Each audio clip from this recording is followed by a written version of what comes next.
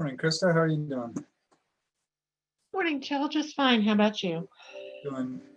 Doing well. Happy it's a sunny Friday over, semi-sunny Friday over here. Looking forward to getting it all done before 3 o'clock today.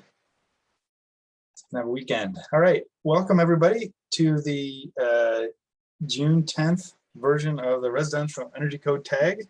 Thank you all for being here, all the tag members and all the members of the public. We're going to get started right now. We've got a packed agenda. In the past, we've gotten through about 8 or 9 proposals in a day, and now we have, I think, 1, 2, 4, 6, 8, 10, 11 plus a few others. So, and we've got a couple of big ones today. So, hoping we can get through those with lots of good discussion, but also good, pithy, quick discussion. So this is the last tag that we have scheduled. After this, today, the next steps are for what we have proposed as far as passing things and not passing things to go to the MVE committee next Wednesday. The MVE can reconsider some things and will send a package on to the council, which will meet next Friday on the 17th of June. And at that point, they will, we will vote something into, we're expected to vote something into a public comment process. So what we get done today will still go through the MVE committee, the council, and then we'll go out to a lengthy public comment process. After that, there will be 2 hearings where we will take public comment, the council, and then the council will deliberate and finalize the 2021 Residential Energy Code. So that's the process. There's a schedule as well, and you can see that. I'm going to post that in the chat.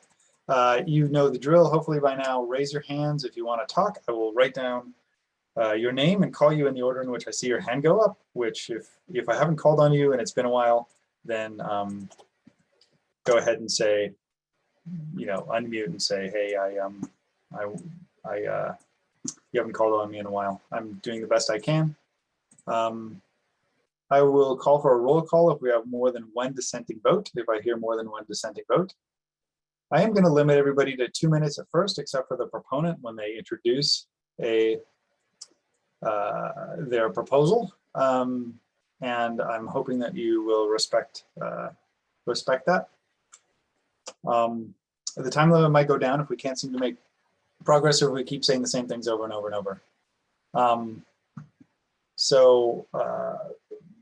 We have welcome and introductions. So Larry, yeah, I think we should hold off for just a little bit here because I tried to come in on this meeting on the posted minutes that were done earlier this week, and you could not get in the meeting.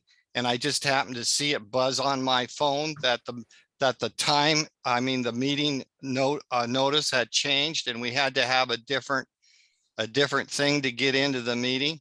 I mean, that happened just moments ago because I buzzed in and because I used the notice that was given for the agenda and it had the click there, and I was sitting there and nothing happened, and I noticed on my phone about a minute before the meeting that the new notice came out with a new way to get in. Okay. And so I think we should give at least 10 minutes here so people can maybe catch up, and probably some of our people are still out there trying to figure out what's going on. Yeah, okay, that's good information. Did anybody else end up in the other meeting? Is there another meeting? I guess there's another meeting. And did anybody else end up in there? No, I did see Larry pop up into the old meeting and forwarded him the notice for this meeting, which is how it popped up on his phone. Okay. I guess, is anybody else in the other meeting looking for people that might be lost there? Would you mind mention that it's on the website, the link for this meeting? And we do have 52 attendees thus far. Seems like we might have everybody. I haven't gotten any other notices that anybody was in one of the older meetings. Okay, well, let's do a roll call to see who's here, and then we will, I guess, continue with the meeting. There's 53 people here. That seems like, well, we'll do the roll call and see if we're missing a bunch of tag members. Phil Anderson, I'm here. Damon Doyle,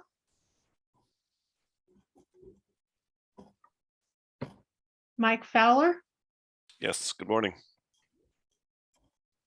Mark Sniffen,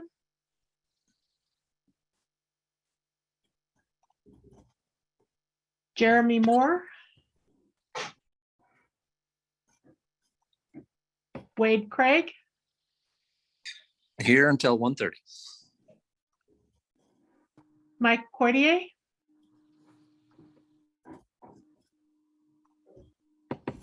Dwayne Johnlin, Here. Dave Balon, Here. Lisa Rosenau, Jonathan Jones, Megan Kramer, Here. David Reddy, Here. Miguel Rodriguez, Here. Gary Hickinen, Here. Kevin Duell, Here. Andrea Smith, Here. Irina Rasputnis, Here. Chris Burrows, Here. Amy Wheelis, Poppy Storm, Here. Greg Davenport, Here. Albert Rooks, Henry Odom, Here, and FYI, I'm on a Amtrak down to Portland, so apologize if I cut in and out at all. Gavin Tenold, I'm here. John Lang, Patrick Hayes, Present. Luke Howard, Here. Liz Reichert, Present. Jason Carter, Present. Jeanette McHugh. Here. So we do have a quorum.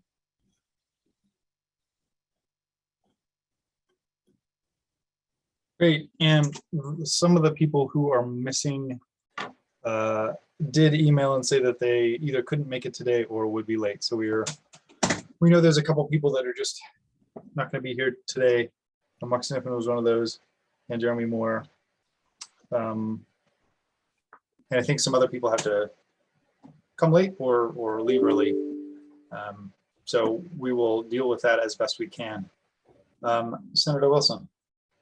Yes, I didn't hear my name being called. I wasn't sure. I am a member of the Building Code Council, just ex officio, so I didn't hear any legislators being called. Oh, I think you're a member of the council, and we do a roll call for the members of the TAG. The reason why Damon was called, who is on the Building Code Council, is because he suggested at the last council meeting that he want to be part of the TAG as a voting member, and so he is a voting member of this TAG. And the next order of business is to ask members of the public, or I guess you are in this case a member of the public, but you're also a council member. So, yeah. Do you want to? If Yeah, you want, that's fine. That's fine. anybody else Thank who wants to be recognized, go ahead. So Senator Wilson.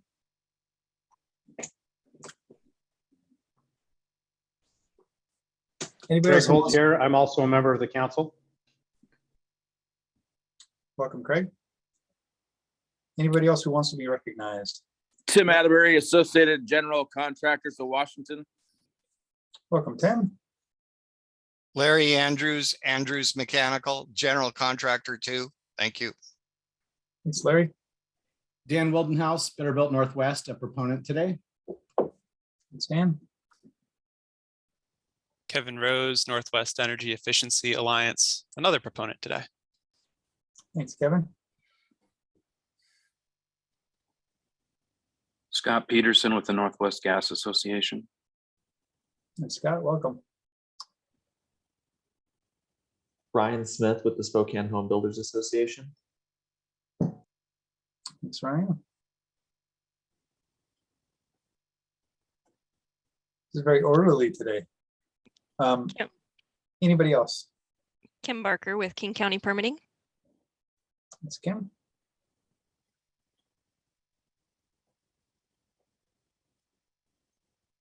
Okay, we will move on to the next item, which is review and approve minutes review and approve the agenda.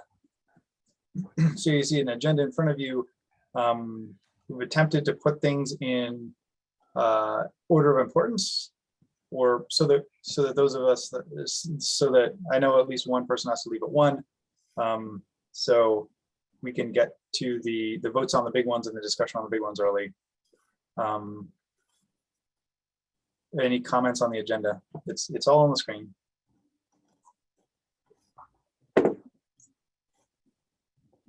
Okay. I'll take a motion to approve the agenda as written. Motion to approve the agenda as written. This is Mike. So Mike, do we have a second? I'll second this, Gary. Thanks, Gary. We have a motion, we have a second. Is there further discussion? Okay, all in favor, say aye. Aye. Aye. Aye. Aye. Any opposed, say nay. Okay, we have an agenda. The next item on the agenda is to look at the minutes from June 3rd and review them and make any comments and then approve them.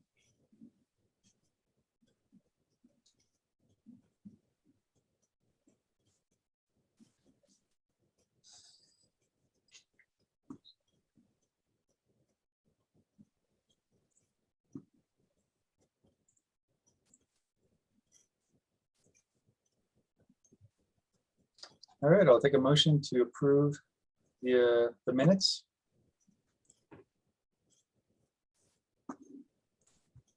This is Greg. I'll motion to approve the minutes. Second, this is Mike. We have a motion, we have a second. Is there further discussion on this motion? Okay, all in favor, say aye. Aye. Aye. Aye. Any opposed, say nay.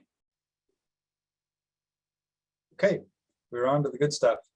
This is the remaining proposals, most of which we've considered at least once, or many of which we've considered at least once and tabled and asked proponents to come back with some more information or further discussion, or had suggested that they reach out to lots of people to help them write something that's more amenable to the TAG's approval. So that's where we are today. The first one is all electric.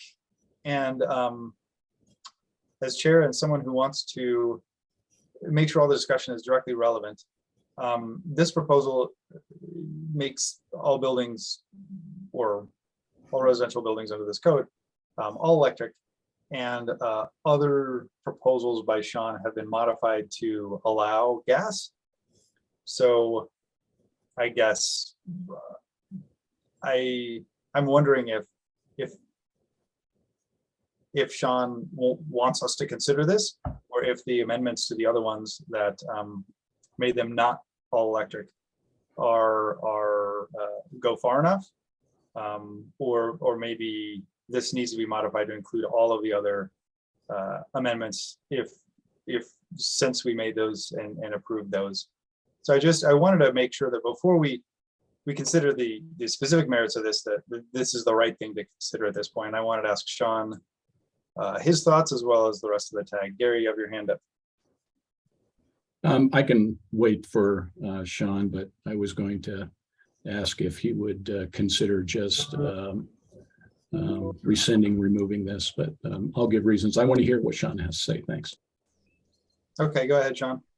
Sure. So we do think that electrification is a very important step for Washington, but based on previous actions of this tag and the both discussion and testimony that we've already heard, we think that the tag's time would be better spent elsewhere. So we'd actually like to request disapproval so that we can just move on to other topics. Okay, and Sean, as the proponent, I believe you can simply withdraw it, and then if you want to, and then that takes care of it. But we can also do other things with it if you want. Based on the way these processes normally work, we would rather see it disapproved than withdrawn. Okay. Could I just go ahead and make a motion to disapprove then? Okay. I think you can. Go ahead, I Wayne. would- We have a motion to disapprove. And I would second that. We have a couple of seconds. Wait, Gary and I are voting for the same thing here. Yeah. Yeah, It's well, happened before. Dave and I were in sync last meeting, so Dwayne, you and I can be in sync, at least on this one. Thank you. Okay. Okay, so we have a motion, we have a second. Is there further discussion on this? And I sense that the will of the tag is going to be fairly clear on this one, so I don't want to see a whole lot of discussion unless we absolutely need it. Go ahead, Patrick. I was going to make a motion to disapprove based on that it included gas cooking ranges, which I think is ridiculous. Okay. We already have a motion to disapprove, Patrick. I know that. I'm just stating that I was going to do the same thing. Okay, Dave Balan. I'd like to call the question, if I may. Yeah, is anybody opposed to voting on this right now? Okay, all in favor, and the motion is to disapprove this. All in favor of that motion to disapprove, say aye. Aye. Aye. Aye. Any opposed, say nay. Okay, all right. We have successfully dealt with our first proposal, which sometimes it takes us an hour or two to do. So, all right, good discussion. Thank you, everyone. Thanks, Sean. Dan, you have the floor for the water volume determination, which is the next one. Thank you very much. Appreciate you bringing this up. Again, we've already heard the water volume determination one time previously, and this is basically a perfunctory one that we would like to put in place. This is effectively just putting language into the residential code that explains how we determine how much water is in per foot of tube of plumbing. This is a foundational piece so that the next one, 047, being able to take credit for a low volume of water in the plumbing could be accepted. This table that you see before you is copied directly from the commercial energy code. And just a little bit of language. And one last piece that I'll put here is there was some comments from the field last time that this might violate plumbing codes. I did look in the 2018 UPC and the 2018 IPC. Both have tables which are virtually the same. So this does align with the 2018 UPC water volume for distribution piping materials, and 2018 IPC internal volume of various water distribution tubing. So that's it. Thank you, Dan. Patrick, you still have your hand up. I don't know if you mean to have it up. Okay, Larry, you have the floor. I would ask that you disapprove this because this is in the plumbing code. It needs to stay in the plumbing code. And there is a law that says you can't have two things in two different codes. And this would be a violation of that. This should go before the plumbing board and the plumbing tag. I'd strongly say that this has no position in the energy code because this is a plumbing matter. Mine, thank you. Hey, Larry, I have a question for you, which is this, we heard from the proponent that this is already in the plumbing, already in the commercial energy code. Correct. So it is in an energy code already? Well, then we need to work on that too, because this isn't, these two competing purposes are happening in two separate groups that's not in their profession, okay? And that's wrong. I mean, this should be brought up in the plumbing tag and on the plumbing board. And so all the plumbers are in sync, okay? And this is, and there isn't a mass of plumbers out here looking at the energy tag to figure out what's going on for their plumbing code. And that's not right. Okay, thank you. Thanks, Larry. I guess to the proponent, to Dan, is this actually in the commercial energy code? Yes, that's where I copied this directly out of. I do hear what Larry's saying, and if people wanted to accept a friendly amendment in the 047 to reference the plumbing code instead, or reference the commercial code instead of referencing internally within the residential code, I suppose we could, I would accept a friendly amendment to 047 to just change which table we're referencing or which code we want to reference. If that were the case, then I have no problem pulling this proposal. So Dan, I guess, is this in the plumbing code? Is that what you're referencing, or is this only in the commercial energy code? I found this in both the 2018 UPC and the 2018 IPC, as well as the 2018 Washington State Energy Code commercial. So it seems like you could simply reference those for this information, and that would then not create a conflict between codes, potential conflict between codes. I'll take other comments. So Dwayne, go ahead. Well, a couple things on what you were just talking about. It is convenient if you have an energy code requirement to have the relevant information in the energy code. I do have a question about the top line. Is it still the case that half-inch pipe is the minimum pipe size for potable water distribution? That hasn't changed this code cycle. Larry might know. I believe we can use 3/8 in a manifold system, like a manifold block system. Oh, one of those things you snake through the slab. Yeah. No, I mean where you have a manifold down in the probably in the mechanical room that goes to each individual fixture.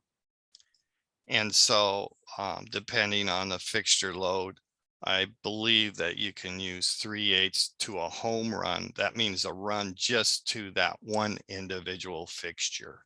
Okay, like to a lavvy. Thank you. Okay, thank you. Thanks, Larry.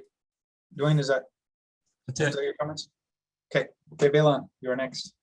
Well, I'm trying to find the reference to in the commercial code. I think it's reasonable to make a code reference here instead of recopying the table, because in fact, once you've recopied it, if somebody changes it in the, say, plumbing code, you're stuck with trying to figure out where all the other references went. So yes, I think I agree with Larry. We should just make the reference to the appropriate table, either in the commercial code or in the plumbing code.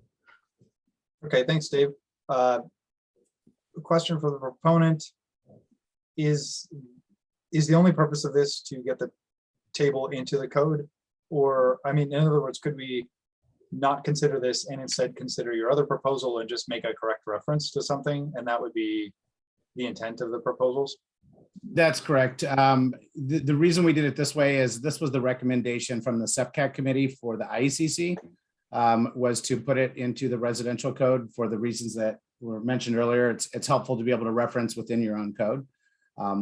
But to your point, yes, we could certainly just alter the reference in 047 to which table we're referencing. That would not change fundamentally the proposal. Do you have that reference handy, Dan? I don't. I would have to look that up, Dave, in the Washington State adopted plumbing code.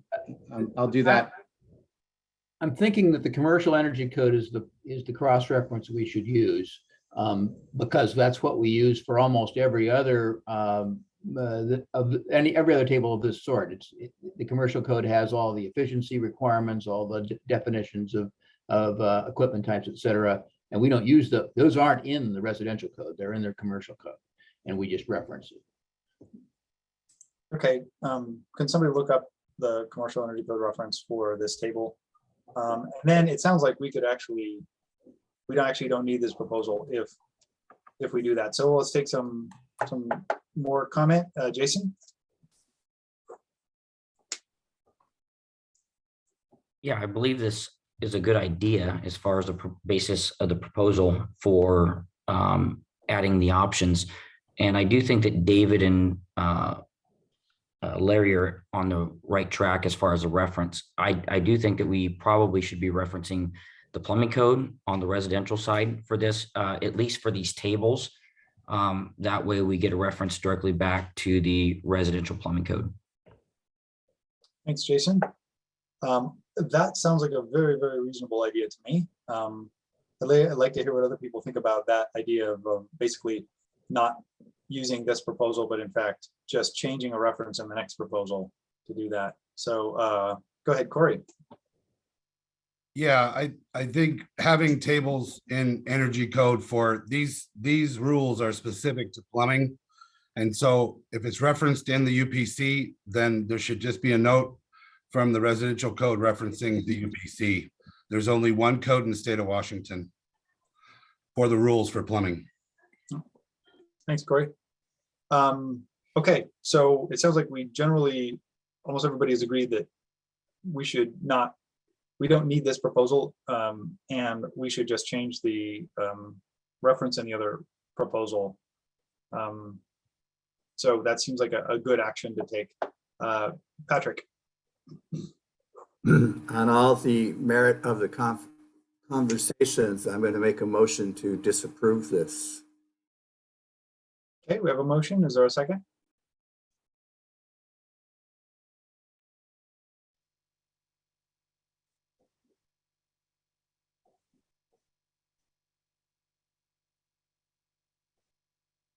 Okay, I'm not hearing a second.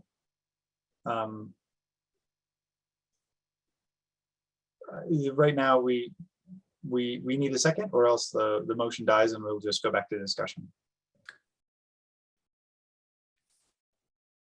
Okay, I'm going to say motion dies due to lack of a second.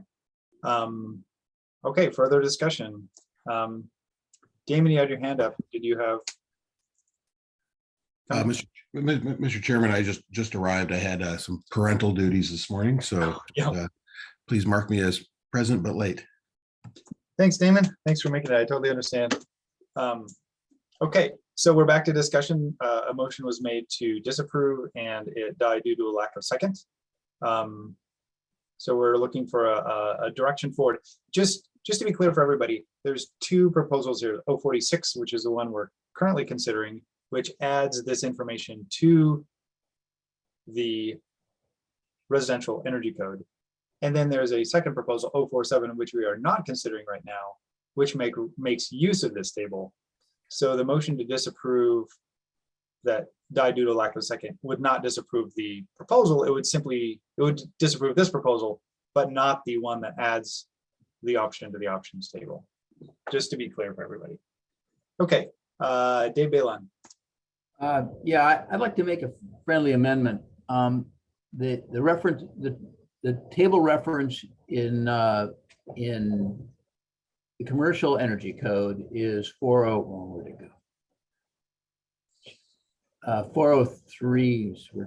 I've just lost it here.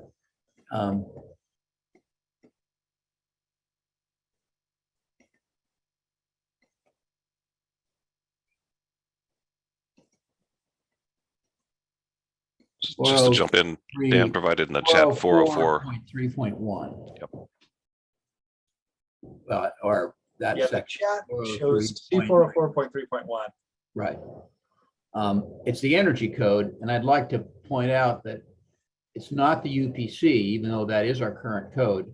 But I've never been quite clear what the long-term status of UPC is in the face of the IPC. It's the only code we have that isn't from the international Don't go there, Dave. That's like a huge discussion. We don't want to even start. Anyway, so I'm going to, the friendly amendment is to remove the content of this proposal and or the table and reference table or section 404.3.1, C 403.3.1 of the Energy Code.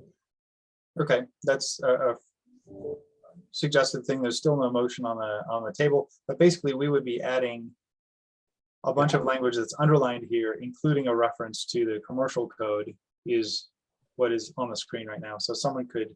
There it is right there. Wait, what you just put up. So someone could make a motion now, or we could take further discussion. I'm making this as a friendly amendment to the so that the proponent accepts it as he seems to be able to.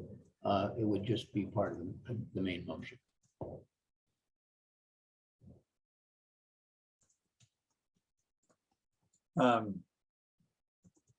Okay, Patrick.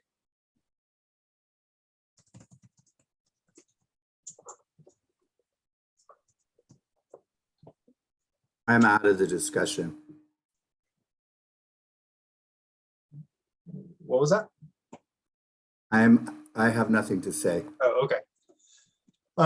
Okay, so we have some language in front of us for proposal. I'm looking for a motion or further discussion on whether this is a good idea or not. I see Jason Carter thinks it should reference a plumbing code. I think we have some people that think it should be plumbing code, some people that think it should be commercial code. Just as an architect, I use the energy codes all the time.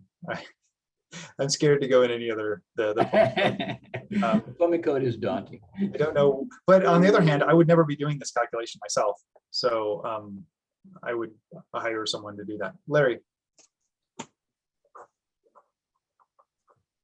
Excuse me. I would strongly recommend keeping it in the plumbing code because pipings change and the plumbers are aware of the changes that are going on and the calculations that are being done.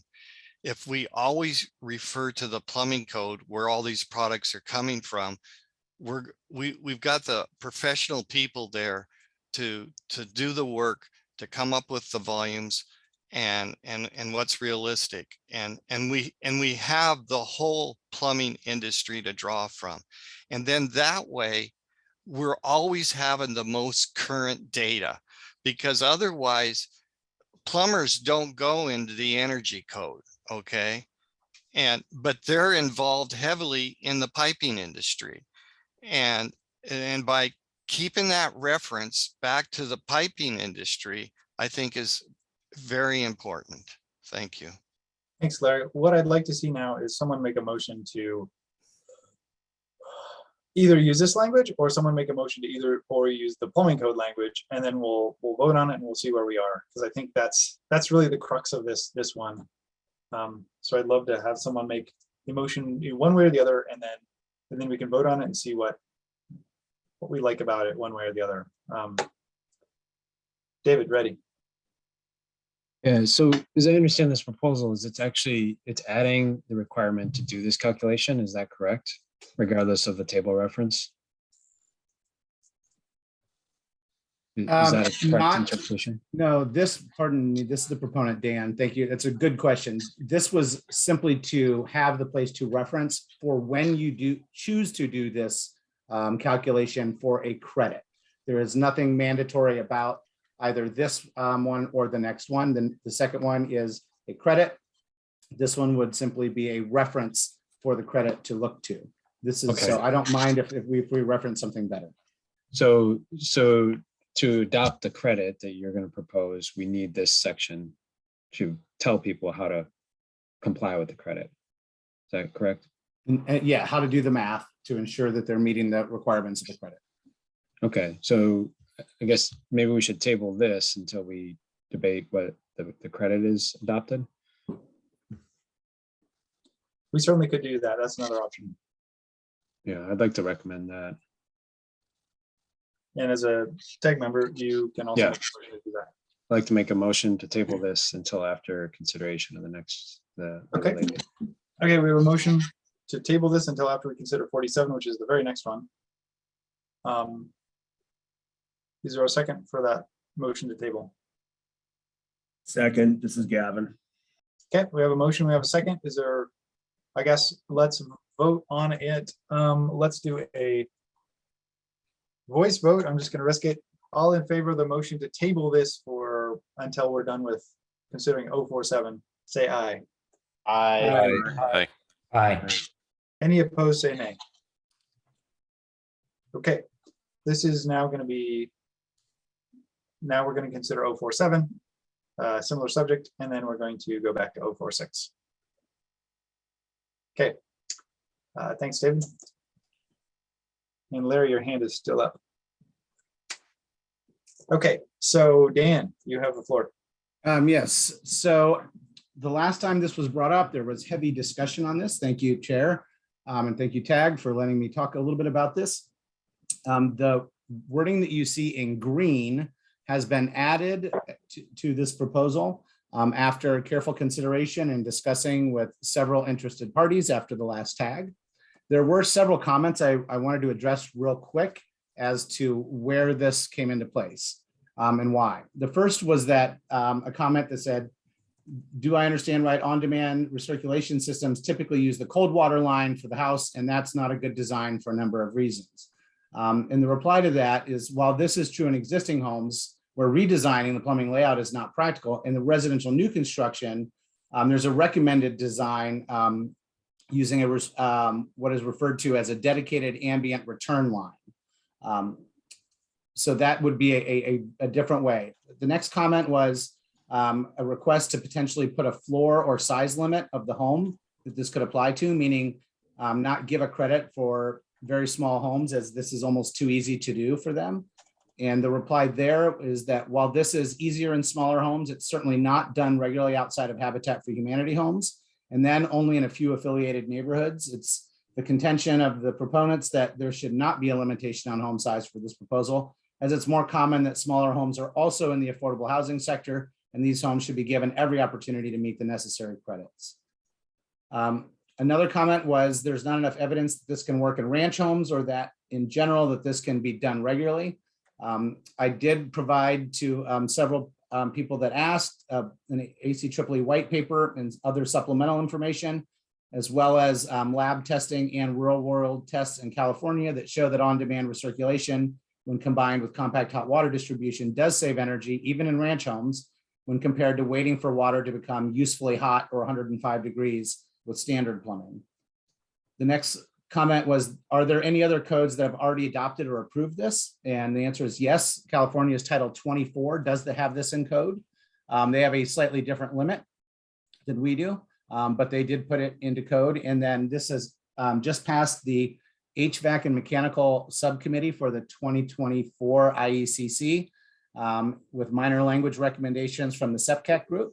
So that will be voted on by the IECC consensus committee next week. And PNNL is currently doing some modeling to determine the amount of points on their points table in relative to the additional energy credit concept. Another comment was 6 feet of plumbing from any hot water source is unrealistic, even if that is a recirculation loop. And I did the math, and if you're talking about 1/2-inch plumbing, it's actually closer to 9 feet. If you're talking about 3/8, it's closer to 16 feet. And while that is by no means a gimme, it is doable. There are many examples of this being done quite well. So we know that this is possible, and that could be actually up to 24 feet of 3/8 PEX, by the way. The last comment was, so builders would have to just install then an on-demand recirculation pump. And where we're trying to put the language here is not to require it.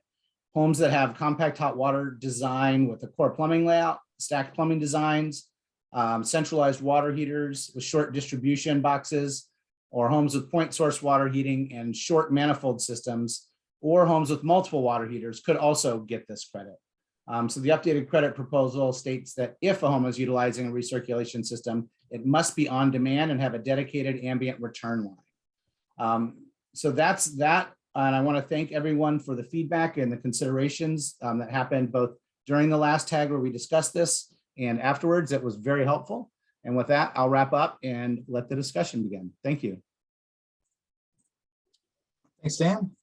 I have David ready. You're up.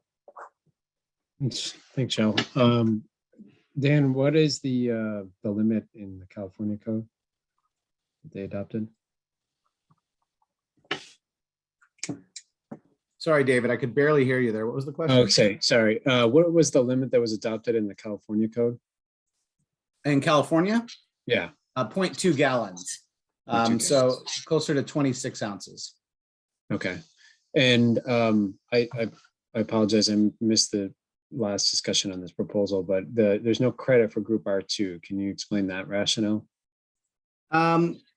Yes, the basics was the math was much more complicated, and it's harder to separate out central systems from unit by unit type systems. So the other reason is that recirculation lines are much more common already in the R2 universe. And we didn't necessarily want to be, and it's rare, much more rare that those are on demand. And we didn't necessarily want to be encouraging continuous or timered recirculation as a component of this.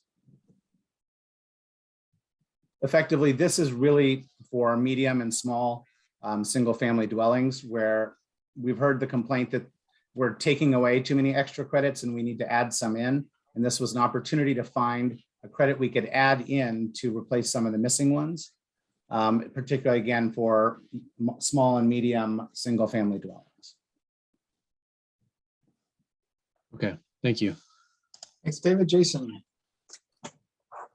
Yes, thank you. I fully support this proposal. I think it's a great idea for not just energy savings, but the water itself. And I can say as a mechanical contractor that we did a design using a Uponor structured plumbing system in a 5,000 square foot ranch home with bathrooms at each end, doing a demand recirc for occupied times. And we were able to get every fixture to have usable hot water, 105 degrees, within 4 seconds at every fixture in the entire home. So it's definitely doable.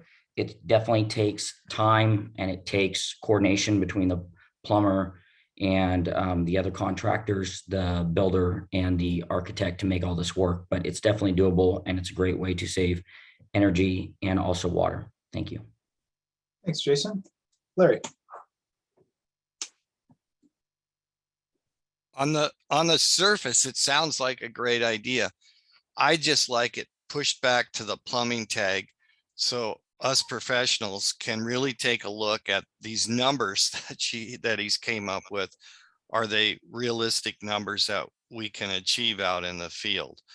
I mean, and Larry, you're talking about like the 16 ounces of water or? Right. I mean, I'm just trying to think of all the different things that happen. I mean, a lot of people put wash downs in their garage that are running hot water over here in the cold area. There's a lot of things that we really need to think about. And I'm only one of the plumbers here that does this kind of work. But I think we should, I think it's got a lot of merit, but I just want to push it back to the plumbing tag so we can take a look at it to see it. You know, is it where we want to be? I mean, it's a great idea, but I think we need to push it back to the professionals for just a little bit to make sure what tweaks we think it might need. And I'm just one plumber. I mean, there's thousands of us out there that do different things all the time. And I think we need to cover our bases here. Thank you.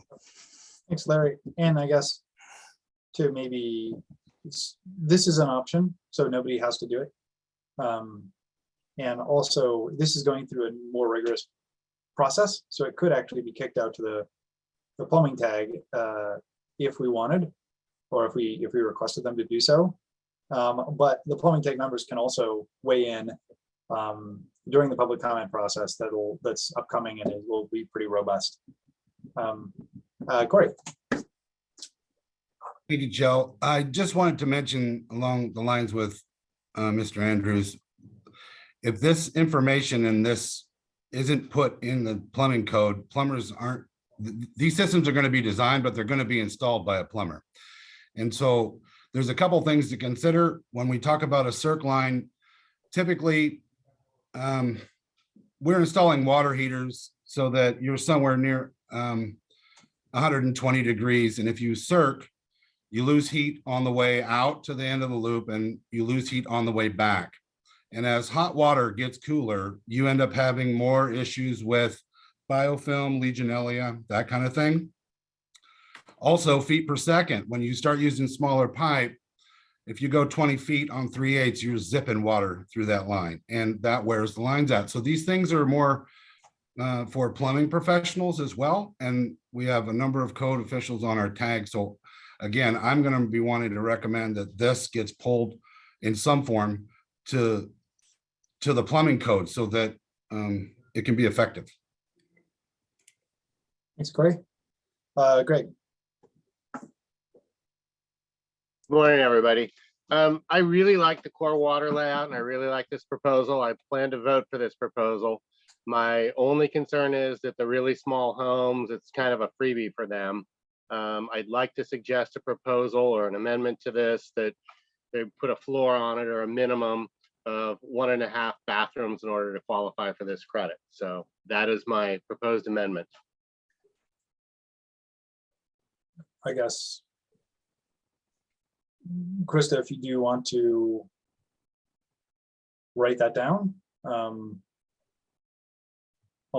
this proposal, that's what we've done when other people have made suggestions, is that it becomes part of the proposal.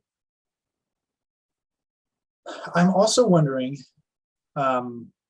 if the prior proposal that we tabled, that language would be better in the R406 section, since it only applies to this credit. For other credits in the R406 section, they have subsections that have additional language in them. They're not just, it's not just the option table that has a language that tells you how to get option 5.6, for example. There's other subsections in our 406 that have that language. And I'm wondering if it'd be more compact to include the language from the proposal we tabled in the R406 section, since it only applies to R406. And there was someone mentioned a confusion of, does everybody have to do this or not? If it's in R406, it's very clear that it's optional only with this credit. And otherwise, other people might think they have to do that calculation, even if they're not pursuing this credit. So I guess that's a suggestion that I'll make, that somebody else should weigh in on. Chair, can I respond to that real briefly? Yeah. I actually don't have a huge problem with that concept of where you're coming from with this, but if we are truly also expanding and making it easier to do energy modeling or a performance approach to the energy code, folks that are doing energy modeling may also need to, or it may benefit us all for them to have the same reference of volume of water to be determined based on the length and type of plumbing. So while I appreciate where you're coming from, and I wouldn't necessarily oppose it, I just wanted to bring that up as a consideration. Okay, thanks, Dan. I'm going to call on other people. I guess we've had some good discussion. I think we have lots of issues resolved with this one.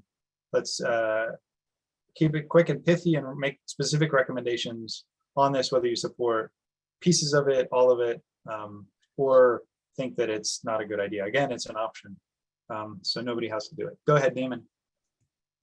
I was just going to note that, again, with energy modeling, if we were to at some point adopt the ERI, REM rate does take this into account, and there's certainly energy savings in doing it. And it would probably best be done through an ERI. Thanks, Damon. I did it, by the way, for comparison's sake. I looked at the compactness hot water factor in REM rate. And tried to, that was one of the reasons why 16 ounces was chosen, is that aligned between the 15 and 30% reduction in the compactness hot water, which is kind of the maximum that you're going to likely claim that way. So this basically would give you the flex to be able to get the same credit prescriptively effectively as you would have gotten through energy modeling if the ERI had passed. Thanks, Dan. Jonathan. Yeah, Thank you, and I hope you can hear me well for the background noise. I'm in a hotel lobby at the moment. Jonathan, it's really hard to hear you. Yeah, that's what I was just saying. I'm in a lobby. Okay. I'm trying to see if I can jack up a volume to help with this. Yeah, you can speak really loudly right near the phone. That might help if you're not Yeah, already. absolutely. How's that? Is that better? A little bit better, yeah. I think I have the last of my problem solved here. How's that? Is that any better? It helps when you just speak really loudly. So I will speak very loudly. So I am actually in agreement with Dan's proposal here. Not only is there a savings in electricity, but there's also a massive savings in water, especially for cities, right? The less water that goes down the drain, the less water has to be treated, the less water treatment plants have to be constructed. So there's additional savings here just beyond the benefits of electrical savings.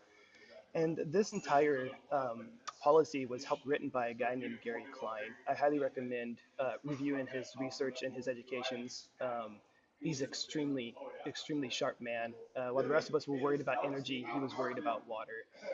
He helped design this standard, and it is doable. I actually was in one of his classes, and he literally handed us the pipe length that Dan is talking about and said, now go plumb this house. And that home was taped on the floor. So it's doable. He's a great educator. I recommend going and checking out his information if you want to further educate yourself on this topic. But I'm in full support of this proposal. Thanks, Jonathan. David, ready? Yeah, I'd like to make a friendly amendment to add the credit for Group R2, just based on the idea that I've reviewed a lot of plumbing plans for low-rise residential, and they're terrible. The water heater will be on one end of the apartment, of a 2 or 3 bedroom apartment, and the delivery times are likely atrocious. So I think this would encourage designers to adopt this idea, which I support. And I guess I'm struggling with the idea, or why wouldn't there be the same savings in 2 and 3 bedroom Group R2 as there would be in homes that you're targeting? So I'd like to make that friendly amendment. Good question. Dan, do you want to handle that? Or Henry, if you're around and you also looked at this, I don't know. Dan, do you You know, my primary concept here was I am not as adept at multifamily, and there was a lot of discussion on heat pump water heaters and how they may apply to multifamily. And as a part of that discussion was regularly brought up that multifamily buildings typically have either timered or continuous recirculation, and that the concept of on-demand recirculation was much less likely in low-rise multifamily scenarios outside of townhomes. So with that limited amount of understanding from my perspective, we chose to put this simply for the single-family residences. If, however, others believe that this is a valid half credit option for R2, then I would not be opposed to that modification. Yeah, I think I can speak to that a little bit. So I agree that central recirculating systems are very common in R2 buildings that are 4 stories and above. In low-rise Group R2, like the garden style walk-up apartments, they are not common. And it's generally an electric water heater in a closet of the apartment. So my understanding is in that scenario, this credit could be applied by designing a better plumbing system that would still use an electric water heater. And if you remember, we exempted the heat from the heat pump water heater proposal, Group R2, I believe. So I think my understanding is this could be applied, I think, readily and commonly in 3-story and below R2. Okay, thanks, David. And this will go through much more public comment. So if anyone has further comment on it after today, certainly that can be accepted to either change the number in Group R2 here. Greg. Thanks, Chell. I agree with David that in R2, in larger apartments, this is likely to get us some incremental savings. So I think going back to where I was before, as long as there's that minimum of 1.5 bathrooms in the apartment and they have this core water layout, I think we could get some savings by doing that without giving it away to the units that would get it as a freebie. So I think the two go well together to add it for R2. I'm Thanks, done. Greg. This modification is acceptable to the proponent. Thank you. I think we're ready for a motion to, I'm hearing lots of people in support of this, so a motion to approve, and the only question in my mind is whether it'd be a good idea to include the other language in section R406, the language from the prior proposal in section R406, or in this section. And I guess we'll get to that next. So I'm ready for a motion to deal with this. Cal, this is Greg. I'll motion to approve this. As modified. Okay. Is there a second? I'll second. Second, Mike. A second. Mike Fowler seconded. So, okay, is there further discussion on this proposal? Okay, all in favor, say aye. Aye. Aye. Aye. Aye. Aye. Any opposed, say nay. Okay, all right, good discussion, good modifications, and we have 047 is in the books. It is adding a half credit option, so we've added options here. All right, now we're going back to 046, which is going to consider what language and how we reference a volume for including in the proposal we just made a modification on. So Chair, if I can say, Krista did uncover I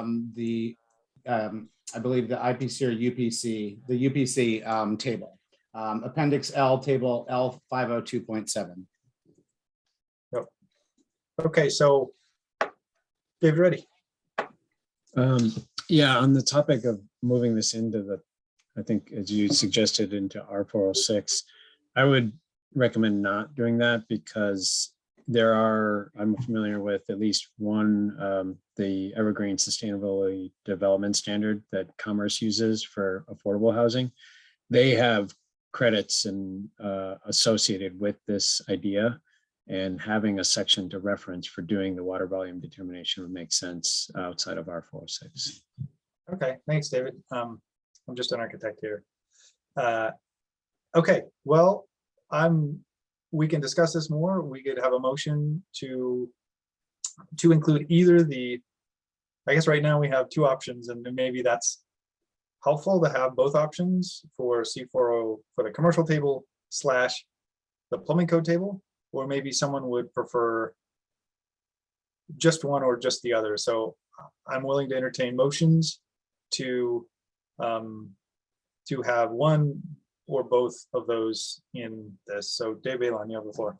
I move we accept this proposal as amended on the screen. Okay, that includes both references. Is there a second?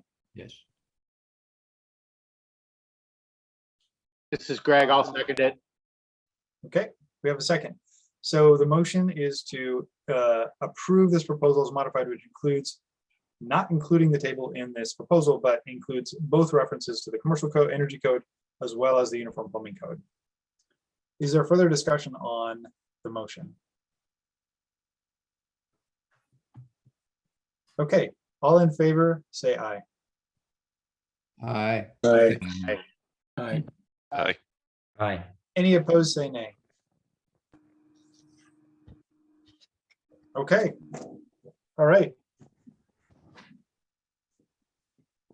Thanks for all your work on that, Dan, and everybody else who got from a really tricky situation into something that we were able to unanimously approve. That's great work, and it's always good when we add options to the options table because it gives people more ability to have it better for their particular situation.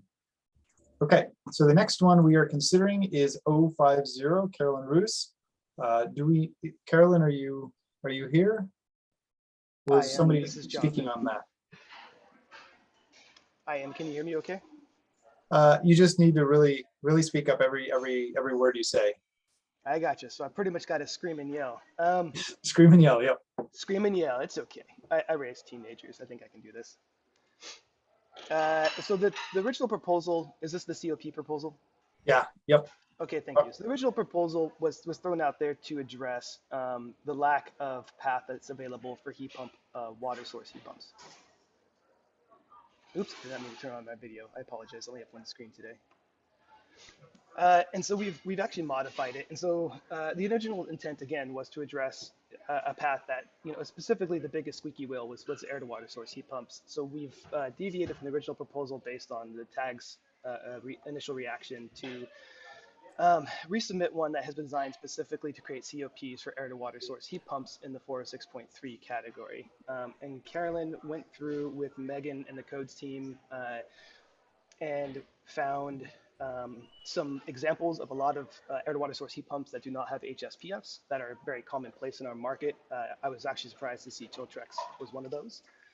And so we went through and she did a ton of math and we compared it to a electric resistive heating source, so you know, a tank electric resistive heater or a tankless electric resistive heater for the air to water systems, right? Because that's kind of what's being doing now in codes is either electric tankless or gas, and we wanted to keep it you know, in line with itself. And so we compared it to electric resistive, which was real easy because it has a COP of 1.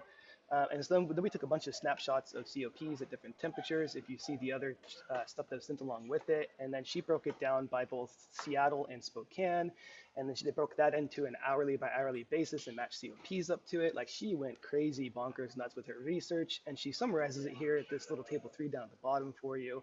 It just shows that allowing for air to water source heat pumps has a really good net savings capability versus electric resistive systems that are being used for radiant floor heat. And now that everything requires a heat pump, if all the proposals go through, we've effectively eliminated radiant floor heat from the code. So I'm also now, even more so than before, just trying to make sure there's a path for air to water source heat pumps. And there should be an Excel spreadsheet, I think, that we provided in the email as well to you guys that had all of the data calculations. You could change the space by, do you have that with you, Krista, to show all the math calculations for people? Can you guys hear me? Am I not yelling loud enough? Yep. No, I can hear you at least. Okay. Thank you. I guess. Yeah, I don't remember seeing a spreadsheet. Let me see if I can find it. I guess while we're waiting for that, are there comments on this, especially those who had comments last time? So there's all Damon. Can I share my screen? Would that be acceptable? Go ahead, share your screen. Yep. Sorry, Damon.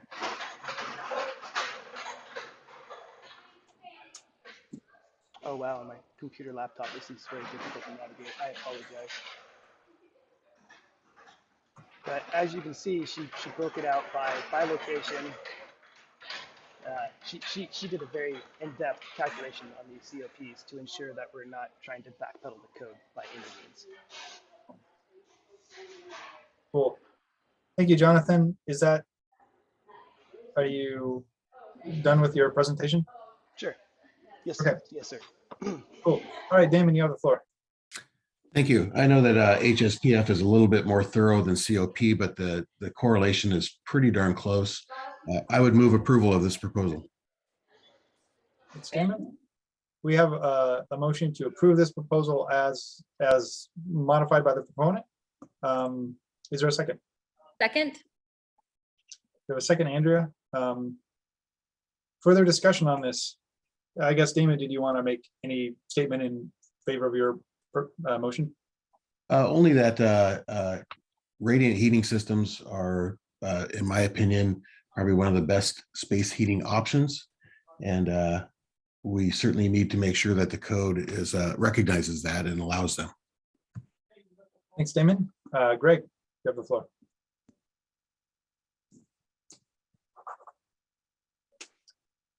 Greg, I don't hear you. You have the floor. Greg Davenport. Thank you. Just having a hard time finding my unmute button there. Yeah.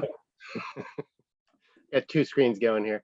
So my first question is, do these COPs need to be verified by an independent test lab, or are we just going to accept manufacturer COPs?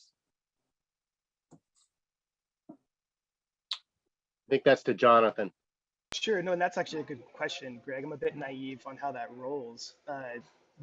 So the manufacturers don't have a tested COP that they use their own COPs.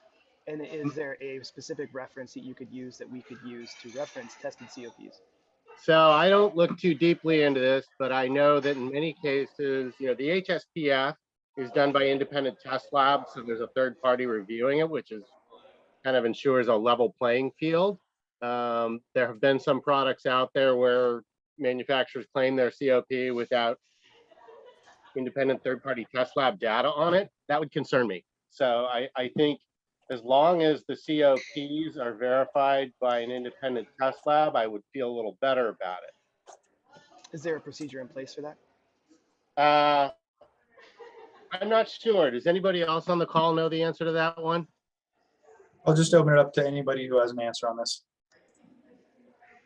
This is David. I'm pretty sure there's an ISO standard, and I think this has come up in the commercial code as well, but I'm not sure if it covers capacities down to this small that we're talking about, but I can look for it.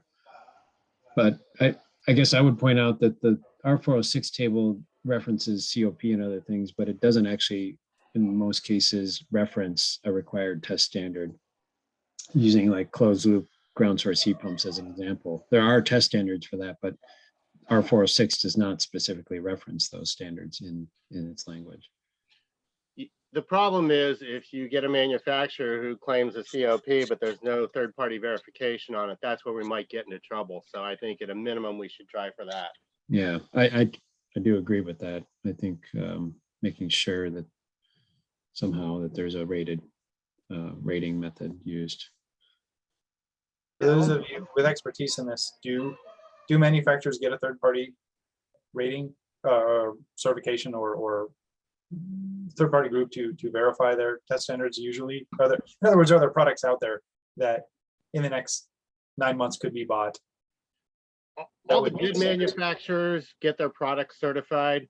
I had the strange experience when I was doing Energy Star lighting of seeing some manufacturers that fraudulently put Energy Star labels on their products, and we had to send them some cease and desist letters. So there are some manufacturers who don't play by the rules out there. Most do play by the rules.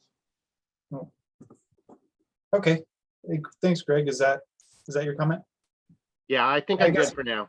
I guess, Krista, could you share your screen? And then Greg, did you have specific language that would help require a third-party testing that would help with this? I think I would, if David can find the standard, that would be great, but require that the COPs are verified by an independent third-party test lab per some common standard. Okay, like comma as verified by a, verified by a. Must be verified by third-party test lab. And hopefully we can find the testing standard and cite that. That would be a good cross-reference. Okay, thanks, Greg. That's helpful. Dave Balon, you're next. Yeah, we almost always refer to the efficiencies published in the Commercial Energy Code. Every one of them has an AHRI standard associated with particular efficiencies. I haven't yet found where that is in the commercial code. I just started looking for it, but I think you can safely assume that at least pending more review, that the AHRI standard is referenced as the basis for the COP requirements in the Commercial Energy Code, which, by the way, is also taken directly from the federal standards and as they are currently existed, the minimum federal standards for this equipment. So that is actually that isn't my most important comment. I think we just need to go get that out of the commercial code and assure ourselves that it's there. The second part of this problem has to do with the fact that the COP is at 47 degrees. For the most part, water source heat pumps are used in things where the water coming into the heat pump is is coming from some source that's a lot more stable than outside air temperatures. And I'm not absolutely clear, and perhaps this spreadsheet that Carolyn did is more clear, but I didn't see that. But I'm not actually absolutely clear that the COP can be taken directly as a 47 degrees. It's certainly in a regular heat pump loop, certainly in at least closed loop ground source applications, it will be fine. When we have open loop ground source open loop systems for ground source, or actually lake source heat pumps, it's less clear to me that it's fine. I'm a little concerned about that, and I'd be interested in a friendly amendment that limited the credit value to what is now in 3.7 and only requires the 2.8 or even the 3.2 as the basis for that. So Dave, I guess to summarize, for a simple architect like myself, you're saying that you're in favor of striking 3.8 and only including 3.7? Right. Okay. And that's because you think, or you're suggesting that the COP is not a direct correlation to HSPF? Well, in the case of in cases where the water input into the heat pump is not controlled the way it is in say heat pump loops. Yep. So you're suggesting that we might not get the energy efficiency out of a. Correct. Okay. We're still giving it a point. It's not the end of the world. Sure. Okay. So that's Dave's suggestion. Let's hear from other people. Larry? I got a real problem about this independent third-party testing.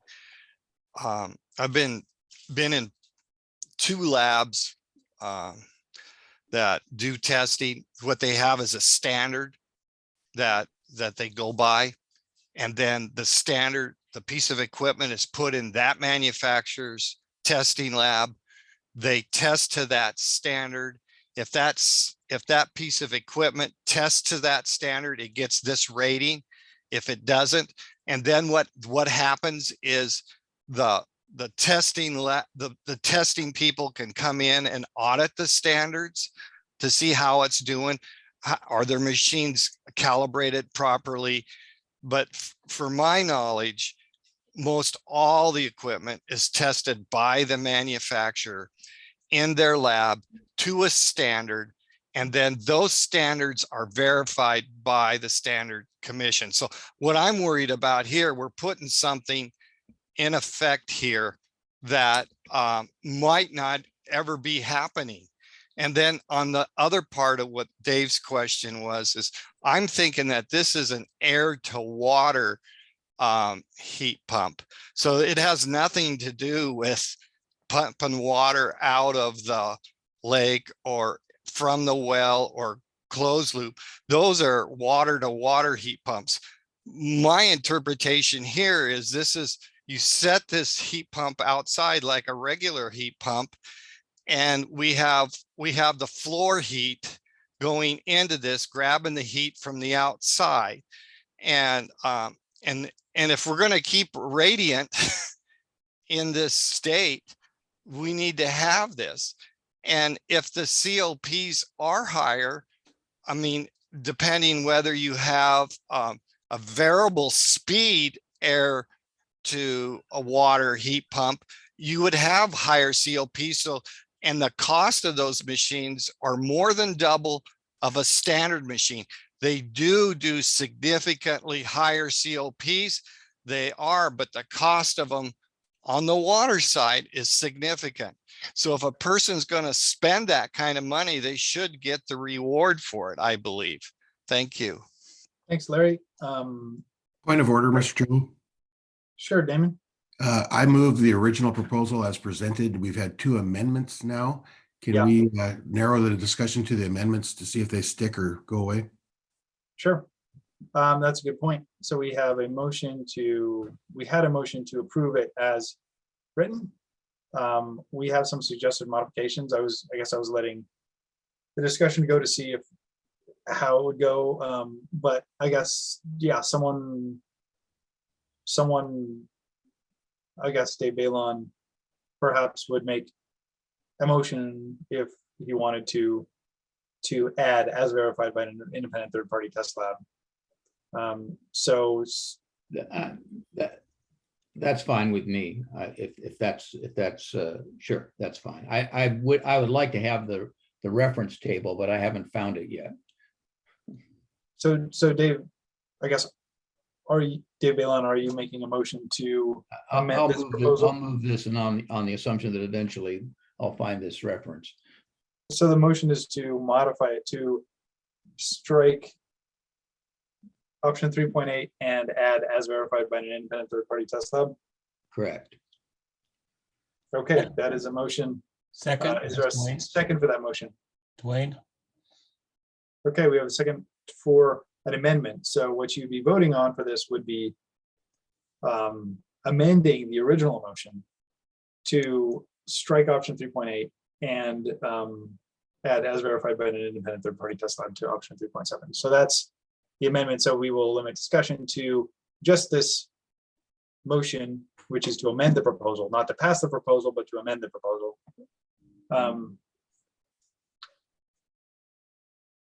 Thank you, Damon. David, ready? Go ahead. Yeah, I think in the commercial code, I think I pasted the right reference. Sorry, Larry was right. I was referencing the wrong. But in the commercial code, I think it's AHRI 550, 590 is the test method for air to water heat pumps. But I guess I do support some, I think these systems are something that should be encouraged. There is equipment out there, and I guess I support some form of a credit or option here. Okay, thanks. Let's limit our discussion to the modifications as seen on the screen, I guess. Dave Balon, it was assumed to be part of your motion, to me at least, to include the correct AHRI standard. Right. So that the right one, Dave? Can you? Yeah, that's fine with me. I was trying to find that standard number myself, and I had. Okay. Thanks, Irina. Hi, yeah, so I think what Larry was saying about independent third-party testing labs is kind of correct. I would suggest that we change the language to testing labs that are either accredited to test to the standard or certified.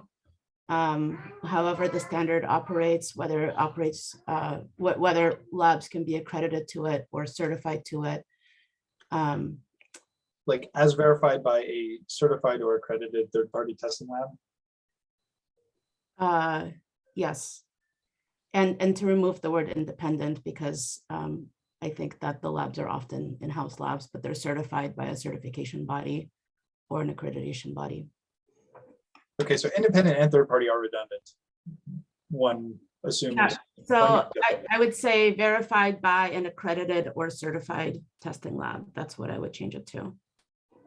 Okay, Dave Balon, is that friendly to your motion? Get it written down there so I can see it.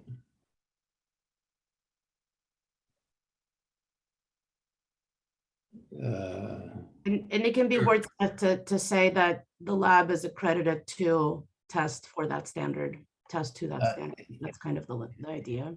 So some of this is redundant to the requirements for the commercial, for the efficiency table, but all of it is part of that procedure anyway, so we can stay all there. Okay, Dave, is what's on the screen friendly to your amendment? Yeah. Okay, Dwayne? I'm good.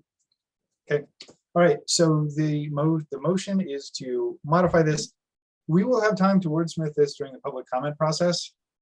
So I think we need to get intent down, and it should be pretty good, but I don't want to spend an hour on a few words unless they're absolutely critical to an understanding for the public of what we're trying to get out of here. So I want to hear only people speaking on the motion to amend this proposal to strike option 3.8 and add the rating language. So Damon, you're next.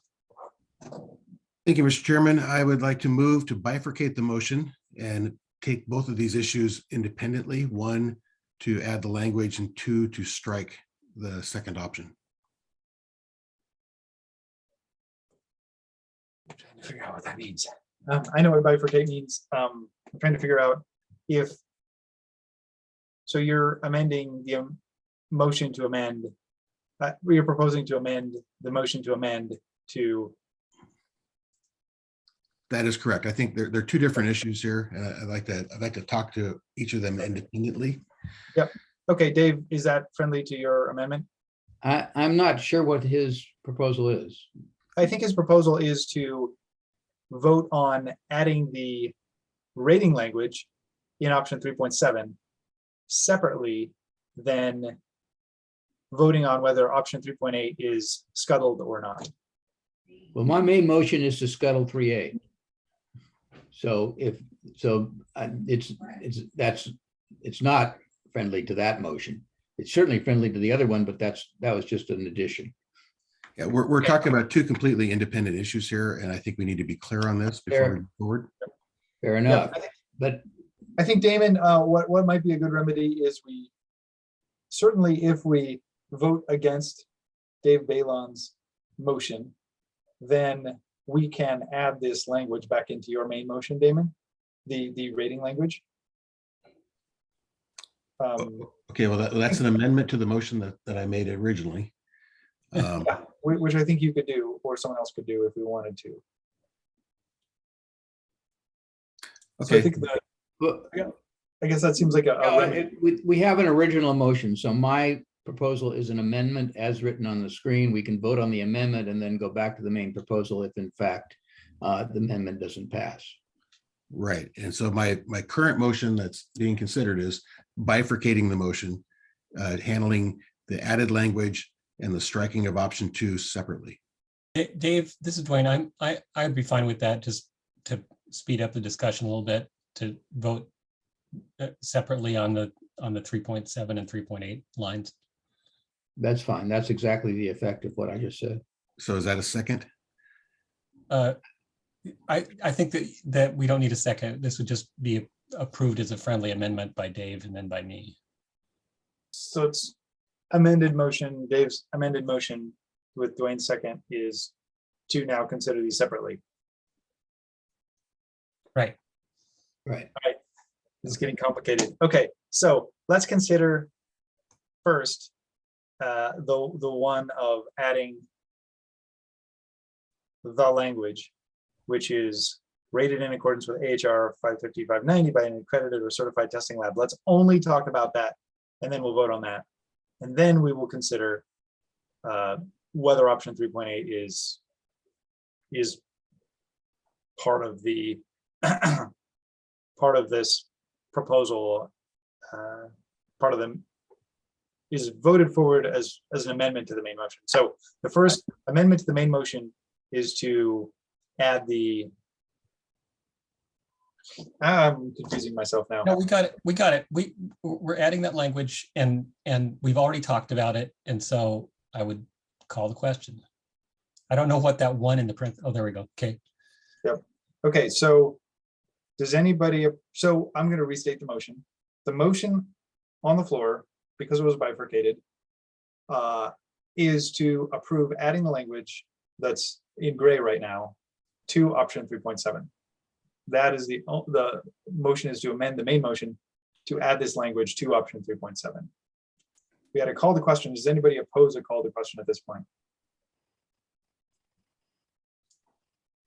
Okay, all in favor of the motion, which is just to add this rating language to option 3.7, say aye. Aye. Aye. Any opposed, say nay.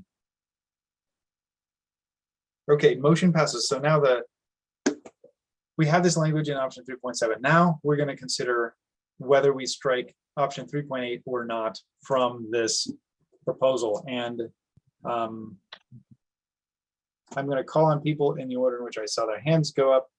Dave, Balon, did you have more to say? No, I've said what I had to say. Sorry. Okay. Damon. I would like to see option 3.8 remained with the same language as option 3.7. Thanks, Damon. Irina.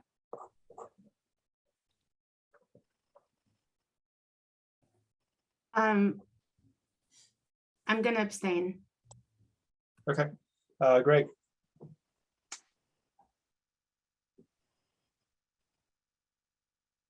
Greg, I don't hear you.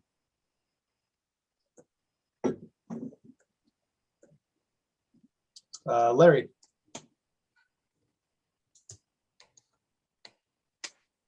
I would like to see, to agreement with Dave, if 3.2 isn't good enough, can we go to 3.3?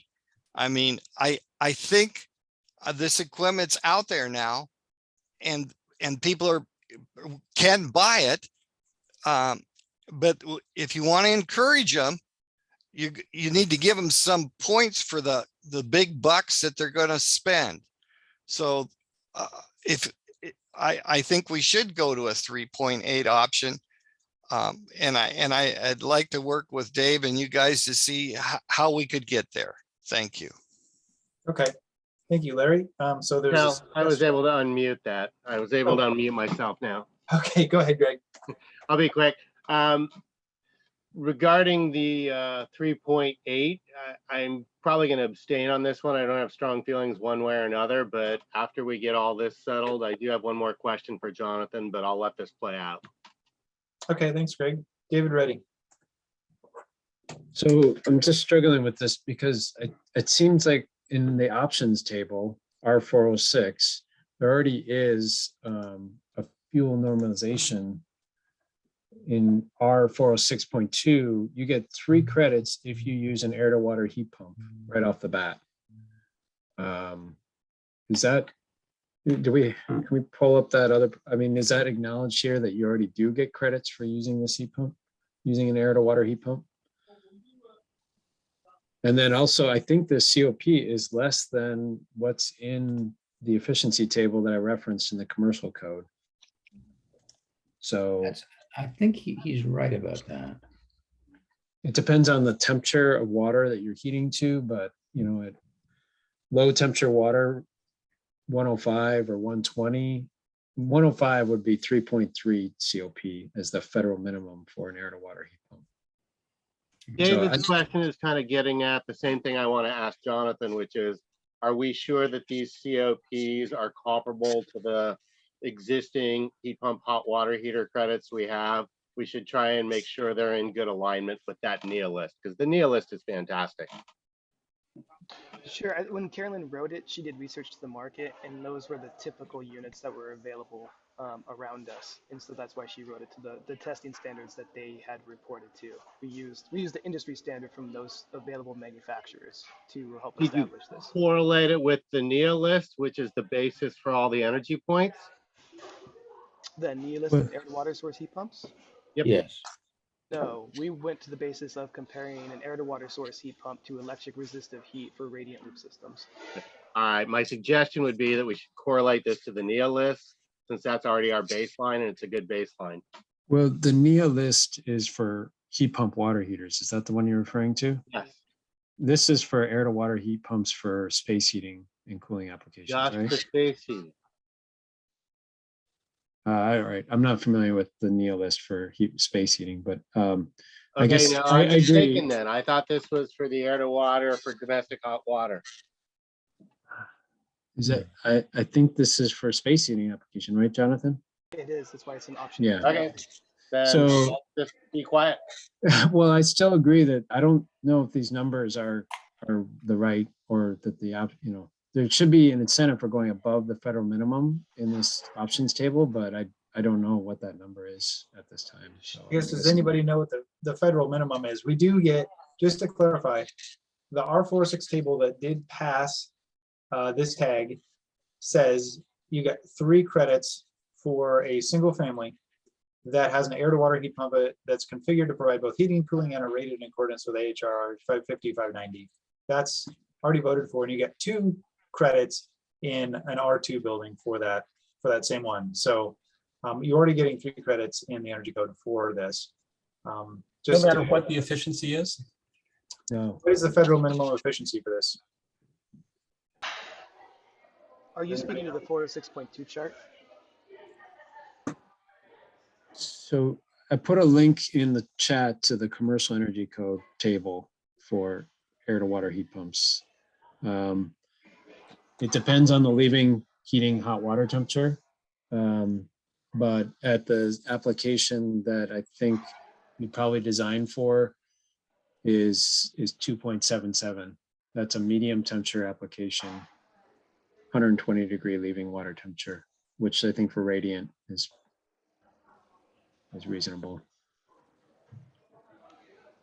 So 2.8 would not really be going that, it's a rounding issue. I would say you'd only want to give credit for the 3.2 level if there was going to be credit. Well, and that aligns with the geothermal credit as well that's currently in the chart. And I think that was something that Carolyn relied on too, was the geothermal credit is at 3.2. So I do suggest that we need to modify our chart to represent the new COPs. So then the credit values would be then, if you saw the delta between 3.2 and 2.8 as a half a credit, then I would say it should be, if you have COP 3.2, you get a half a credit. Yeah, in past tags, we have asked someone to do some energy modeling and actually produce results that tell you how much. I've lost all my sound. I don't know if you can hear me or not, but there's no sound. I'm wondering if you can get a text going by. We hear you, Larry.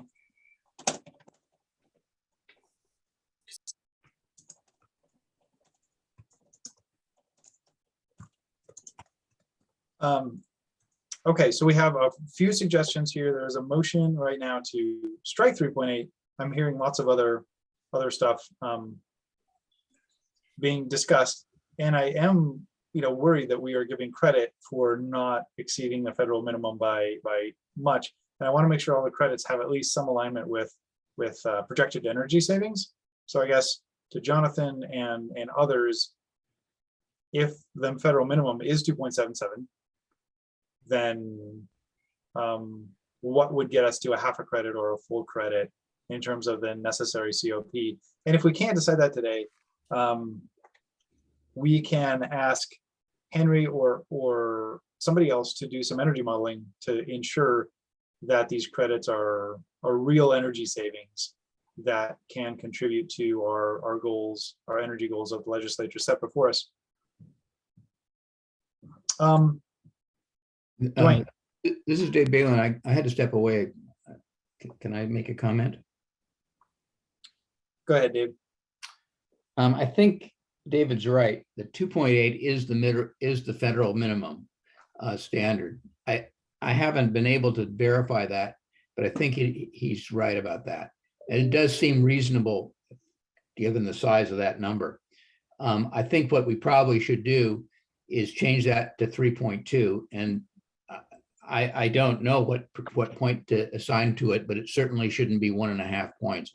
That's equivalent to our high-end variable speed drive air source heat pump, and I just don't think it's going to deliver that. So I guess my suggestion would be to change option 3.7 to be to the COP of 3.2 at 47, blah blah blah, and allow that as a single point. I hesitant to go that far. I think David's probably right that it's not worth a whole half a point, but luckily it's an expensive and relatively rarely used system. So I guess I'll concede. Are you, Dave Balon, are you amending your motion to? I'm not, I don't think it's my motion anymore, but what? Well, in effect, I'm amending the motion we already passed. So it must be a new motion. Oh, no, yeah, well, you have, since we bifurcated your motion into two pieces, the first one we passed, which was to add the rated in accordance with AHRI by accredited labs or whatever. Your other half of your motion is to strike option 3.8. You could, I guess, amend that to change option 3.7 to 3.2 COP if you so desired. That's right. That's what you want to do? Yes. Okay, Dwayne, are you okay with that? Yes. Okay, so we have an amended. A small friendly amendment to this and make it still worth 1 credit at the 3.2, but give that other half credit to, I'm sorry, I would be okay with moving this down to a half of a credit at 3.2, as long as we could get rewritten back into the language that the radiant floor system could be considered as ducts inside conditioned space for the credit as ducts inside for a DSE, which stands for distribution system efficiency of 95%. Jonathan, I can't hear you. Also, Jonathan, you need, that is getting too complicated to just say over the phone. This would need to be something we had in writing. Yeah, I'm getting the sense that if this gets any more complicated, I'd rather table this and have it brought up to the MBE committee next week, rather than wordsmithing this for hours. So we have a motion. The motion is currently to strike 3.8 and have a COP of 3.2 for 3.7 and get 1 credit for it. That is the amended motion that we're considering right now. And I want to hear from Gary and Damon and anybody else, and then I want to vote on it. So go ahead, Gary. Yeah, and maybe tabling might be best here. Based upon the TAG's decision to approve heat pump proposals for space and water heating, the first thing I would say is it probably makes the fuel normalization table irrelevant, not needed anymore, because there are no more gas options available based upon the TAG's decision on those two, and that Henry will maybe need to go back to work and include these particular options to review and possibly update all the points based upon the new heat pump baseline. Those are my comments. Thank you. Thanks, Gary. And I did talk to Henry after the last meeting because we did a number on R406, and he suggested that he would have some R406 revisions based on subsequently passed proposals ready for the MBE committee next Wednesday. So will the TAG not get an opportunity to review that before the MBE meeting? It will be posted, and the TAG is more than welcome to show up at the MBE committee and make comment on that. Okay. But it was not possible to get that all done by today. Sure. Thank you. Yeah. Thanks, Gary. Good comments. Damon. I have comments on the motion on the table, which is to now consider striking or not striking option 3.8, but I see that we've modified 3.7. So is that a new motion to amend to supersede the motion to discuss 3.8? Yes. I took that as an amended motion from Dave Balon to strike 3.8 and move 3.2 and include, instead of 2.8, 3.2 within option 3.7. Okay, well, what's once again, we're muddying the waters here, and we need either that is a new motion. So are we discussing striking 3.8, or are we now discussing moving the target up from 2.8 to 3.2? I think we're discussing both as a single motion, but that is out of order.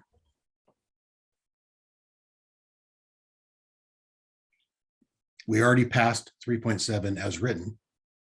There were no dissenting votes, and now we're coming back and amending it. We're still considering the proposal, and so amendments can modify other amendments as far as I'm concerned.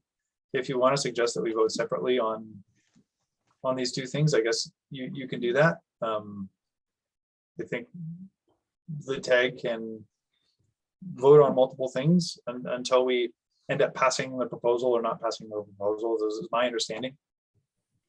Okay. I think Damon has a good point.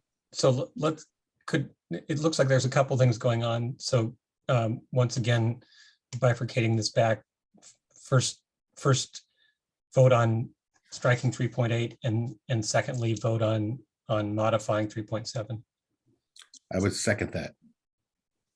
Is that okay, Dave? Yeah, I'm lost. Sure. Okay, so there was a motion made to vote separately on striking 3.8 from considering option 3.7, including a COP of 3.2. So that was the motion and it was seconded. So that's a procedural motion. Damon, do you have anything more to say? Well, I will add that air to water is not as rare as you think it is. I was involved in the first City of Seattle or Seattle City Light net zero energy project in Ballard, the Thomas project, which was an air to water heat pump with a radiant floor system. Again, in our current energy code, we have nothing that addresses air to water or radiant heat. So there's no points available for it.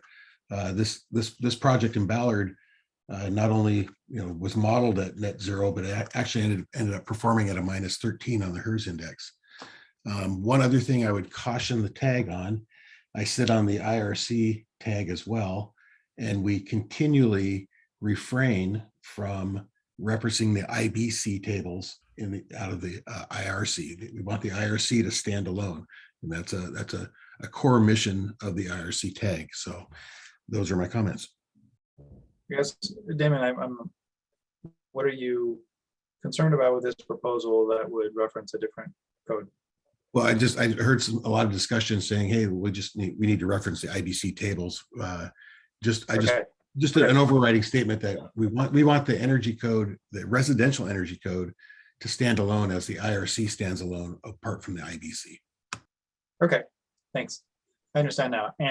Andrea. Yeah, I just had a clarifying question for you. You had just stated a little bit ago that the R406 table will not be ready for review for the tag, so it will be submitted to the MBE committee. Is that correct? That's my understanding. Yes.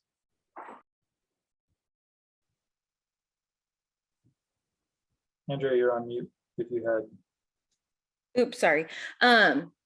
Okay, is there going to be any, I guess, opportunity for tag members to weigh in? That seems a little like, I don't know. I guess as a tag member, I would have liked to see the final and give input and invite the rest of the tag members to do so before it was passed on. But I also know that we are bound by time constraints, so.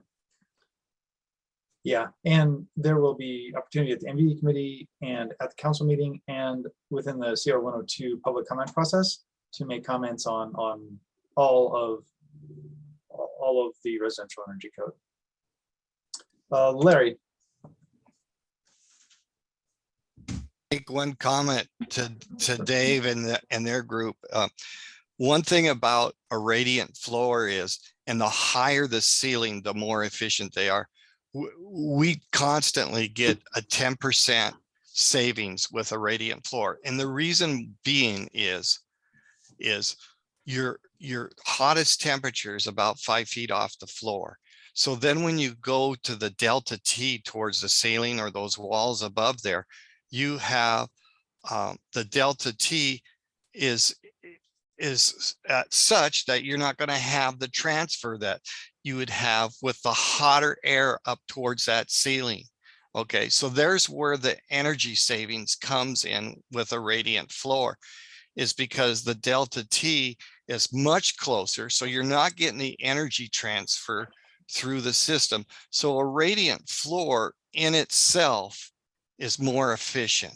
And so if we've got COPs the same as an air source, then we're even more efficient than the air source, especially anything that has any ceiling height at all. It's dramatic. In fact, you can have a catwalk on the second floor if you had like 2 stories inside. And it's so dramatic that you put your hand out from a heated catwalk over there and you shoot the wall temperature is like 50 degrees up there. Okay. And that's where the efficiencies come from. Thank you. Thank you, Larry. Dave Balon.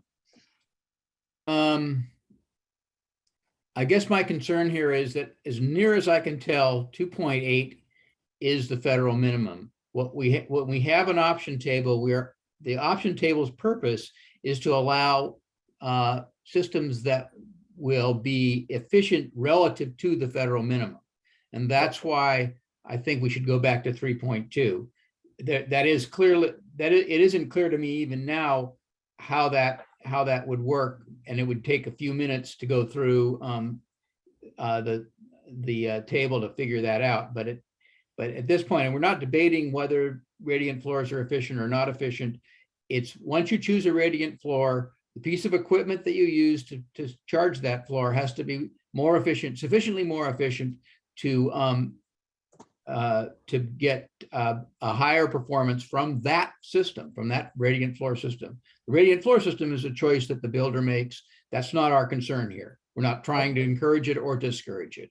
We're only trying to get a more efficient piece of equipment once that decision is made. Okay, thanks, Dave. We are going to do a vote now. I see no more hands up. So we're going to do a vote now, and I'm going to suggest that we vote. I was actually going to suggest we vote on 3.7 first. The modification to 3.7 first, but I guess we could do it in either order. Yeah, let's vote on 3.7 first. So let's do a roll call vote. And just to be clear, the motion is to, Patrick, I'm going to mute you because we hear some xylophone or something. The vote on amending the main motion to pass this with changing the COP in option 3.7 from 2.8 to 3.2 to get the 1 credit. So that's the motion is for that amendment. So let's do a roll call vote.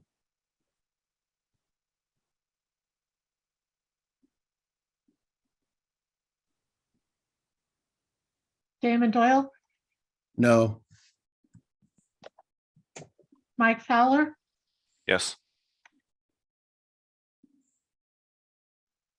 Wade Craig, No. Dwayne Johnlin, Yes. Dave Balon, Yes. Jonathan Jones, Yes. David Reddy, Yes. Gary Hickman, Abstain. Andrea Smith, No. Irina Rasputnis. Abstain. That was abstain. Correct. Thank you. Poppy Smith or Storm, sorry. Yes. Greg Davenport, Yes. Henry Odom,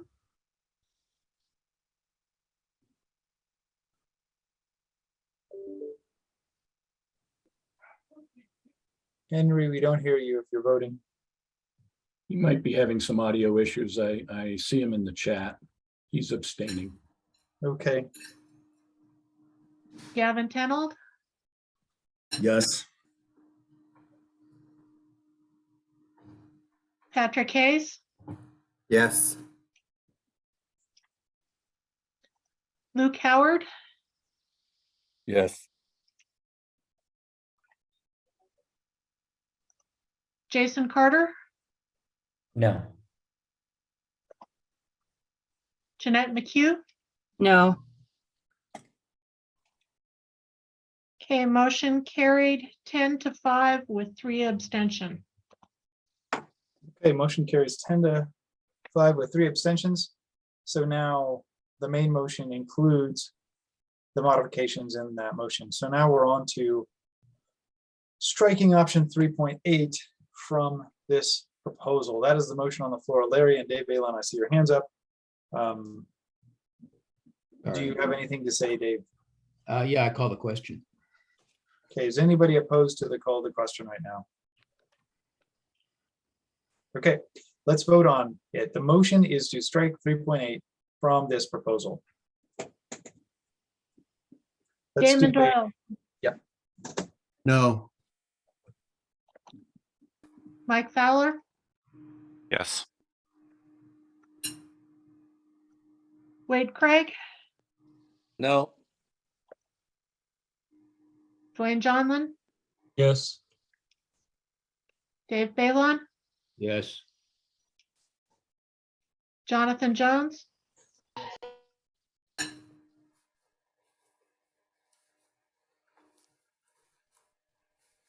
Jonathan there, Jones, Jonathan? I didn't hear you, Jonathan. Yes. David Reddy, Yes. Gary Hickenen, Abstain. Andrea Smith, No. Irina Rasputnis, Abstain. Poppy Storm, Yes. Greg Davenport, Yes. Henry Odom, He put and his in the chat. is yes. Gavin Tenold, Yes. Patrick Hayes, No. Luke Howard, Yes. Jason Carter, No. Jeanette McHugh. No. Motion carries 10-6 with 2 abstentions. And motion carries 10-6 with 2 abstentions. We are back to the main motion, which is to pass this as amended. Is there further discussion on that subject? Okay, let's do a roll call vote on passing this proposal as amended.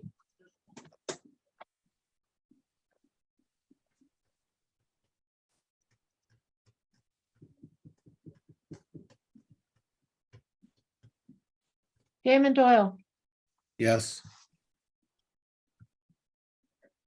Mike Fowler, Yes. Wade Craig, Yes. Dwayne Johnlin, Yes. Dave Balon, Yes.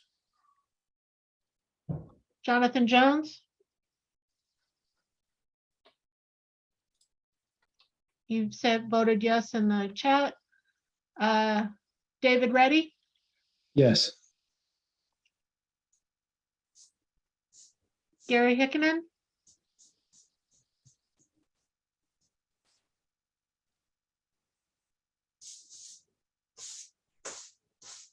Gary, I don't hear you.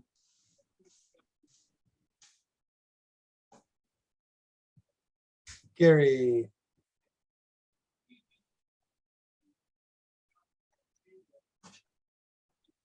Andrea Smith, Yes. Irina Rasputnis, Abstain. Poppy Storm, Yes. Greg Davenport, Yes. Henry Odom says yes on chat. Gavin Tenold, Yes. Patrick Hayes, Yes.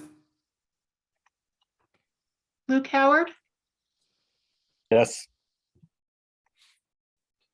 Jason Carter, Yes.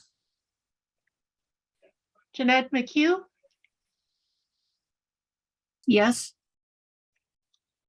and back to Gary Hickinen. I stepped away for a nanosecond. Could you repeat the motion, please? Yeah, the motion is to pass 050, the proposal on the screen, as modified. Yes. All right. Motion carries 17 with 1 abstention. All right. Motion passes 17 to 1 abstention. Probably just could have called a voice vote. I wasn't sure about that. Okay, we are on to the next one, which is the additional efficiency credits. This is 083. This is a Dwayne Johnlin proposal. So Dwayne, you have the floor. This modifies the R406 number of credits required. Thank you. This builds on what we discussed at length that Henry Odom came up with, which his proposal added 2 credits for each of the house sizes. And when I was looking at it, it looked like we could raise those by 2.5 credits instead of 2 with, and it was still an economical and sensible way to go. I recognize now that all these are going to be rejiggered somewhat based on our earlier actions. But proportionally, this would still say the same, that we're be bumping up whatever the reoriented set of credits is by 0.5 credit. I did notice one error that I made on here, and that's number 4, that the 6 credits should have been 6.5, which is the same as what's in Henry's proposal. And the additions remain the same as what's in Henry's proposal. But other than that, the 3 above are what's changed, that instead of 5, 8, and 9 credits, it would be 5.5, 8.5, and 9.5. And then the exceptions for additions less than or equal to, didn't we go with 150 square feet in that? Yes. That was our modification. Thank you. Yeah. So, yeah. Okay. Thank you, Dwayne. Damon. Well, seeing that we now no longer have any idea what table 406 looks like, I don't think this motion is in order, and I would move disapproval. Second. Second. We have a motion to disapprove and we have a second. Is there further discussion? I see Kevin asked a question in the chat. We could, I guess, Dwayne, if you have an answer for that. I did not see the question. What savings percentage would equal 2.5 points? I'm not sure what the question is about.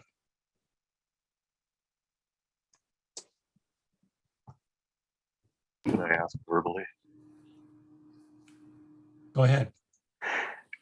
So the goal is that we have a certain savings goal, a certain percentage savings goal. And I'm curious, what percentage savings would 2.5 points be equivalent to? I don't know. Fair enough. Thank you. In the past code cycle, each half credit was 600 kWh for an average house. And I think we've maintained something a bit like that per earlier discussion in the tag. But I don't know that we didn't vote on an exact number for this code cycle. So, okay. So we have people that want to talk. Dwayne talked, Damon, said something. Larry, you are up next.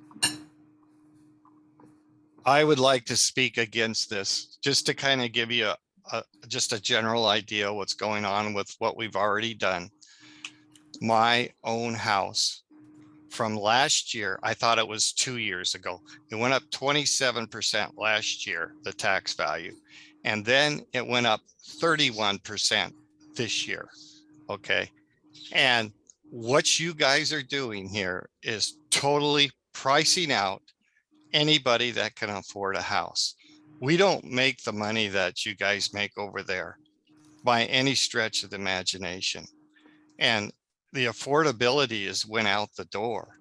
Okay, there is no speaking of affordability.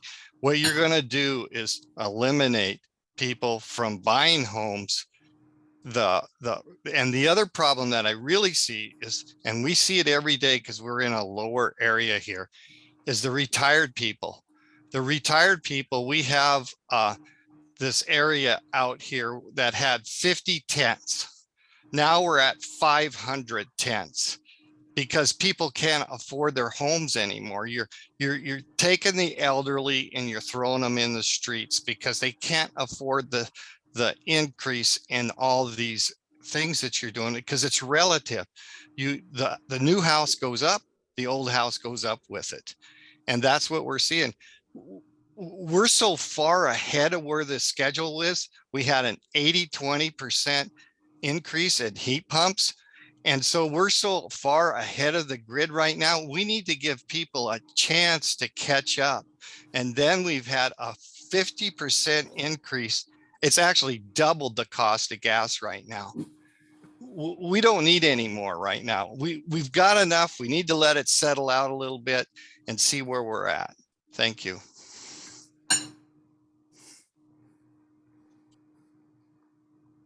Thanks, Larry. Dave Balon, you're next. Yeah, I don't know what to say about what Larry said, but I think that the question here should be limited to sort of a sense of the tag, that to the extent that Henry redevelops the 406 table along the line, however, along the lines of what's required under the or what would be necessary under the heat pump amendments. And there is no doubt that he would have to do that to some extent. That the sense of the committee would be that whatever it is that he would do, he would actually go a half a credit more than the previous criteria that he used in setting up his 406 proposal that we passed a week ago or so. So I guess I would like to sort of amend this motion to say it's the sense of the committee that the new 406 table be a half a point higher than the previous previously passed 073.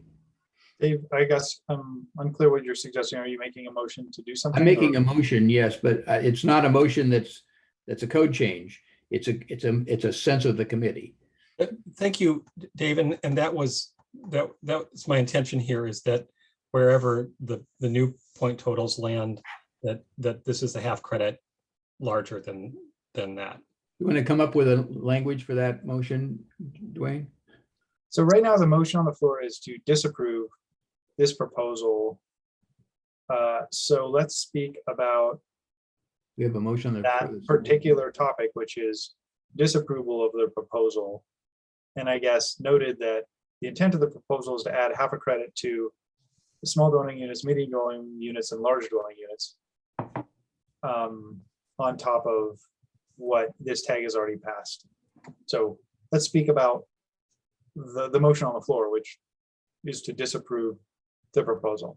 I'm sorry, I didn't quite realize that was the motion. Yep, that was made and seconded. So Patrick, you are up next.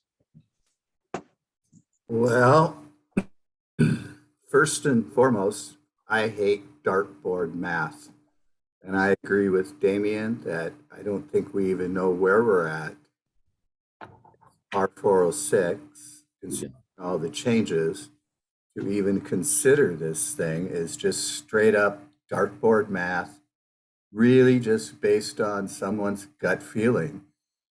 So there is a motion, I guess, to disapprove it, and it's seconded, and that's how I'm going to vote. This should just go away.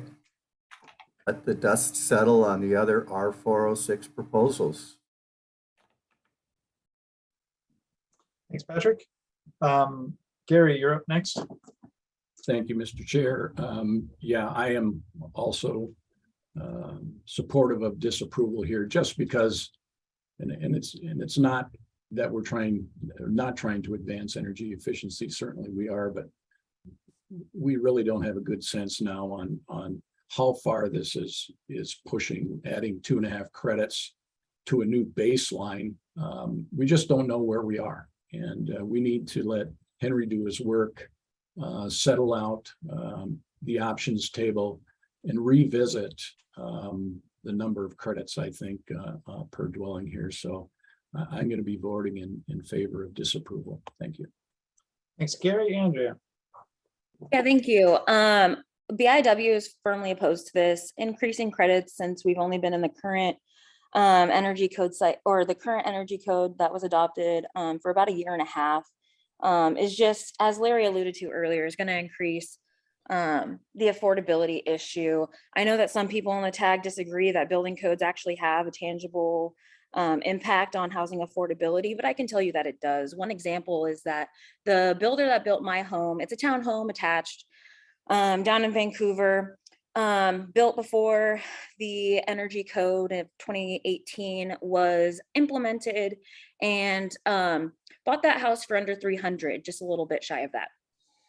However, ever since that energy code was implemented, that builder, along with several others, does not build entry-level housing anymore, and has instead opted to focus on more middle to higher end homes, because they simply cannot build an affordable product anymore. So I just wanted to remind people that, you know, your vote at this tag has a real impact on housing affordability, and that's something that should be kind of placed before some of these energy efficiency goals. So I wanted to remind everybody of that. The things that we're doing today and in this tag and further down the line in the code development process really does have an impact. So thank you. Thanks, Andrea. Wade, you're next. Yeah, thank you. Yeah, as far as affordability, you know, we've kind of reached or have been in a point of diminishing returns. Every little bit of energy improvement is costing more and more and more each time. The low-hanging fruit's gone. So you've got to get out there and really get into the high efficiency, high cost to gain credits. We do have builders that used to offer an entry-level home line who have eliminated that line. So they've just bagged it and said, we're not getting our return. There was a question about, I too don't like the fuzzy math that's going on here. So I have to refer back to just kind of a gut feeling that, you know, we've already raised the efficiency levels to get credits and the baselines. So to go now and say we need to get more credits above a higher level seems like piling on. And I think we're there. I think we just miss. Thanks, Wade. Lisa, you're up next. Hi, thank you. Lisa Rosner with Evergreen Technology Consulting. I absolutely appreciate the conversation about affordability. We're also talking about first cost affordability, but the life cycle or long-term affordability of homes is also an important factor. So just bringing it up that, you know, that needs to be a part of the discussion as well. Thank you. Thanks, Lisa. Jeanette. Thank you. Well, I'm just going to add a little bit on the affordability. One of the things we're trying to do, and the legislature has made a point that we need to provide entry-level housing for BIPOC, our BIPOC communities. minority communities. And we're trying to work on how do we get that first product in. I understand the long-term life cycle efficiency costs, but that's not going to matter if we can't even get them into a house. And we have a really good foundation for energy efficiency in this state as it is. And I think we need to kind of balance that out with, and I know the charge of the tag is to get energy efficiency as much as you can, but we also need to look at some of the other realities in our communities. And right now it is making sure that we can get housing on the ground for a variety of people at various income levels. And right now it's the middle income, working folks, and also our seniors and lower income folks. So thank you. Thanks, Jeanette. Patrick, do you have more to say? Yes, I do. You know me, everybody, I'm the real world guy. And since February 1st, as I've said before, I've done more houses than I have in probably the last 7 to 10 years. So just for real world math, the lowest price new construction house that I've done since February is going to the market for $1.3 million. It is only 2,200 square feet. It is not fancy. It only has a 2-car garage. Works out to $590 a square foot.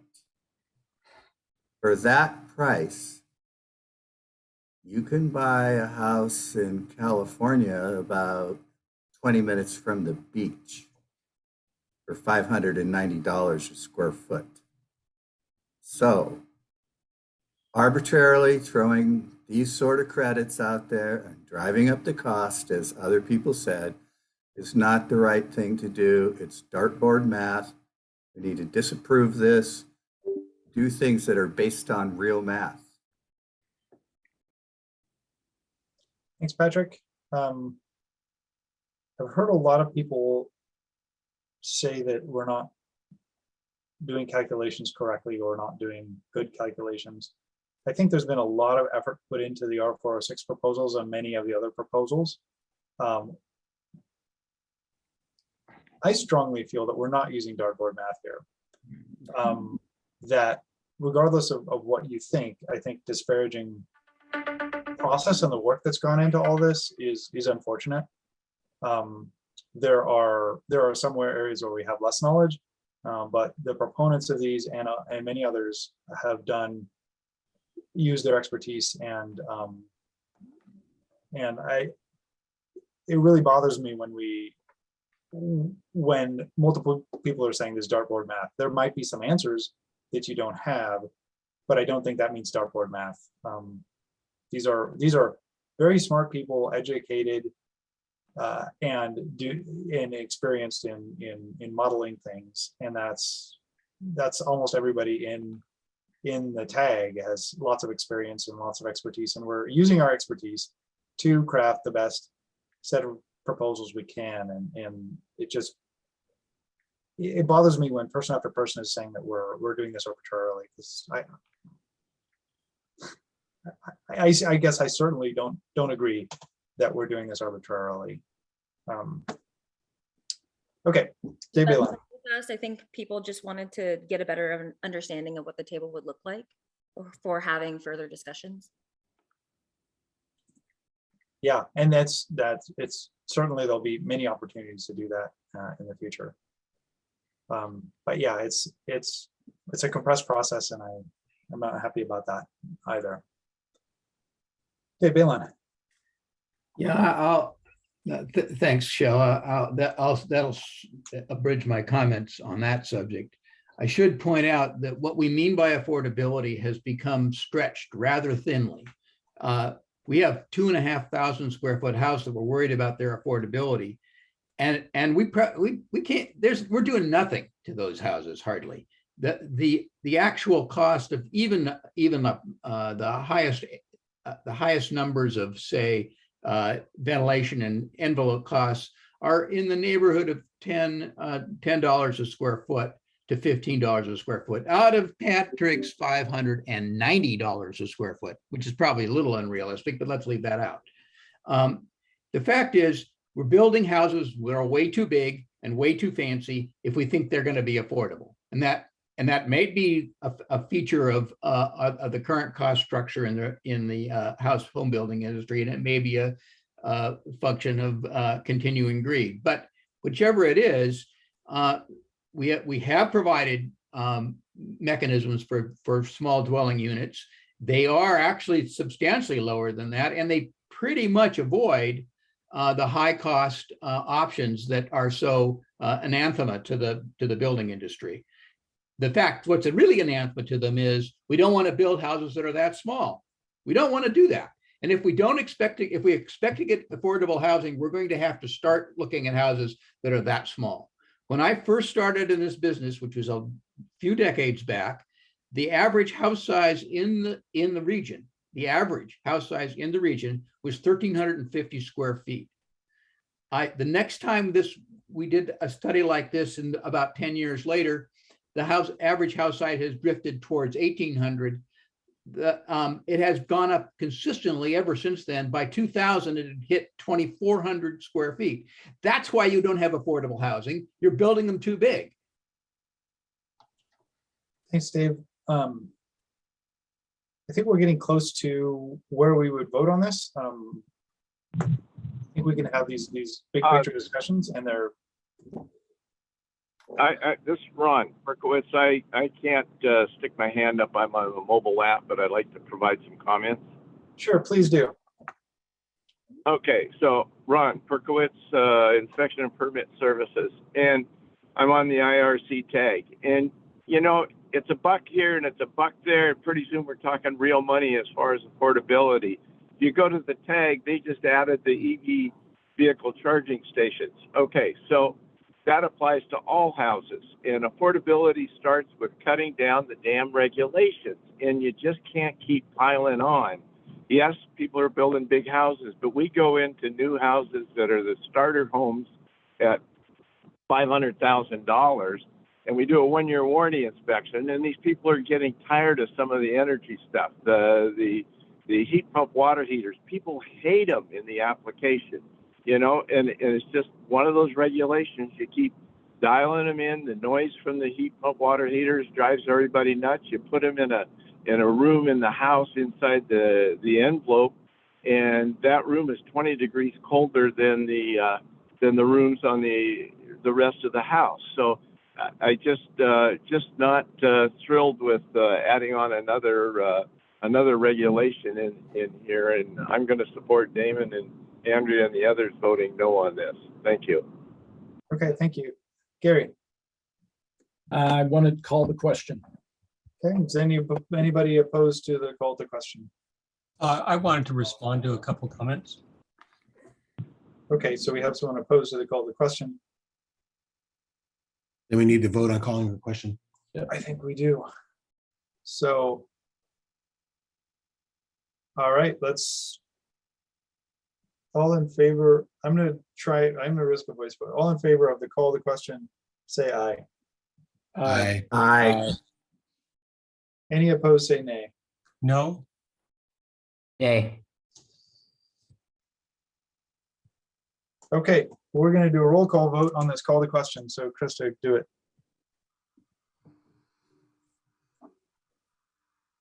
We need 2/3 majority in order to pass it.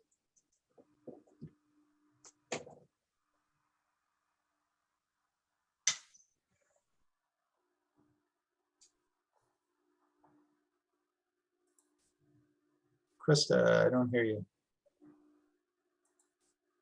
Sorry, my turn to have mute problems. It happens to everybody. Damon Doyle, Aye. Mike Fowler, No. Wade Craig, Aye. Dwayne Johnlin, No. Dave Balon, Dane.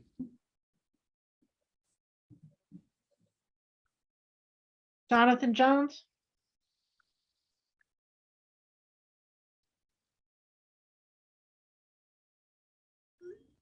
Jonathan, I didn't hear you. he's You on chat as abstained. Oh, abstaining. Yeah. Okay, abstain. Okay. David Reddy, Yes. Gary Hickinen, Aye. Andrea Smith, Yes. Irina Rasputnis, No.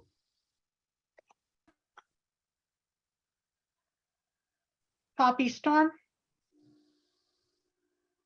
No. Greg Davenport, No. Henry Odom,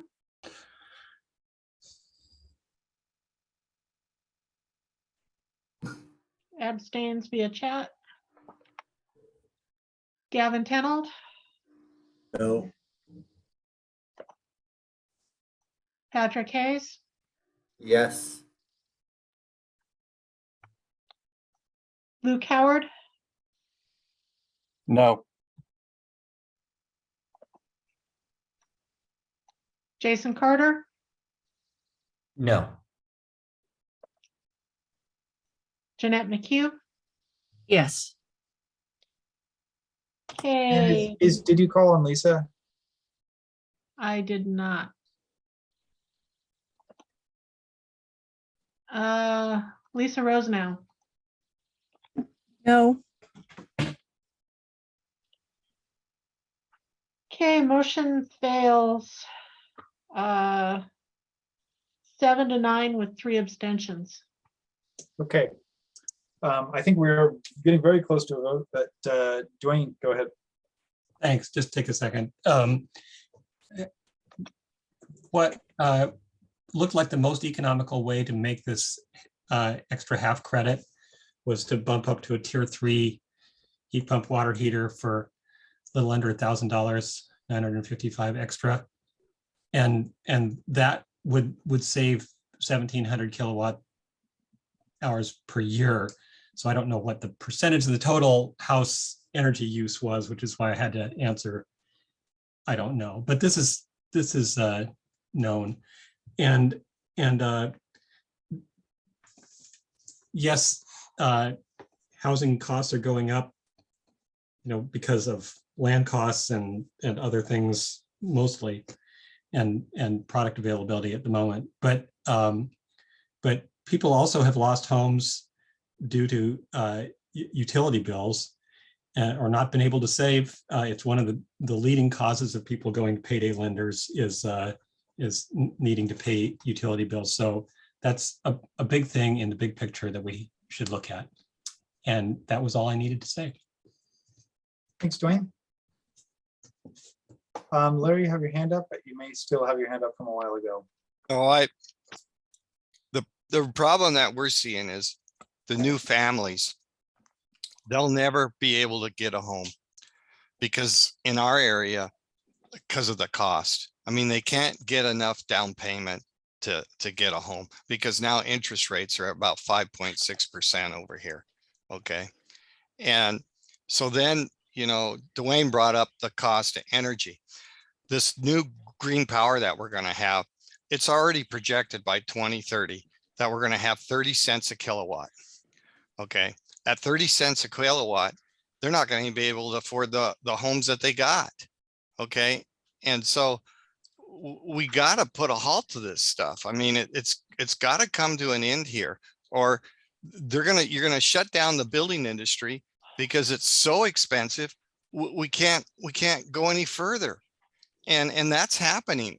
We've had 3 projects just recently that with the stock market taking the tank, they closed them all down. In fact, one of them was halfway framed and the owner walked away and said, "Hey, it's your baby." And it's happening. Thank you. Okay. I want to continue discussion, but I'm not hearing a whole lot of new points on this. So I'm going to limit discussion to 1 minute. I think we're very close to a vote. I think people have generally said what they needed to say, but as long as you're raising your hands, I'm gonna call on you.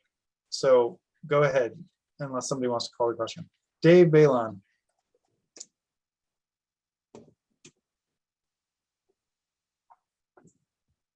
Dave Balon, I can't hear you. Could you review the motion on the floor? The motion is to disapprove this proposal. I thought we just failed to pass that in the first. That place. was a call to question motion. That failed.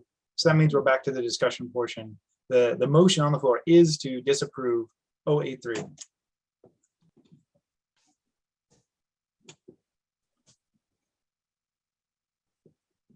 Go ahead, Dave. Do you have more to say? No, I was going to call the question. You are going to call the question? Okay, Dave, was that a call to question? Dave, we can't hear you.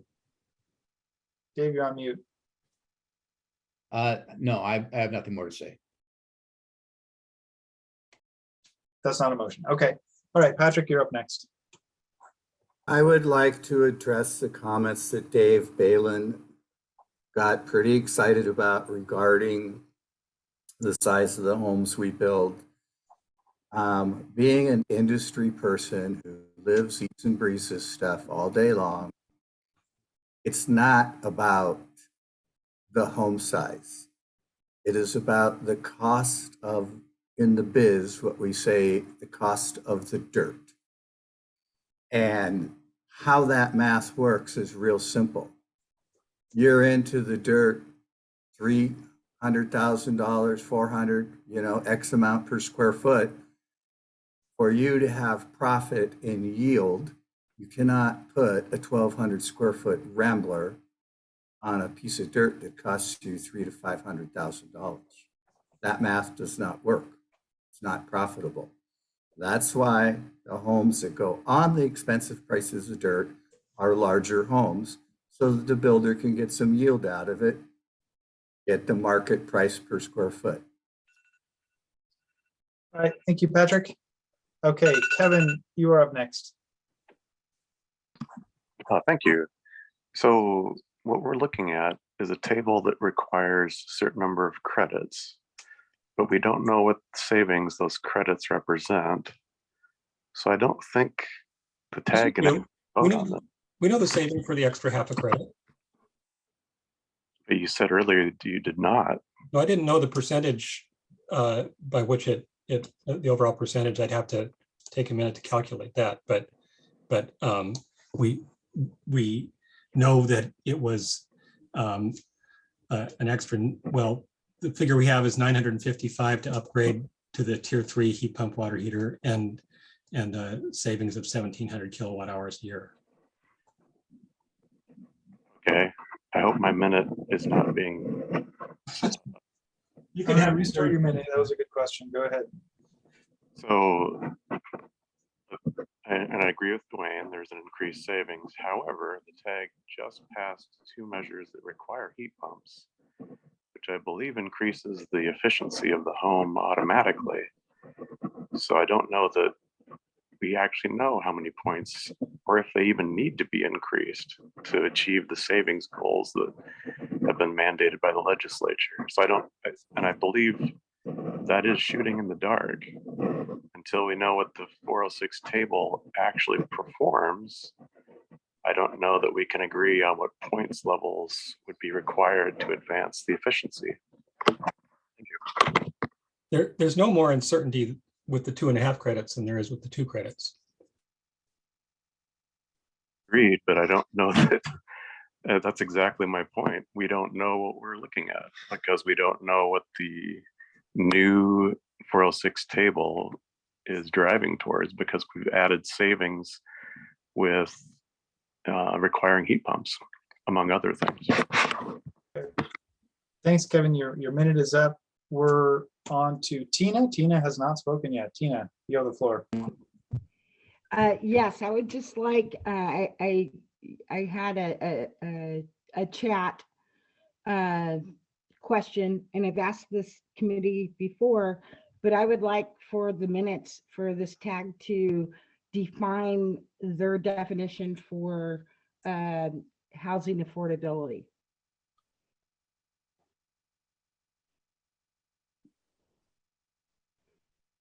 Thanks, Tina. Gavin. I just wanted to add that I do most of my work in the medium dwelling unit size. I like this proposal. It communicates certainty in terms of the amount of credits incrementally changing from code year to code year. I just went back and looked at the 2015 code, and we increased it by 2.5 there into the current code. And I like certainty. I like to be able to plan ahead, and I like doing the same move this code cycle. So thank you. Thanks, Kevin. All right, could everybody who doesn't need to speak again, please lower your hand, because I see lots of people who've spoken many times with their hands up. I think I don't think we're going to get new information right now that's going to influence anybody. So I guess I would like to vote soon, but I want to make sure everybody's taken care of that needs to say their piece. So Patrick, your hand is still up. You've spoken multiple times, but if you need to speak again, go for it. I don't, Shell. Okay, then go ahead and lower your hand. Hey, Damon. Shell. Somebody on the phone? Oh, who's? Yeah, this is Henry. Henry, go for it. Hi, just wondering if you got my message that I typed. Did that land? I didn't actually see it. Yes, it did, Henry. Okay. Okay, then I have no other comments. Thanks. Okay, could we hear what that comment was?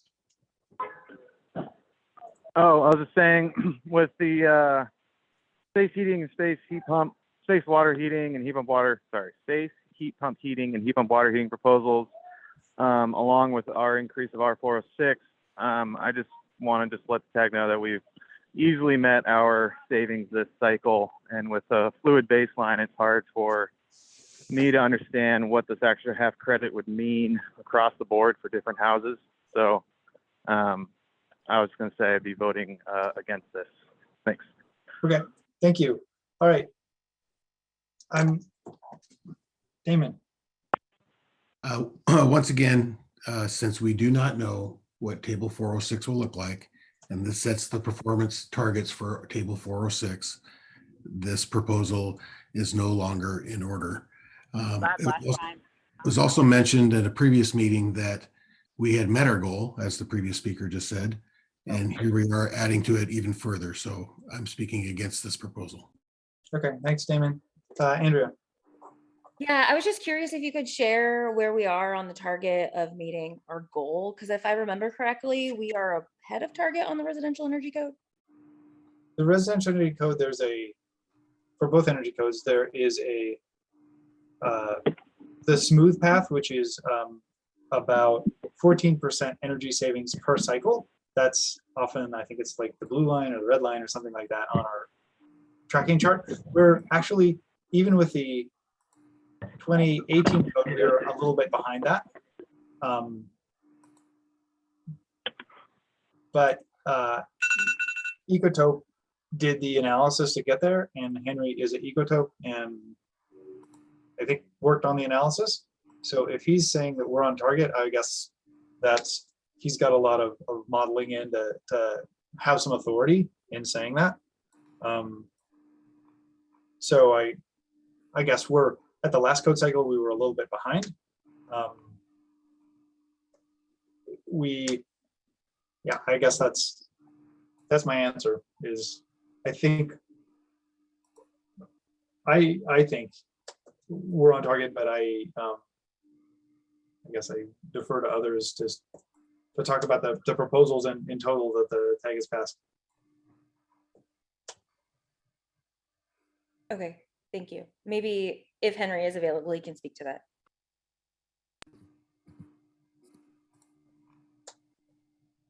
I think he kind of did a little bit, but If you have more to say, Henry, go for it. Nope, I'm good. Thank you. Hi, yeah, was the question, what is our target for, what are we tracking for 2021? Yeah, and where are we currently at? Yeah, last good cycle, we're kind of comfortably in the middle of those two savings targets, and our 406 proposal was intended to get that next 9 to 12% savings and keep us again in the middle or more towards the bottom of the savings target. But with this new the heat pump proposals that obviously greatly affects our balance and assumptions of gas versus heat pump systems across the state. So I don't have a good gauge for you right at this time, but originally, yes, we would have tried to stay in that middle comfortable ground of meeting our 2030 goals. But I would also reiterate that Governor Inslee has pushed us to reach the 2030 goals even earlier, and so the quicker we can move, the better. Thanks.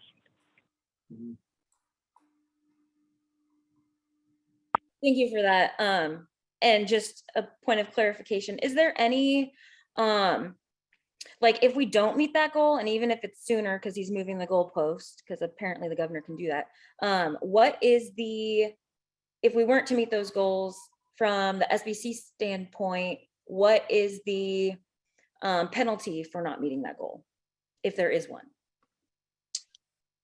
I don't believe there's a penalty where the Building Code Council is charged with getting there, and that's a legislative mandate. So I guess if we chose not to, none of us are going to get a parking fine or a ticket or some kind of punitive thing happen to us. Actually, Chell, the legislation says that if for some technical reason we are unable to reach the targets we're required, that we need to just write an explanation of it to the legislature. Okay, thanks, Dwayne. Okay, I still see a bunch of hands up of people who have spoken recently. So please consciously lower your hand once you've spoken and said your piece. Okay, Tina.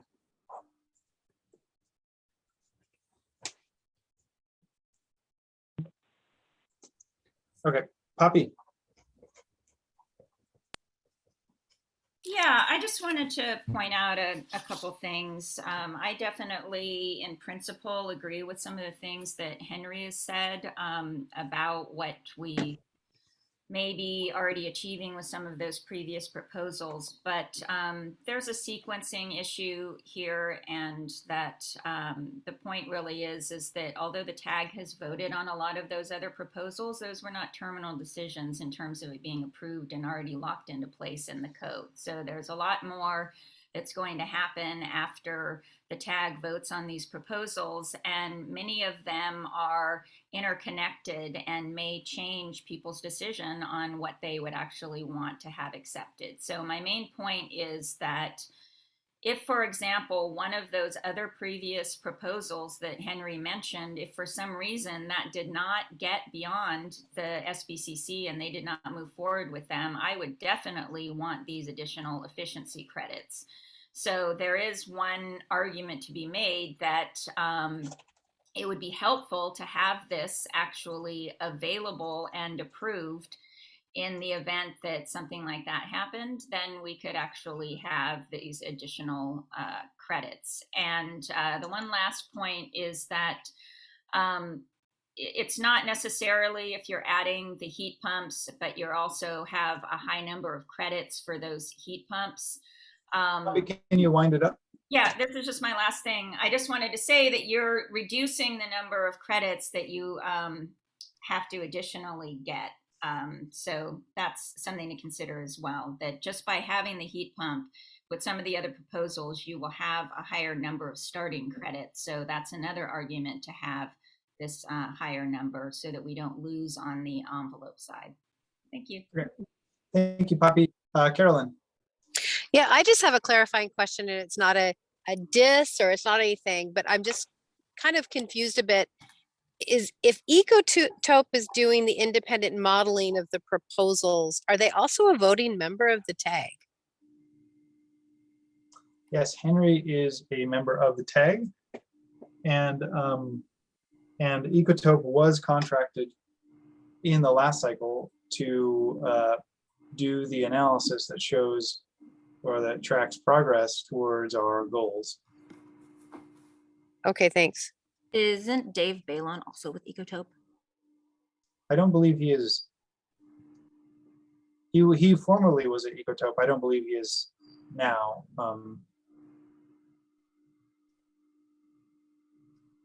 Okay. Dwayne.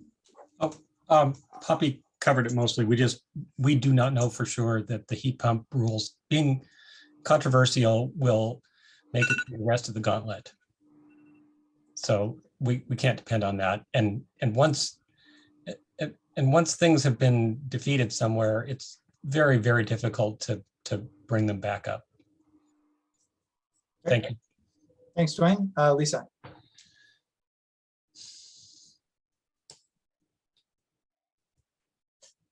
Lisa, you're on mute.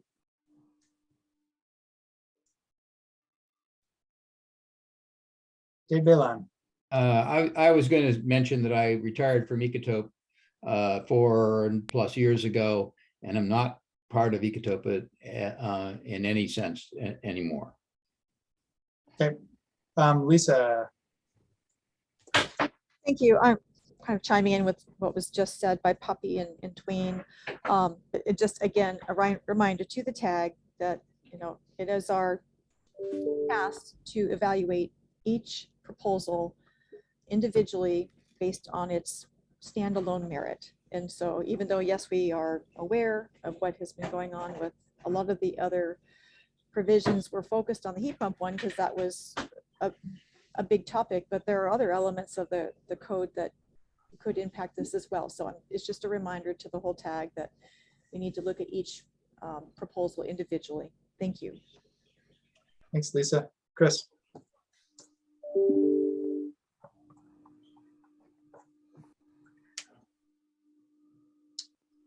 Chris, I'm not hearing you, but I see you're unmuted.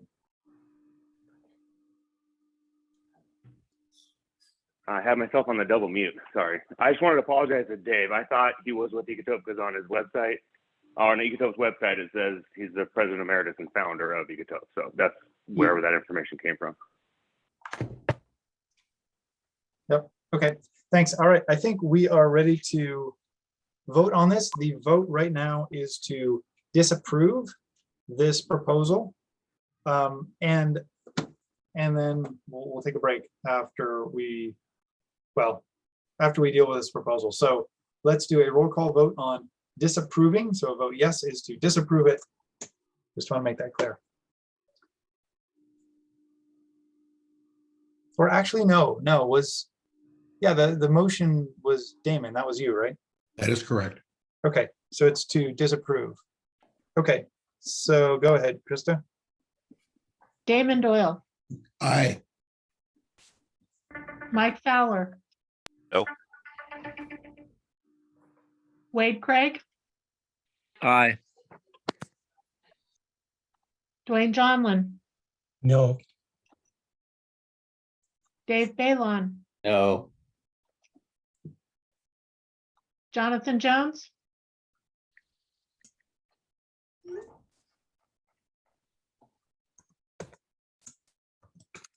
Jonathan, I'm not hearing you, and I don't see anything in the chat.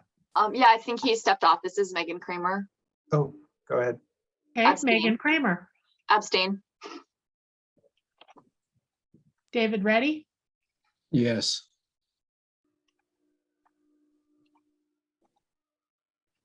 Lisa Rosenau. No.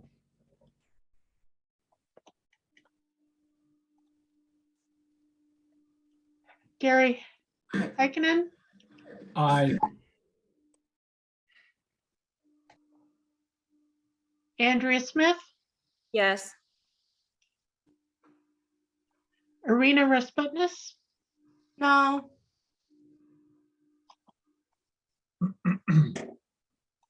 Poppy Storm, No. Greg Davenport, No. Henry Odom,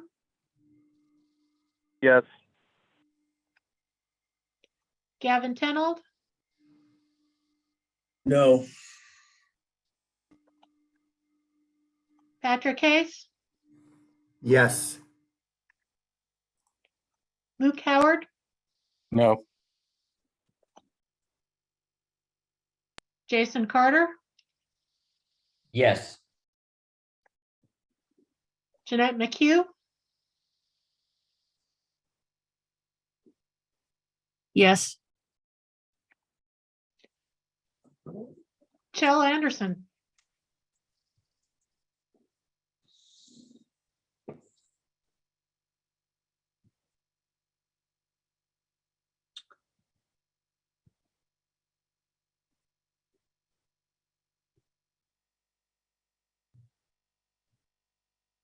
What do you say, Chell? This is a tough one. I'm going to vote no. Okay, motion fails 9-10 with 1 abstention. Motion to approve is modified on the screen. I'll second. Who was Here that we go. second? Lisa? Lisa, second. We have a motion, we have a second. Let's take a roll call vote on this one.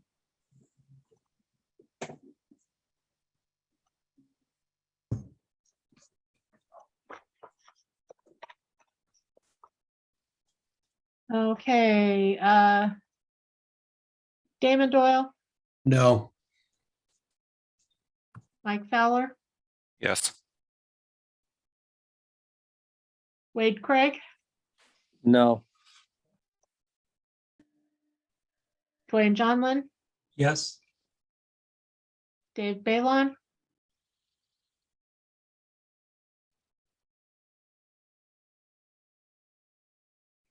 Dave?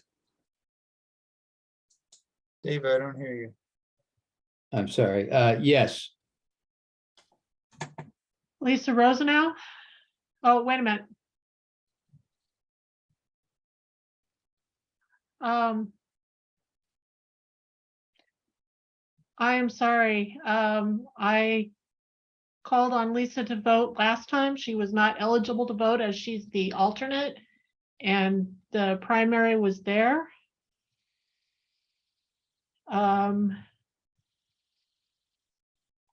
And therefore, the previous motion to disapprove without Chell's vote would have carried.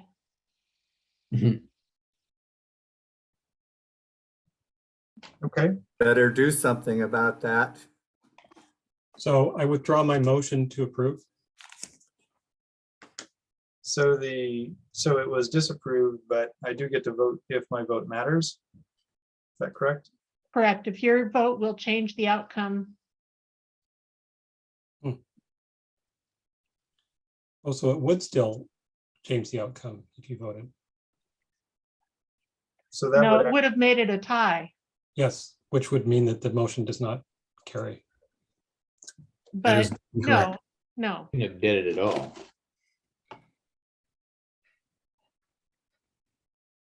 Can you put the tally on the screen? Should we just revote? The chair is eligible to vote if it changes the outcome. The chair would not vote in order to result in a tie. Is that reading from Robert's rules? That is correct.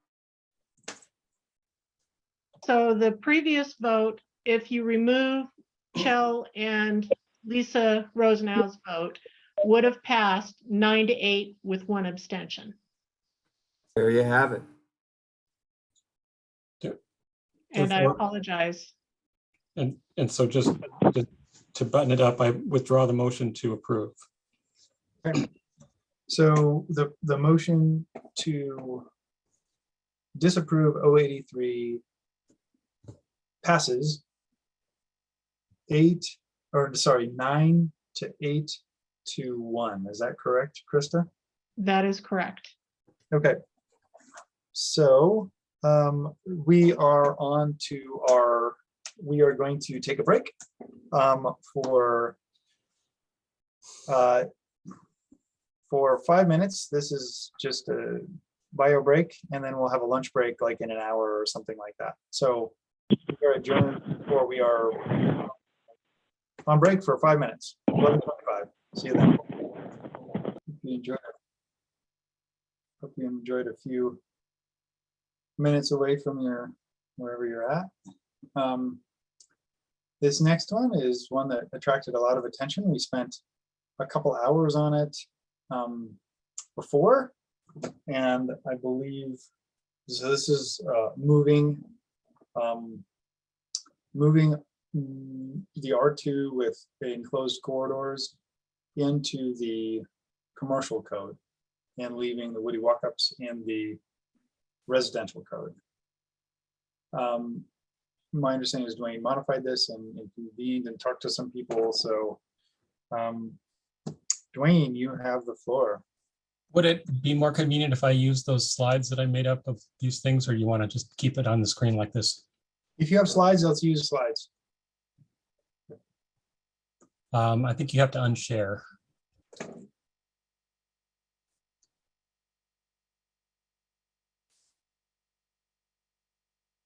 Would you prefer to run your own show? Oh, you can do that. You already got it up. So based on comments I got from several people who wanted to be involved, made these following changes. We took out R4 because that's not a Washington State thing. Changed buildings to occupancy areas in buildings, and clarified that it was enclosed interior corridors, so that we didn't capture those kind of buildings that have corridors, but they're open on either end. At the bottom of the lead paragraph in scope there, this was a request to allow people to use the commercial code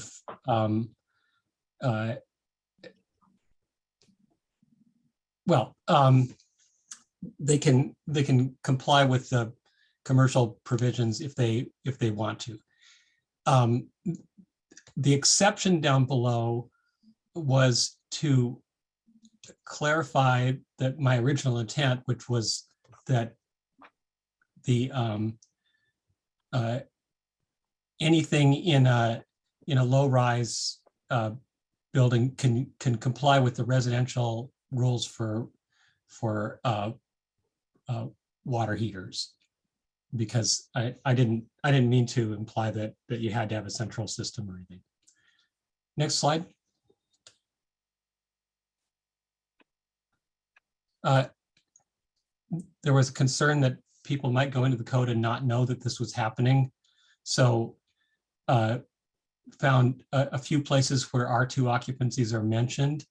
And I'm suggesting I'm not going to fall on my sword for that, but that at least for the first code cycle this goes, that we have these pointers in the code to catch people who are in there and let them know to look back at 401.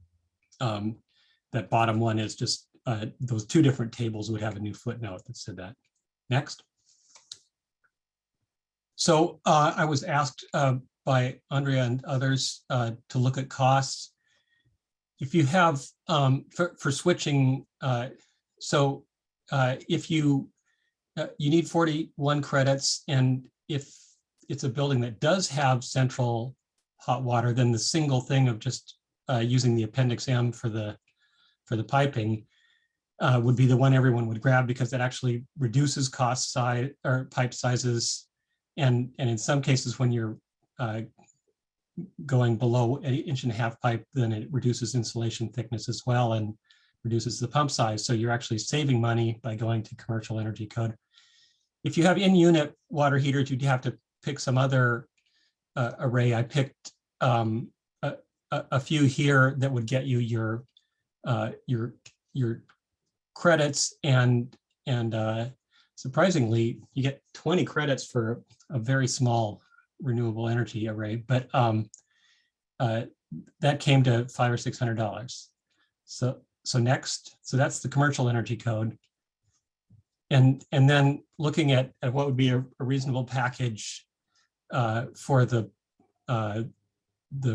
residential energy code compliance with that options table, it came to 10 times that much. That's 6,000 something, and I even suspect that it's higher than that because I don't know if you can make the switch from electric resistance to a DHP for $3,000.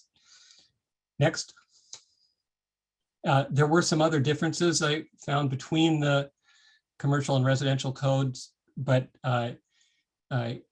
you look at the top, the opaque values are a little less stringent on the commercial side, so it lowers costs. The fenestration would be more expensive, except it's one of those options I already listed there to go to the better fenestrations, and the air leakage is also one of those options that I listed. So a little bit more efficient fan, but that's just hard to quantify it so small. So next, there were some pro comments there,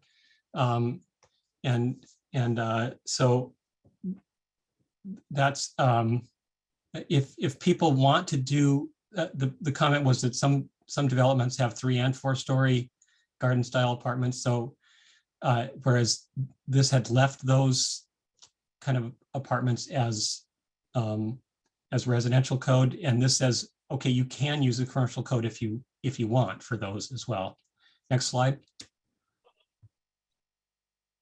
There were several con arguments, and I'm sure we'll discuss those more in a little bit.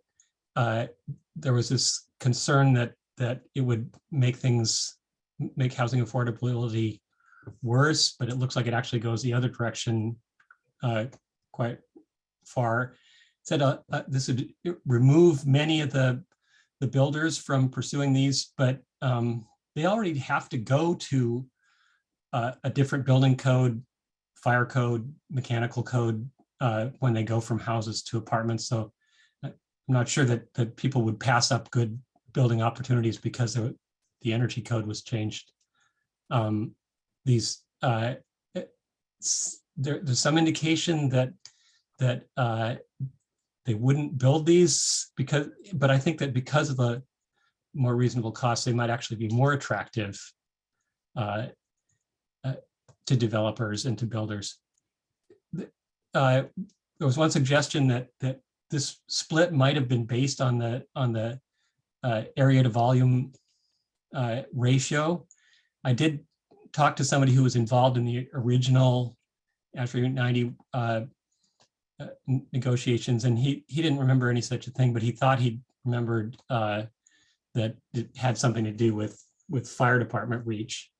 And multifamily buildings are, very similar to commercial buildings as far as their surface to volume ratio.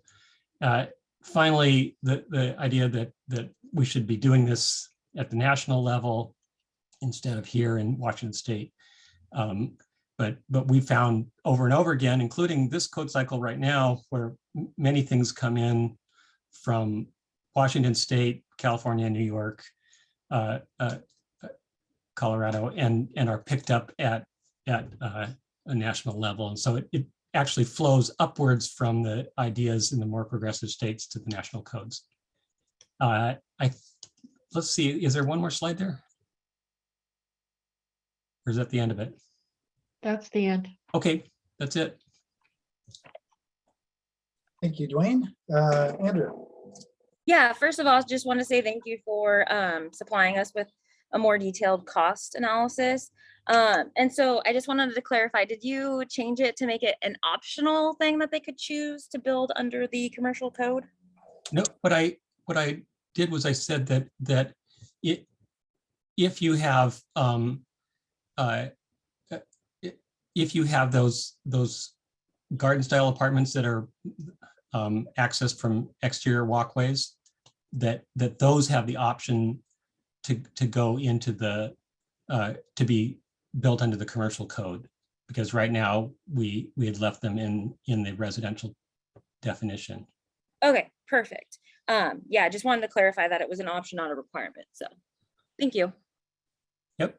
But just to further clarify, for R2 with enclosed corridors, it's not an option Right. for this proposal, correct? You have to use a commercial code, is that correct?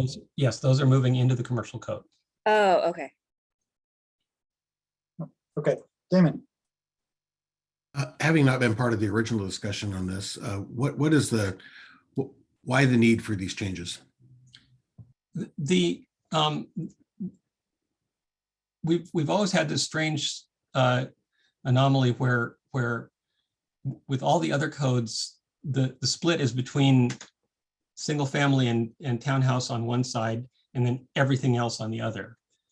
And then for the energy code only, the residential side included 1 to 3 story apartment buildings, so that a 3-story apartment building is built to an entirely different energy code than a 4-story apartment building.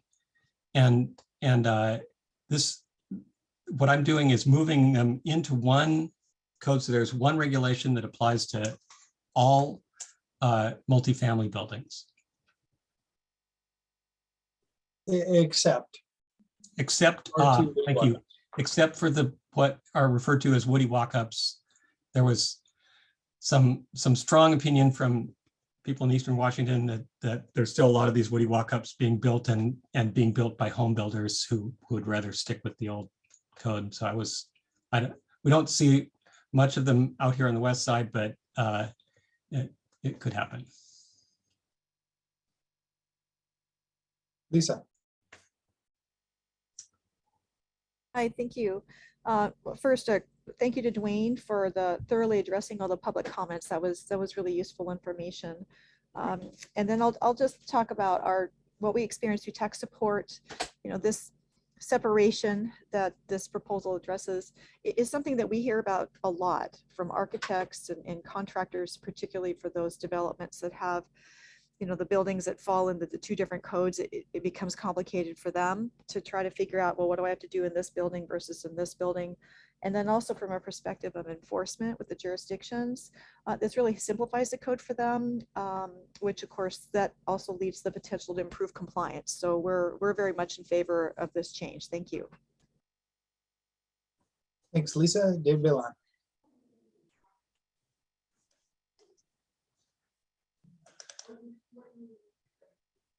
I'm not sure I'm in favor of this or not, but it does appear that the way this turns out to be structured is a significant reduction in the is a significant rollback in the efficiency requirements for this particular class of buildings.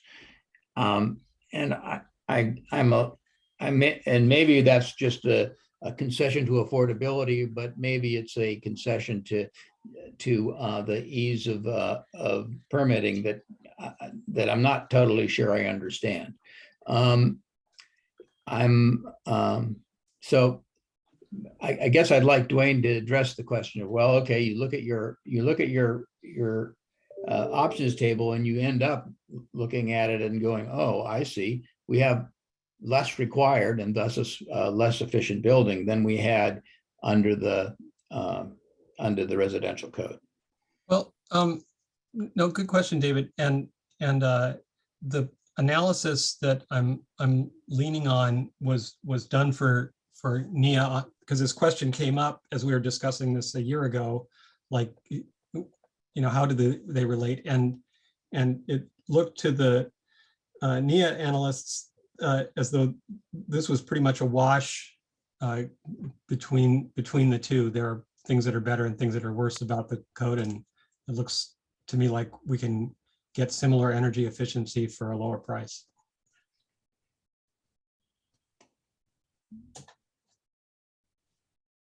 Thanks, Dave. Did that answer your question? It definitely was an answer. I mean, certainly, I think one of the overriding ideas is that we're not rolling things back. In terms of energy performance, I guess, do they still think this is a rollback, or did Dwayne sufficiently answer? I recall looking at the report that was done, and I have to admit that I didn't become convinced that it was a straight across the board conversion. But that said, it's a different animal. That's true. So perhaps by the time the dust all settles, it comes out about even. It isn't even at the level of what's in the building as opposed to what's not in the building. Well, one other way to look at this, Dave, is that on both the commercial side and the residential side, and especially in the options table, we've made significant strides forward. And so nothing is rolling back. Yep. All right. Okay, Patrick. Okay, I'm going to try and add some clarity to this because I live in this world pretty heavy. Dwayne's on to something here, which is true. Currently, R2 is kind of in the black hole, as I've said before. You can permit it on either side of the code. To answer Dave Balin's question, most of my developers look at these on both sides, and to date, 3 stories and less woody walk-ups have all chosen the residential side of the code, not to go to the other one. So I don't think the statement that it's a possible rollback is correct. I think the statement that they're pretty even money and it possibly could be pulling a residential permit is easier than pulling a commercial permit. But these people can find 1/4 of 1 penny when it comes to costs. And if they're opting to go to the residential side of the code, even though there's a lot of stuff they don't like about that side of the code, as in lack of flexibility compared to the other side, to date, across my desk, it's 100% opted to the residential side of the code.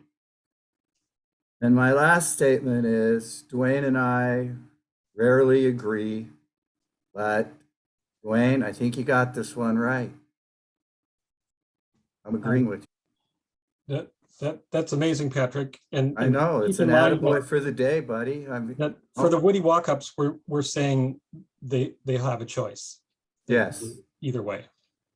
And Dwayne, I can't think of the last time I did 3 stories without an elevator, or enclosed stairs. But the walk-ups, I mean, I got a bunch going in Kitsap County and Pierce County. It's not just the east side. There's quite a few going. They're just not in Metro USA. Okay. Thanks, Patrick. David Reddy, you're up. Yeah, I think this revised proposal addresses all the considerations concerns I had, and I think it's a good one. I think we work with a lot of developers that do this development, especially in the affordable space, and I hear consistently that the commercial code provisions are just better suited for those developers. So I think this is a good change. Thanks, David. Henry. Hey, yeah, I agree. I think this is a good proposal. I was just hoping Dwayne could talk a little bit about this exception for water heaters in this section here. I'm not quite sure what the benefit is, and if it is going to stay, if a building's complying with commercial code, but they have a higher efficiency water heater, do they claim those credits under residential or the commercial? It seems like you could cause some crossover confusion, but if there's a good reason, then. Remember that the exception is for individual in-unit water heaters, and a change that had been late in the commercial side of the code that I hadn't even noticed was that it it said that both central systems and in-unit systems had to go to heat pump. And I'm really opposed to forcing heat pumps inside of apartments, because that's the noise and the cold and everything is just not a good deal. So since this caught me by surprise in our last meeting, that exception is in there, so that because for some reason low-rise developers are more likely to put water heaters in the units individually. Maybe that's because when they fail, they don't have as many floors to ruin when the water runs down the building. But if they're going to do that, then I just want to allow residential builders to follow I want them to be able to follow the residential rules for water heaters in unit. All right, thanks. Don't want to open up Pandora's box, but the heat pump water heating proposal actually limited to, I think, only 20 gallons, which isn't really in line with federal, which says 55 gallons under main electric, but there might be some more unscrambling to do with the proposal that we accepted last week, but thanks for the explanation. Yeah, and please, for the public comment period to fix this, Henry, let's talk offline about what might need to be done in addition to make this line up. Sure. Greg. Two things. Dwayne, I'm very aware of the issue with heat pump water heaters in apartments where you're venting that cold air into conditioned space, and I agree it shouldn't be done. I'm curious if you would want to hear a friendly proposal to require the ducting kits on there if you're going to do that in apartments. I think that I'd like to just line this up with the requirements in the residential code. So rather than putting that here in this other in the scoping section of the code, if we're going to make such a change, I'd rather see it elsewhere in the code. That makes perfect sense. Second thing is, I'd like to propose we approve this motion or proposal. Okay, we have second. This is a Mike. motion from Greg to approve the proposal as written, which is modified from the original proposal or what we see on the screen in front of us. We have a second for that motion. So now we'll take comments in support or opposition to that motion. Damon, you're up next. So I had to put on my IRC and council member hat here, and I'm not in favor of muddling the occupancies and setting one occupancy aside when it still falls in the same occupancy group. And in addition to that, I think the more complicated we make the code, the more language we add, the more confusing it becomes. So I'm not in favor of this motion. Could I ask you a question, Damien? It's Damon, yes. I'm sorry, Damon. Right now, what the confusion that we have seen is between the low rise and medium rise apartment buildings, that they're two separate codes. And so my thought with this was that I was by moving them all into the same spot, that I was reducing confusion and making it easier for builders and developers going forward. Okay, thank you. Okay, thanks, Damon. David Redding. Yeah, I think to address the concern about heat pump water heaters in these small apartments, I think the proposal that we adopted actually did not apply. It was changed to not apply to group R2. It's only single family attached and townhouses. So I think that is acceptable. But yeah, there's, as Henry mentioned, there still could be some. I guess I would question is this intended, this exception, to mean you just have to meet the prescriptive requirements of the residential code if you use in-unit water heating? Is that what your intent is, Dwayne? That's my intent, yes. Okay. Nothing to do with, you don't have to get any options from the residential code. No. In order, yeah, okay. that makes sense. Thanks, David. Larry, you're up next. I just don't want to have it mandated where you have to vent that water heater with the vent kit to the outside in our area anyway. Maybe you guys in group 4 over there is all right, but I don't want to see a mandate where you have to pipe that thing to the outside because it's outside the scope of where it can operate. Thank you. Thanks, Larry. Patrick. Okay, so for Damien, under the current code, if we had this language in the 2018 code, the true net difference would be the ones that are forced into the commercial code is you'd have to add a ERV or an HRV ventilation system. Under our current 2018 code, the Woody walk-ups, if they don't choose a air sealing package that requires an ERV, they don't need to have one. They have to get their credit somewhere else. So that said, this going forward into the 2021 code, that statement could be moot, what I just said. So I don't really think there's that big of impact, but it does take away this sitting on the fence on either side of the code. The net difference is, as Dwayne alluded to, under the current code and possibly under the 21, a 3-story and less walk-up building, you could probably permit prescriptively across the board if you wanted to. I don't recommend it because there's VE in doing the calculations, but you know, the current code you can. So Patrick, this does not impact Woody walk-ups. I know. This leaves them alone. Right, and so the enclosed ones go to the other code and it'd be more challenging to permit those prescriptively. Might be able to. Okay, thanks, Patrick. Andrea.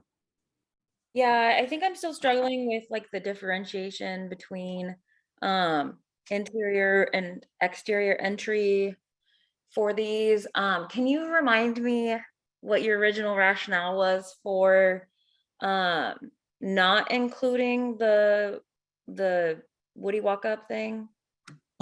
Sure, and it's a good question. The proposal that I was originally floating before I officially filed it was to move all multifamily buildings into the commercial code. And then staff at WSU and some others said that the Woody walk-up should be a special case and not take that path. And then the cost analysis or the energy analysis from that was funded by NEA was indicating that for Woody walk-ups in particular, the energy use would be worse under the commercial side than under the residential code. I think because they just have a lot more exposed surface, is my guess how that worked. So yes, this was a modification from my original idea based on feedback from people who are out there in the field, and especially from the eastern side of the state. Awesome, thank you. Thanks, Andrea. Patrick and Larry, you've both spoken recently, so I'm assuming you can unmute and speak if you want, but right now we have a motion to pass this as it is presented on the screen in front of us. And I think I'm ready to vote on that because I don't see anybody's hand up further. So let's take a roll call vote on this, and the motion is to pass this 084 as shown on the screen. Damon Doyle, Aye.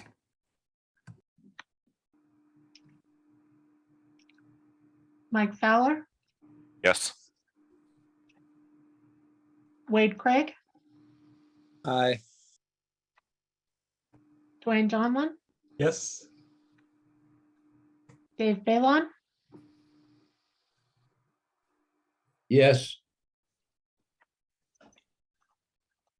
Jonathan Jones?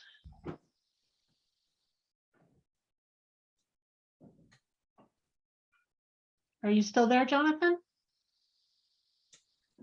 This is Megan Kramer. I actually just was checking with him. And this is to approve, correct? This is to Yes. approve, yes. As modified, yes. Okay.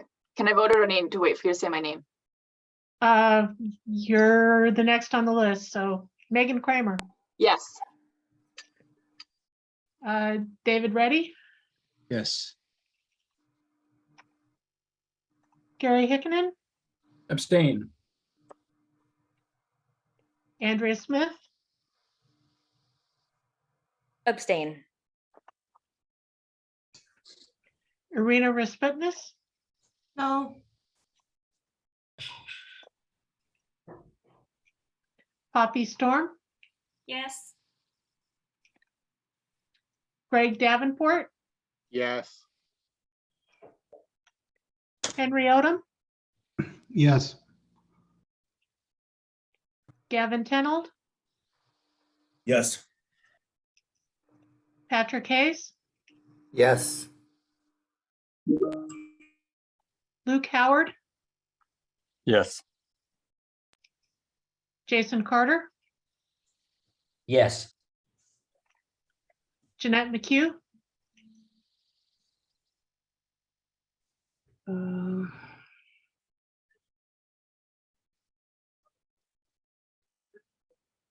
I think I'm going to abstain. Okay, motion carries 14-1 with 3 abstentions. Motion passes 14-1 with 3 abstentions. Thank you, everybody who worked on that. I think it was very difficult to consider at the beginning, and a lot of the modifications helped to pass nearly unanimously. So it is lunchtime, and I think, I don't know, I guess we can consider another 1 or 2 because we just took a break not that long ago. But I also want to keep a lunch. So why don't we consider 1 more and then we'll take a lunch maybe in 15 or 20 minutes, depending upon the discussion on this one. So let's consider 033 before we take a break.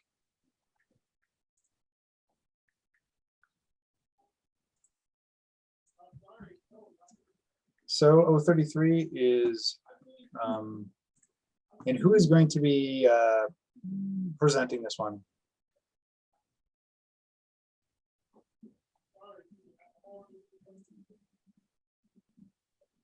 Is this Jonathan Jones or Megan Kramer or somebody else?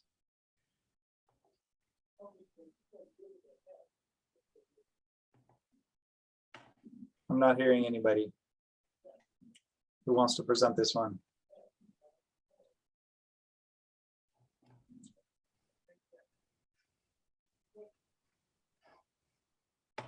I'm looking in the chat. Nobody from WSU here? I believe Jonathan is supposed to be presenting. I just texted him. I apologize. I'm not prepared to present on this, but Okay. I guess this is the last day to do it. So do you expect Jonathan to be back today at some point? I do. Okay. Let's move to 090 and come back to 033 and maybe after our lunch break and hope that he's back by then. Thank you. So let's do 090. Kevin Rose, you have been patient. And you have the floor. Thanks, Jill. Can everyone hear me? Yep. All right, great. So this proposal is attempting to solve what I think is a pretty clear problem. The question is this the right solution? Before I go into anything else, I'm hoping this is one that everyone can at least support or not be against off the start. It saves electric and gas, and it doesn't add any cost. So hopefully those are things that we can all feel good about off the start. The problem that I'm hoping that this proposal solves is the installation not being as good as it could be. You know, if we're gonna bother to require a bunch of installation, it might as well all be installed to get the R values and U factors that we're intending to get out of them. And that's just not the case.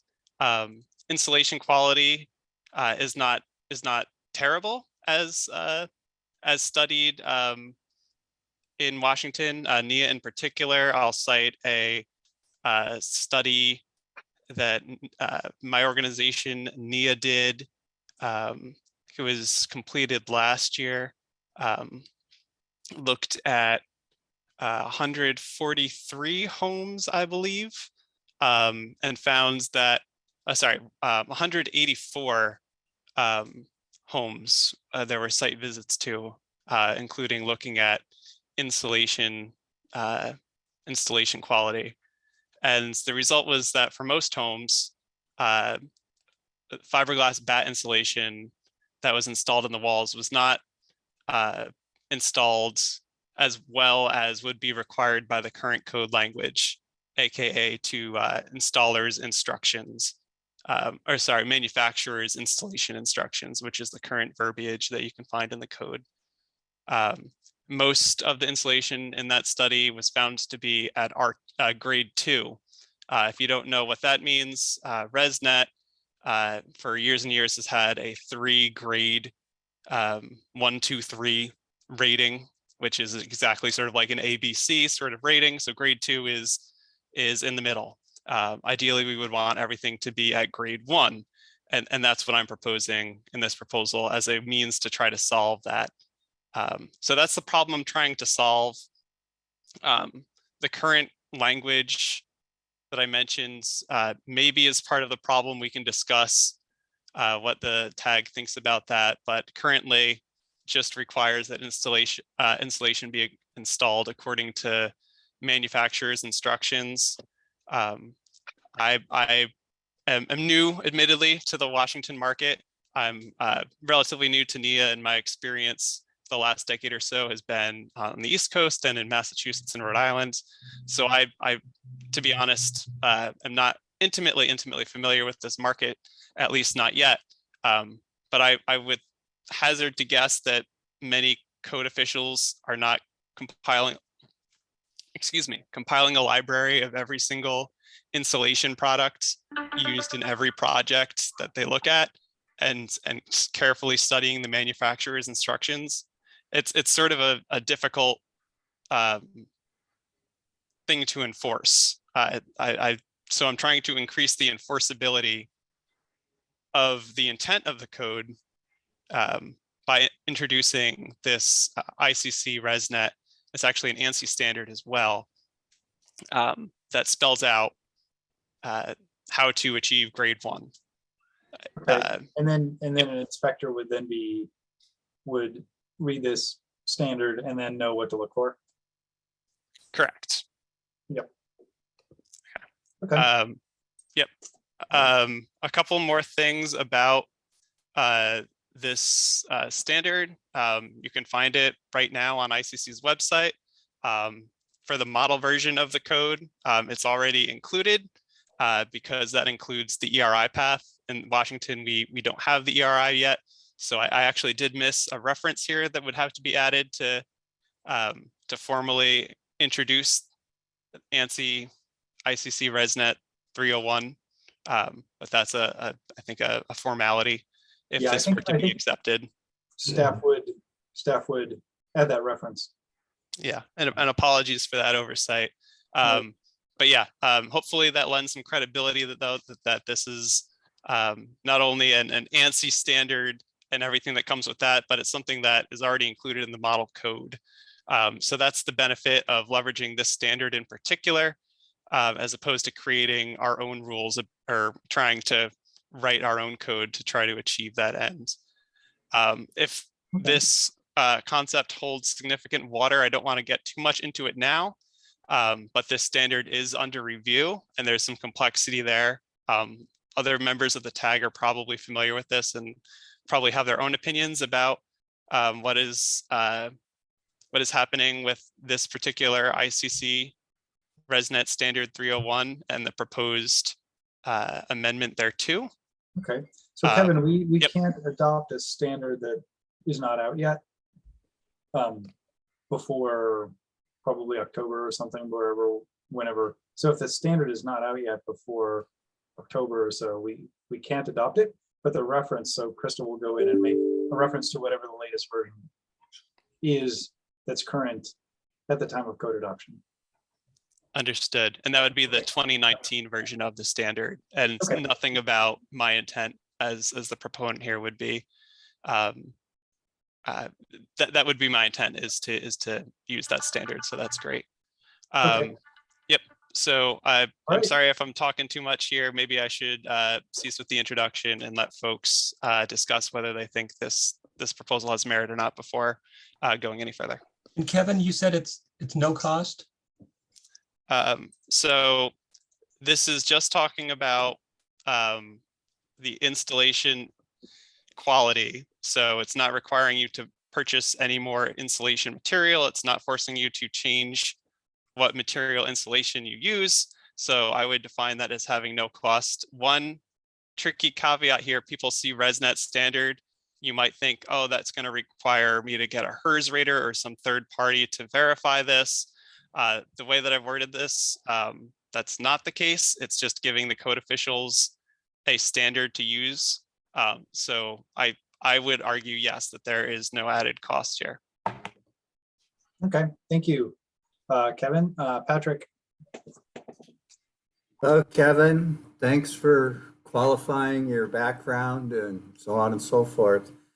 A little history. We've had this Model Conservation Standard Energy Code in place since 1991.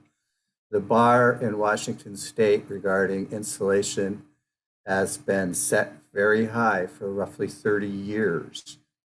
I do a fair amount of field inspections every year from single family, walk-ups, 5/2s, and even high rises. And I am not seeing any problems with installation quality on any of the sites that I visit every single year. We've had blower door testing in place for many years. We've had air barrier testing on the commercial side for many years. The GCs in this part of the United States hold the standard high. I don't think there's any need for this. The field inspectors from the municipalities, this has been under their radar screen for 30 years, part of their training. I don't see any need for this whatsoever because I don't think there's an issue. So I'm going to make a motion to disapprove since I have the floor. Second. Thank you, Patrick. We have a motion. We have a second. The motion is to disapprove the proposal as written. Further comments? I'm going to go to David Reddy. Yeah, I guess my question is, they're in the same table that you're amending here in other sections like cavity insulation, installation, and basically all the different components described. There are notes that kind of describe how the insulation should be installed as well. Have you confirmed that those are consistent with this standard? Or are there any potential inconsistencies? Through the chair, Chell, would you like me to respond to that? Please do. Yeah, Kevin Rose, I have not personally confirmed that, no. Yeah, so I guess I would, if we're going to adopt an insulation installation criteria, that would, I think, need to be reviewed and made consistent with the other requirements in that table. And David, do you know what those would be? What that consistency would look like? Well, I'm not 100%. I am reasonably, or I'm not an expert on insulation grade. I have people in our firm that are more familiar, but what's described in the rest of the table is generally, I think, consistent with grade 1, or at least, tries to describe how to do a good quality installation. So I don't know if there's differences, though. I think that could add some enforcement conflict potential. Okay. I'm going to just read a comment from the chat. Steve, I don't know how to pronounce your last name. From a production builder perspective, while I'm in total agreement with grade 1 installation, it is not a no additional cost. All installation contractors that I've dealt with do indeed require additional compensation to get to grade 1. Further, it's very difficult to do a bad installation. Bibs is pretty much the way to get it to achieve grade 1. Dave Balon, you're next. Okay, yes. I guess I'm not totally clear what the consequences of the NIA study was for quote, all the insulation being on average grade 2. I've done some of this before as well, and I believe that in the calculation that's in Appendix A of our code, there's a 0.5% void fraction assumed, which is not very much, but I think that the grade 1, the class 1 is actually that, or even a little worse than that. But perhaps Kevin can assess what the void fraction on the installation is actually allowed under the class 1 requirement. I mean, if we're already there, then I don't see any reason why we wouldn't use an ANSI standard just in case. But I also don't know if we're really getting anywhere here.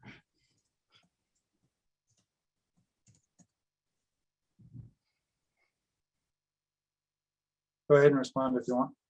Okay, thanks. I wanted to be called on, but not just jump in. Yeah, Kevin Rose, subject to check. I think it's 2% void fraction in most cases, which would be more efficient than the 5%. It sounds like it's the current assumption. 0.5%. Oh, 0.5%. Sorry, I misheard. Okay, then the other way. Thanks, Kevin. Thanks, Dave. Dwayne, you're up next. Responding to Patrick, I think you're right. For most builders and installers are conscientious about this, and all the insulation looks gap free. But that's most builders, and there's always some bottom feeders to deal with.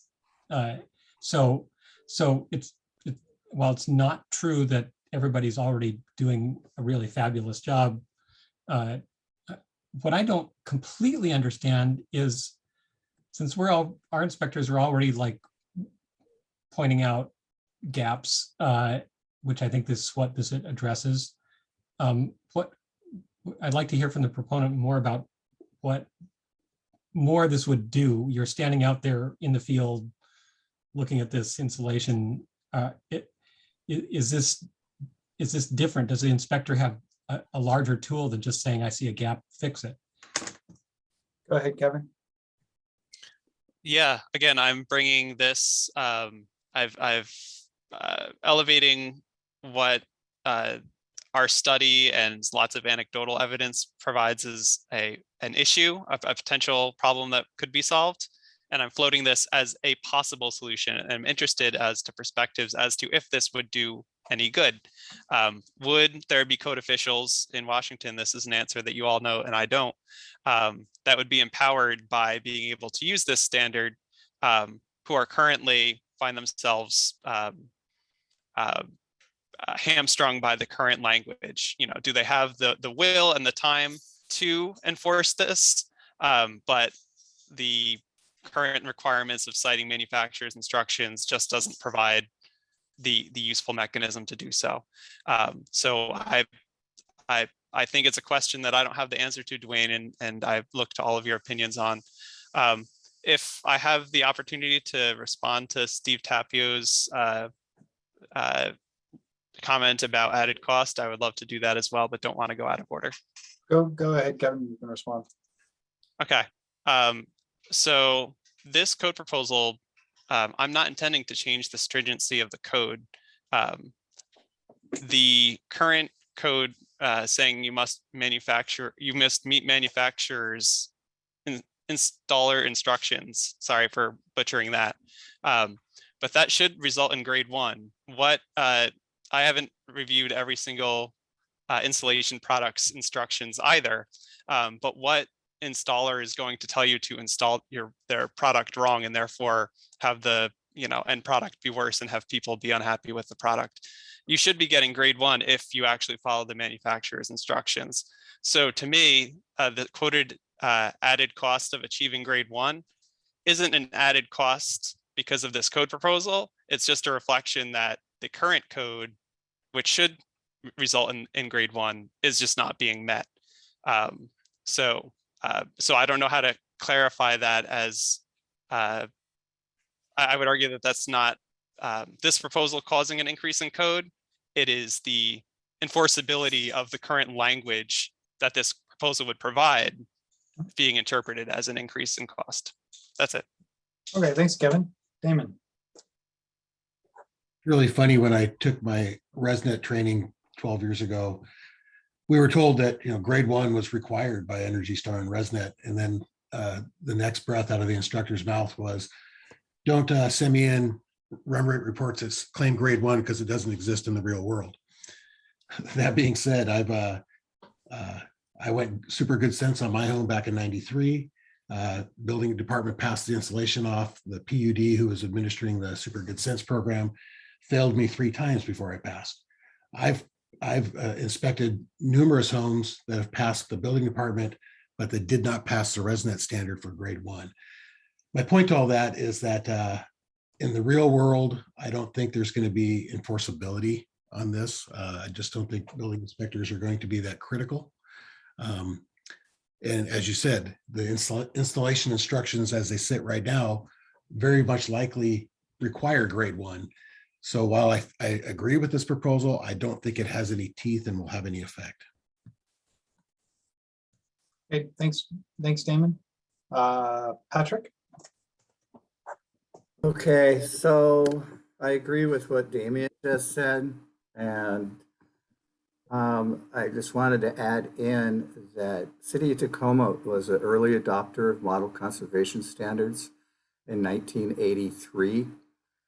And at that time, I spent an awful lot more time in the field than I do now. And there was a significant change in the quality of insulation installation during that period. And so if you compare, and it would be the same swing in 91. Prior to 91 and the state adopting what was then model conservation standards, yeah, it was a sloppy business and they got away with it. But in 91, the bar was raised very high and it stayed that high ever since. I mean, even the builders have zero tolerance for sloppy installation. They do their own inspections along with the municipalities. I don't think this thing has any teeth in it or is going to change anything that's happening already in the field. It's just another bunch of language added to the code. We're doing a great job up here in Washington State and have been for 30 years. Thanks, Patrick. Dwayne. Yeah, I just want to see if the proponent is aware of table R402.4.1.1 that has the installation criteria, and it mentions, like, one sentence in there is bat type insulation will show no voids or gaps and maintain an even density for the entire cavity. Goes on to talk about how you cut around pipes and fill concealed voids and everything. So I'm guessing, unless one of you experts knows better, that we've already paraphrased that in the code that exists. Kevin, if you want to respond, you can. Yes, I'm aware of that language, and I'm going to reference and leverage the fact that the whole rest of the country, at least the ones that have adopted newer codes, have this language as well. and have also had similar studies to the one that I mentioned and linked to, where their new construction was looked at and insulation was looked at. And it's a similar story across a bunch of states. Basically every state that had one of these studies done in the past few years. Grade 2 is the prevailing quality of insulation in walls. To Washington's credit, I don't think we found any grade 3 insulation in that study. So I think Washington builders are probably ahead of lots of the rest of the country. You know, does this mean that they have the ability to pursue going up to a higher level of quality? And is this the correct way to do it? Again, I'm providing when I'm floating as a potential solution. It's up to you all to decide whether this increases enforceability or visibility of these installation requirements. If they don't, you should vote this down. Just providing a potential solution. Thanks, Kevin. Megan.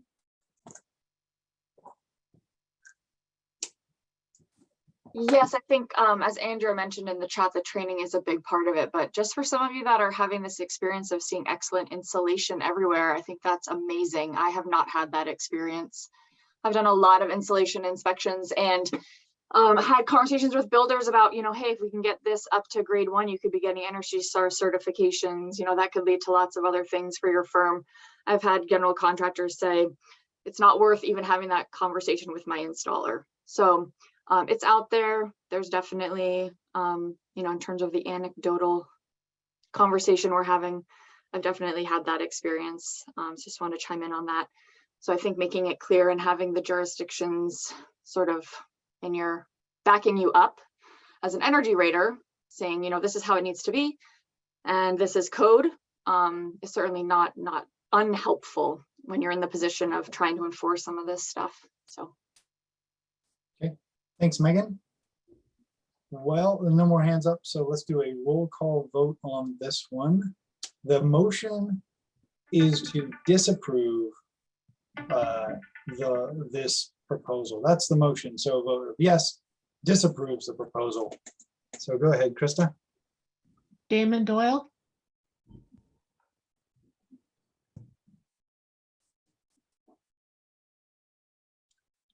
Are you there, Damon? I can't hear you, Damon. No.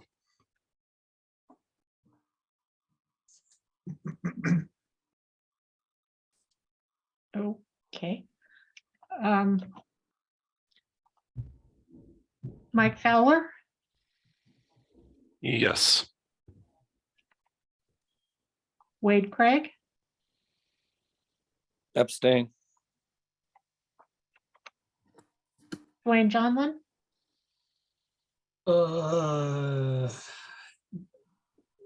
Abstain. Dave Balon. Yes. Megan Kramer. No.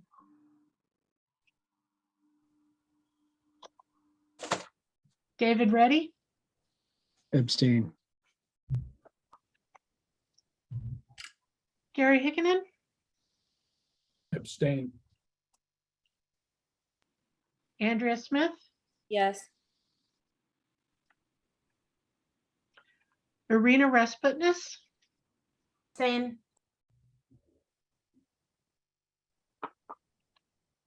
Poppy Storm. Abstain. Greg Davenport. Abstain. Henry Odom. Abstain. Gavin Tenold. Abstain. Patrick Hayes. Yes. Luke Howard. Abstain. Jason Carter. Yes. Jeanette McHugh. Yes. I think the abstentions have it. Yeah. 6 yes, 2 no, 10 abstentions. Okay, so motion passes. Right, Krista? Yes. We don't need a certain number of minimum yes votes to pass things at the tag, so that it passes. So this is disapproved. 090 goes back on the shelf. And we are to our lunch break. So 10 minutes, we'll be back at 12:35, and we will consider the next proposal. Thanks, everybody.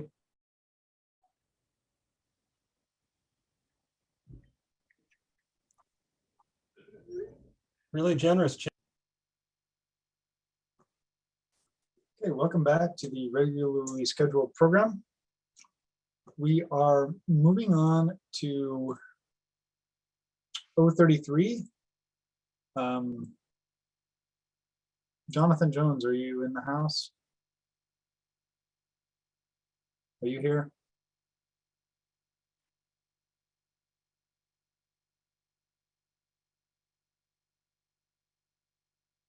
Okay, we have no proponent. If there's not a proponent, can we make a motion to disapprove? I think that's certainly an option. Yep. So I'd like to make a motion to disapprove in the sake of time that they didn't show to promote their proposal. do we have a second? I'll second the motion. Damon Doyle. Yep, we have a motion. We have a second to disapprove 033. Damon. I use the WSU certificate. I think it's fine. I just don't see a need for it to be in code language that it's mandatory. And I also know that Jonathan's teaching a class today, and I don't know if Megan's stepping in for him while he's teaching. But anyhow, there's my logic. It's a good certificate, but I like it to remain optional. Okay, thanks, Damon. Dwayne. Yeah, I like the idea that an individual builder or architect could make up their own certificate and have it be something spiffy. So I don't see a need to use this particular one. Okay, thanks, Dwayne. No other hands are up. I think we're going to vote on this. I am going to risk a voice vote. All in favor of disapproval of this proposal, say aye. Aye. Aye. Aye. Aye. Any opposed, say nay. Okay.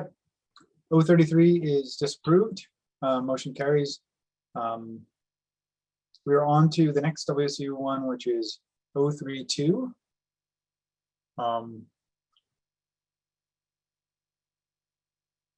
Megan, I'm guessing this is another. Hi, yeah.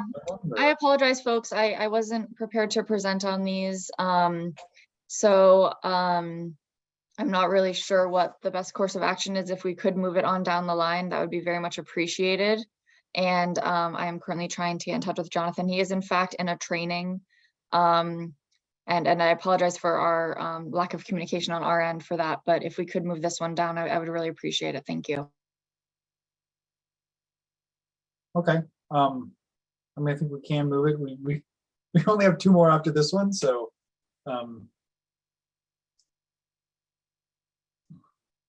I guess, does anyone want to table this until after 088, which is the last one? I'm going to make the same motion to disapprove for lack of a promoter, just like the other one. This is Greg. I kind of like this one. I'd rather table it, but there's a motion on the table to be seconded, so that goes first. Yeah, so there's a motion to disapprove. Is there a second for that motion? A second. Okay, we have a motion, we have a second. David, ready? Yeah, I think there's merit here, so I guess I wish we could have tabled this, but I mean, I can talk about it. I don't know And what's you could best. you could actually make a motion to table, and that would take precedence over the motion to Oh. approve. Excellent. Great. I appreciate you helping me out with this. Can I make a motion to table the proposal? I'll You second can. her motion. Okay, I have a motion to table the proposal. Until when? Until when, Megan? Until after 088? Correct. Okay. And I will Jonathan speak on it gets- if no one else is available to at that time. Yeah, I was gonna say, Megan, this is a pretty easy one. Yeah, I'd be willing I to can speak in speak on it favor at of that time if Jonathan is not available. Absolutely. Thank you. I appreciate it. Okay, nobody else has their hand up. So I think let's vote on a motion to table right now. All in favor, say aye. Aye. Aye. Aye. Any opposed, say nay. Nay. We have a single nay that I heard. What I said earlier was if I heard two nays, I will do a roll call vote, but I heard one. Okay, so this is tabled until after 088. So we're on to the next one. Howard Ahern, this is protection of piping installation.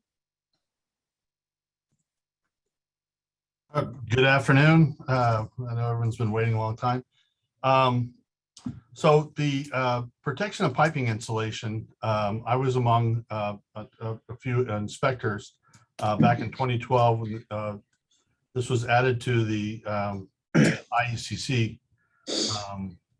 It has remained the exact same language since 2012 through all the various code cycles. One of the problems, a couple of the major problems that have been in this is the term equipment maintenance. For an inspector, it's a vague, although the code and commentaries have repeatedly said it's for physical damage. The ASHRAE handbook describes it as also physical damage. So the point was just take out equipment maintenance and call it what it is, physical damage. The other two new in the code that we have in there was the piping insulation, including termination ends. Why is that important? It is important because there is a major increase in the amount of pinhole leaks that we're having in refrigeration piping.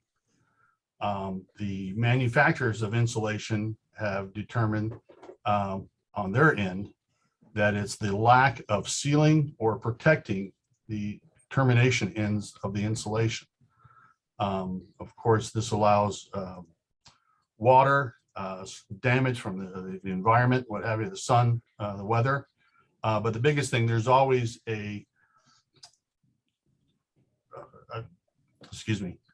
there's always a space between the insulation and the tubing. And whenever you have moisture, or especially rain, it acts as a freeway for moisture to come into the system. If it's stuck there, and this is why we're seeing a lot of, over the course of 2-3 years, piping putting in, whether through line sets or whatever, are developing pinhole leaks. And this is, like, again, has become a major problem. The other problem with that is you need to have protection that can be replaceable to repair these damages, but also exactly for the equipment maintenance. So we're not, in the same reason that adhesive tape destroys the insulation, we're trying to preserve the insulation so we don't have to keep supplying new insulation for every change out. With having the requirement for no less than 6 feet from the equipment allows, as insulation is sold in 6-foot lengths, allows them to have that on there easily. Removable protection comes in extremely various forms by a multitude of different manufacturers. So it's not something, it's something that's all being used now, readily available and being used on the market as well. And with that, I just open up the questions and ask for approval. Oh, one other thing. This was confirmed by the commercial. We worked on the commercial side and was passed through on the commercial side and went through the public comment, what have you. The only difference on this that I've included is the statement including termination ends. Other than that is exactly as the way that it is listed in the for the new commercial. Thanks, Howard. Yeah, opening up for questions. So Kevin, you have the floor. Sure. I support this proposal. It just makes sense. You're preserving the R factor of the insulation. When I was a design consultant and I would do site observations, it was amazing to see how quickly insulation is destroyed by ultraviolet rays or other physical damage.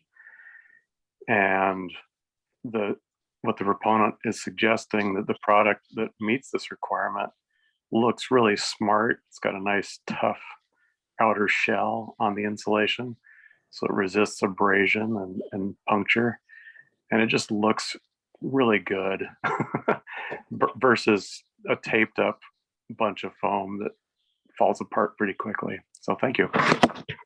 Thanks, Kevin. Dwayne. Yeah, I think that we just passed something very similar to this at the national level, but that said 6 inches instead of 6 feet. Yeah, that went on the commercial side. The residential side was passed with the same 6 feet. And that came from the gentleman from Oregon on the mechanical, because on commercial side, he was worried as far as flanges. That was the change that was made for that. There's also a need, and he's as well needed, that if we can on those commercial projects that they on some of those, especially for chilled water, that they wanted to go.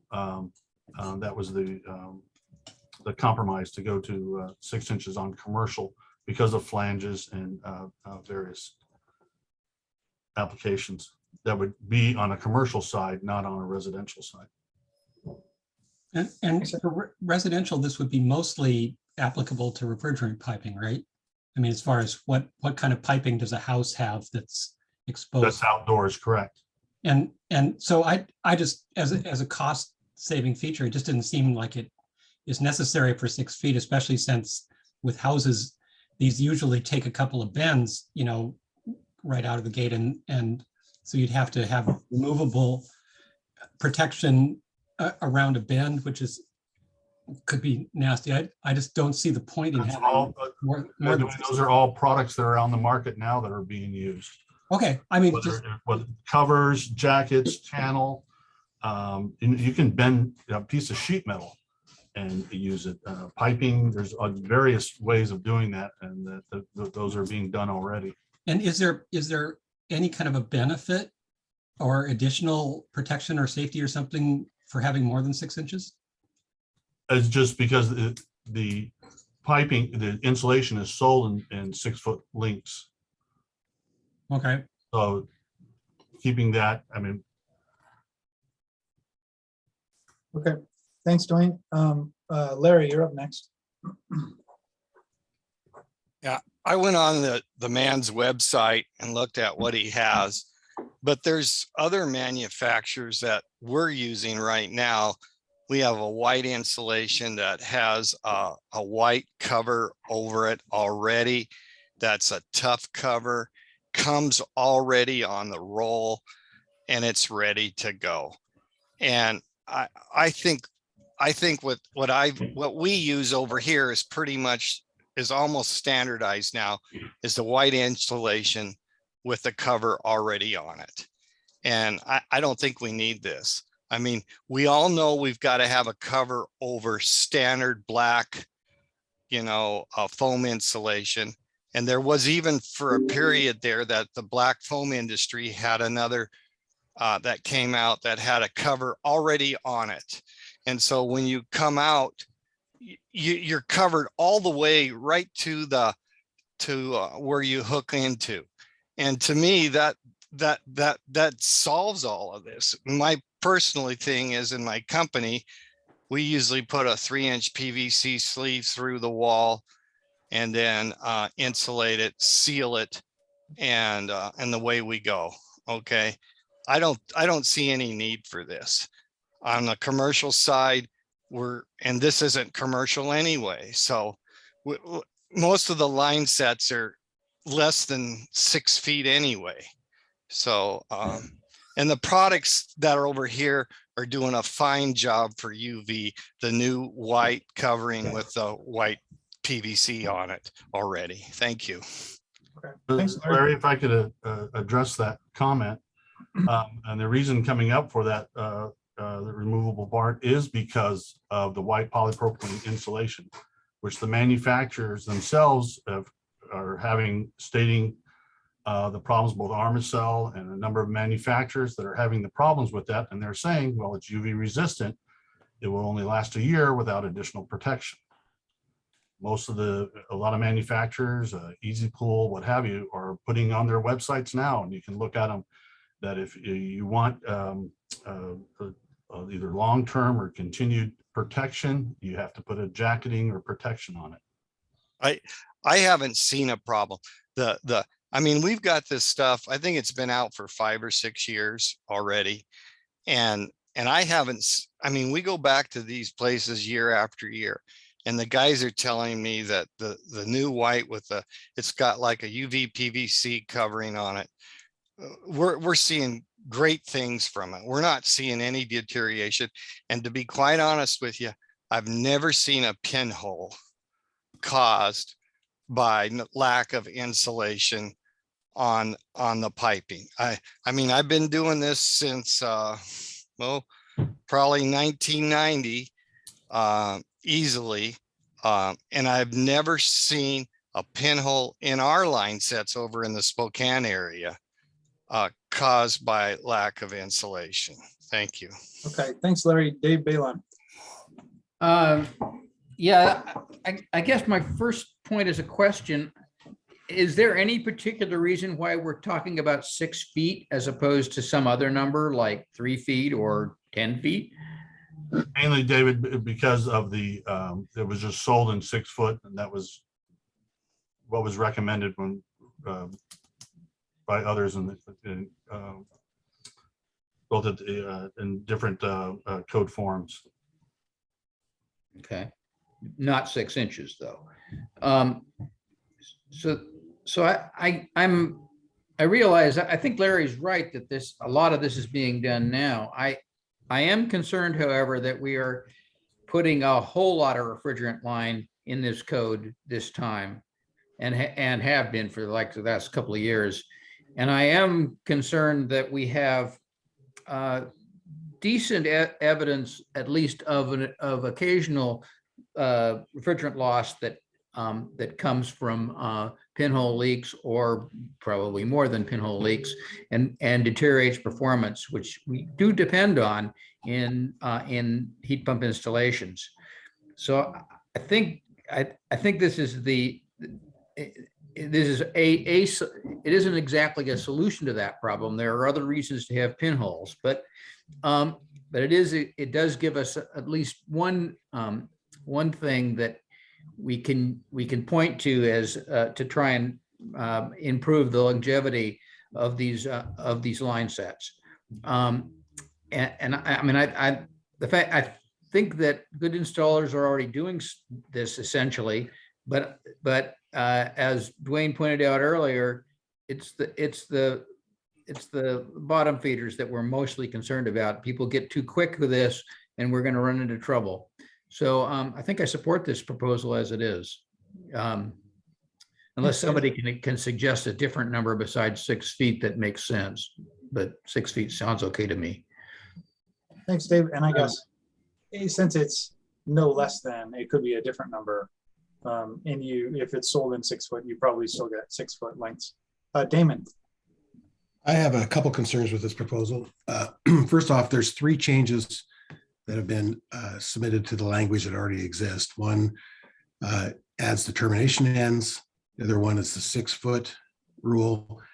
but it's the middle one that causes me the most trouble. Shall be protected from damage, including that caused by sunlight, moisture, and physical damage. Isn't that a little bit redundant? No, those are the reason that the insulation manufacturers, and some of them don't warrant their product outdoors or say that you have to have protection, is there's so many different elements that destroys the insulation.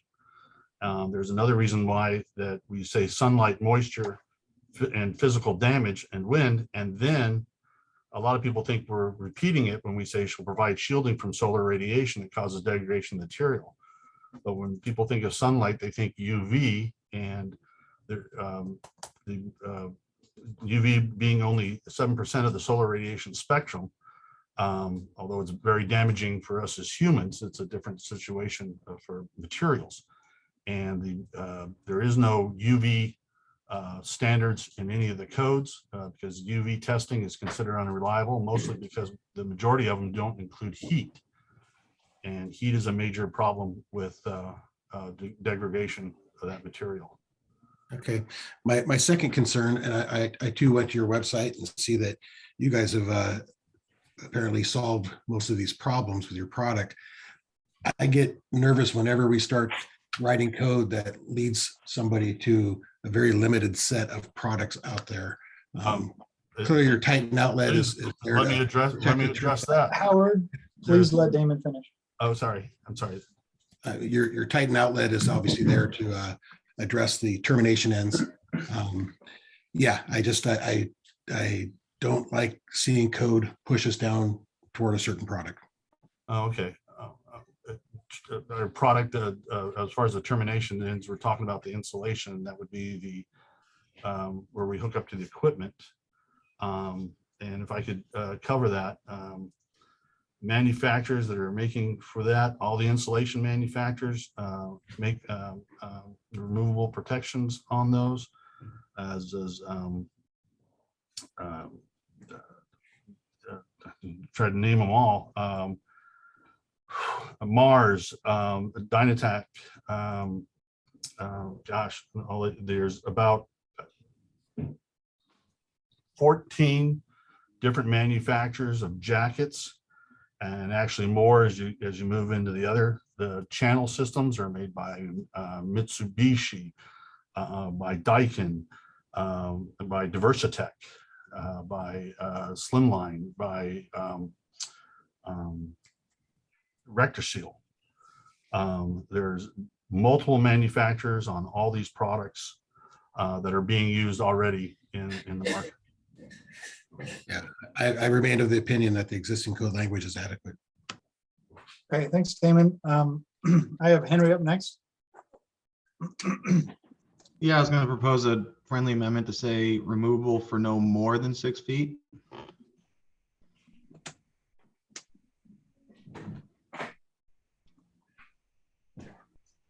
I guess, Howard, how do you feel about that?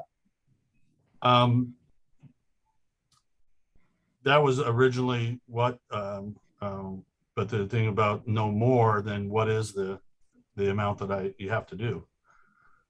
Yeah, it would seem like. Sounds like 6 inches was pretty common for commercial, so I don't see why you can't do 6 inches up to a residential AC unit or outdoor unit. It seems like no more than 6 feet means 0 is also an option. That is correct. Which I don't know, Henry, is. Are we good with a foot? I think it'd be an easier. Well, I assume removable protection is the one that's going to fail, right?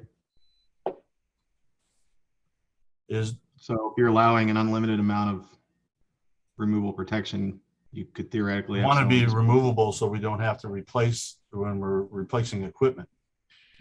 Mhm. But you've gone through the lengths to make sure that the insulation is well protected. But I assume if it's easily removable, that would be something that would fail much quicker than a more permanent installed. No, the idea is that if you have to do maintenance on the equipment, you want some defined length of insulation adjacent to it that you can take off, or protection that you can take off without having to rip off the whole thing. Correct. And Sure. Okay, protection shall be removable for no less than 6 inches. I changed my amendment for no less than 6 inches. If they want to buy a 6-foot piece, they can, but you're not limiting it to 6 feet. Sounds good. Since we're diving in, I have another proposed amendment. Go for it, Kevin.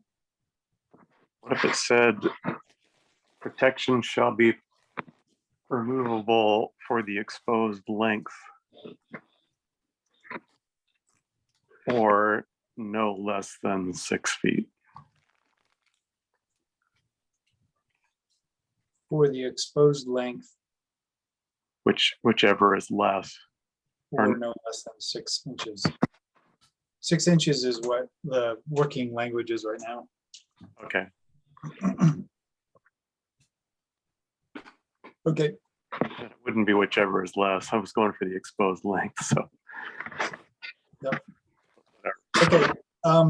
Kevin, is that your comment? Yes, thank you. Okay. Wade, you are up next.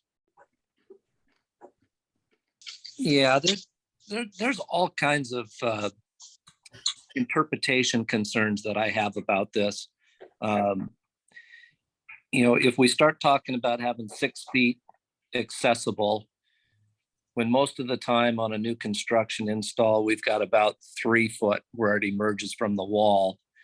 I know there's verbiage in there that says exposed, but if we have to have removable insulation for 6 feet. So we got to be kind of careful about that verbiage. And then this gets really, really cumbersome when you talk about sealing between the insulation and the tubing and how that's interpreted. If we start putting some sort of a sealant on those refrigeration lines, when we go into braze and do repairs, now we've got a foreign substance on there that's going to become an issue, especially where we've come in contact with the built-in components of the outdoor units.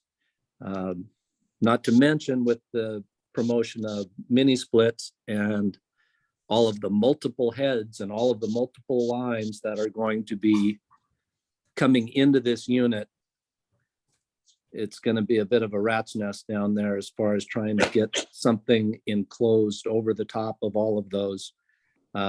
This is really cumbersome on the install side.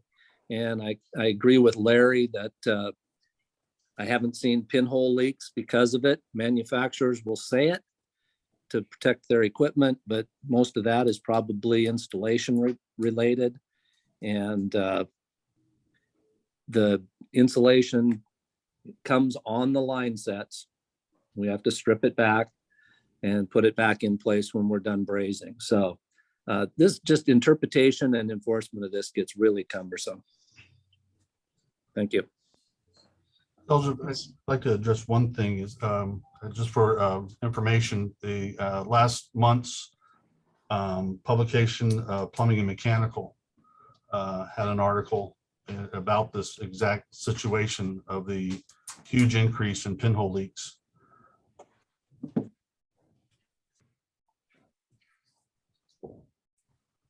But this is just about. Yeah, that would probably be more of a supply chain issue. We, depends on where the pinhole leaks are at. But this is just an issue of the protection that we're putting on top of that to keep the sun and the other stuff, birds and stuff, from damaging it. So we're just asking that. I think 6 inches is fine, but some bit of the protection closest to the equipment you can pull off and put back on without having to mess up the insulation. Or, I mean, isn't that okay, Wade? Well, it is until it says sealed for moisture between the refrigerant line and the insulation. So now that's up for interpretation. What is that? Some sort of a removable rubber gasket that goes on there that then encloses? Or are they going to be looking for some sort of a caulking sealant? It's kind of not really defined. I don't see where it says sealed for moisture.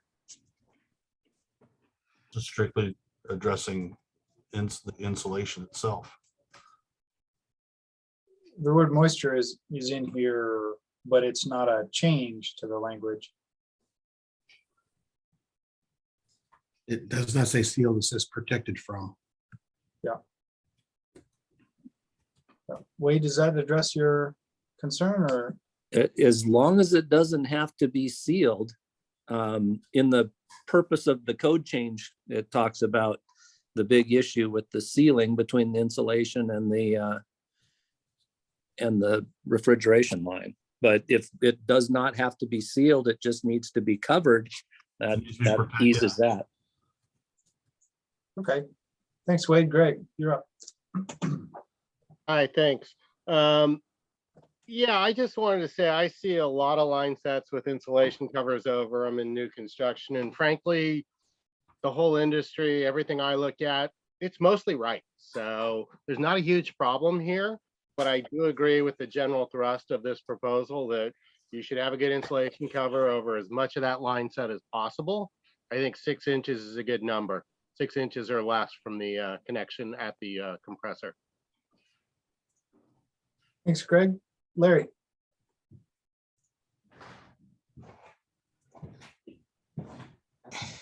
Most of all the line sets we put in mini splits, I mean, we're using Diversitech coverings over all of that. Plus, I'm using the white line set that has a UV covering on it, that with a hard plastic. And then when you get right down to the unit, let's say we have a 4-head unit, okay, and you got them coming in from different directions, and then tying on to each one of those, and I mean, sometimes those spacings, I don't think they've the Japanese, they must not even use insulation, because there might only be 2 inches between the 2 ports, and it becomes very problematic to be putting all that in there. I mean, a lot of times we hold back about 3 inches from where we're connecting, just with copper, just to leave it bare copper there, because I mean, some of these units, I mean, the ports are so tight together. And so you've got to be able to, and now we've got to have torque wrenches. They're not just a standard wrench, they're a torque wrench to get the specification torque on each one of those nuts, so you don't have a leak.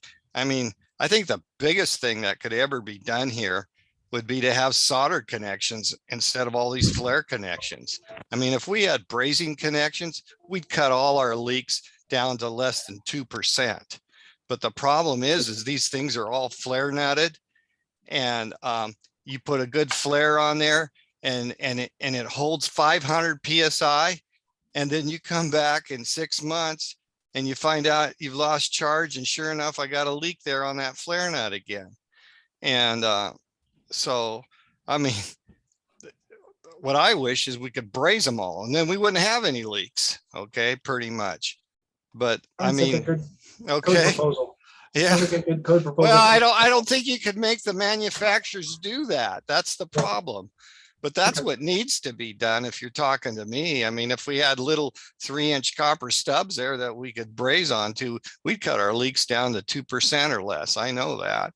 And yeah, I saw a study that basically said a very similar thing, that brazed connections are so much superior. So much better. And then the other thing that I see is what we're approaching is all these high velocities that need to happen in these line sets to get this efficiency. And I've talked about this before. When I see failures in line sets, what I'm seeing is the inside of the line set is worn out. We've had them shipped out to labs to have them take a look at it. And that's what comes back. The velocity of the product going through there is so high to get the efficiencies that they are, they're wearing right through the tube. Okay. And that's documented with the factories that we send out to. Thanks anyway. Great. Thanks, Larry. Great input. Okay, Greg, do you still have your hand up? Anything more to say? Okay, hands down. Okay, so we are ready to entertain a motion on this thing. I don't believe there's a motion on the floor. Motion to approve is modified on the screen. Second that motion. This is Greg. Okay, we have a motion and a second. Is there further discussion? Okay. All in favor of the motion to approve this as modified, say aye. Aye. Aye. Any opposed, say nay. Nay. Nay. Okay, we're going to do a roll call vote because we have multiple nays. So roll call vote, Krista, on, and this is to approve as modified 049. Damon Doyle, No.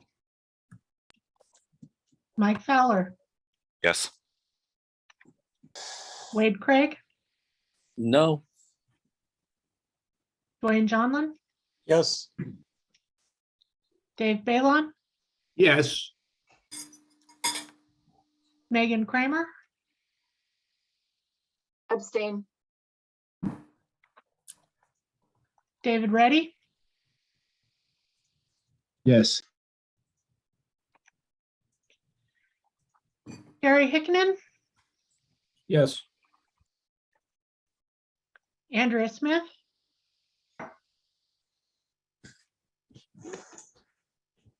Abstain. Irina Rasputnis, Abstain. Poppy Storm, Yes. Greg Davenport, Yes. Henry Odom, Yes. Gavin Tenold, Yes. Patrick Hayes, On the fence, yes. Luke Howard, Yes. Jason Carter, No. Jeanette McHugh, No. motion carries 11-4 with 3 abstentions. The motion carries 11-4 with 3 abstentions. We are on to 088, I believe. This is a Lisa proposal. Peter, you have your hand up. You have the floor. Yeah, I just would like to make a comment. I appreciated Larry's comments on the utility of brazing versus flared nuts. I think that is a substantive issue. Having done a heck of a lot of brazing on all kinds of materials and having done a lot of plumbing in different situations, I would go with the braze every time for reliability. And I think that's an issue that we will probably come back to and address in the future. So I'll just leave that comment with there at that. So I appreciate Larry's comments. So Thanks, Peter. I guess if we're going to encourage code proposals for the next cycle, would that go in the plumbing code probably? Mechanical code. Mechanical code. Okay, sounds good. All right, we are on to, this is Lisa. Are you here, Lisa?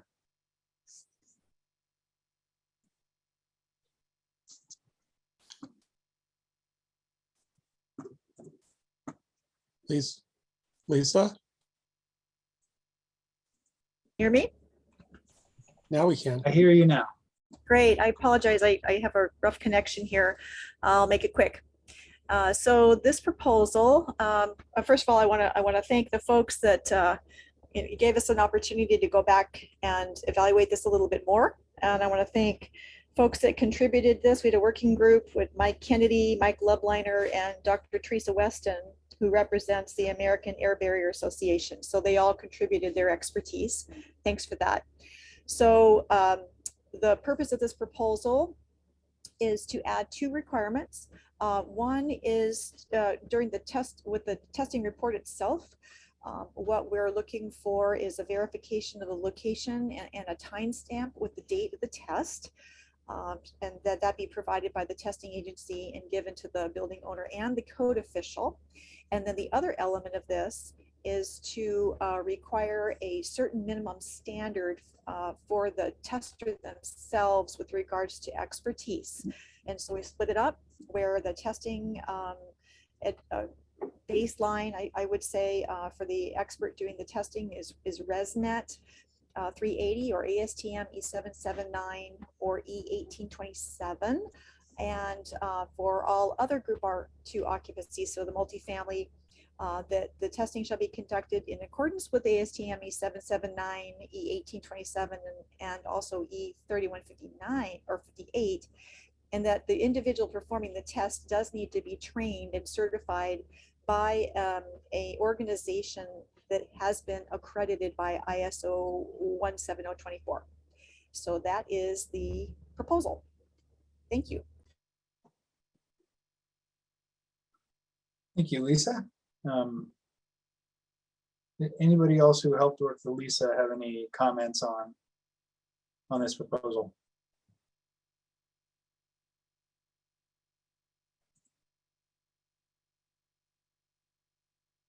All right, well, either we've all been worn down by this long day, or everybody absolutely loves it, or hates it. Dave Balon.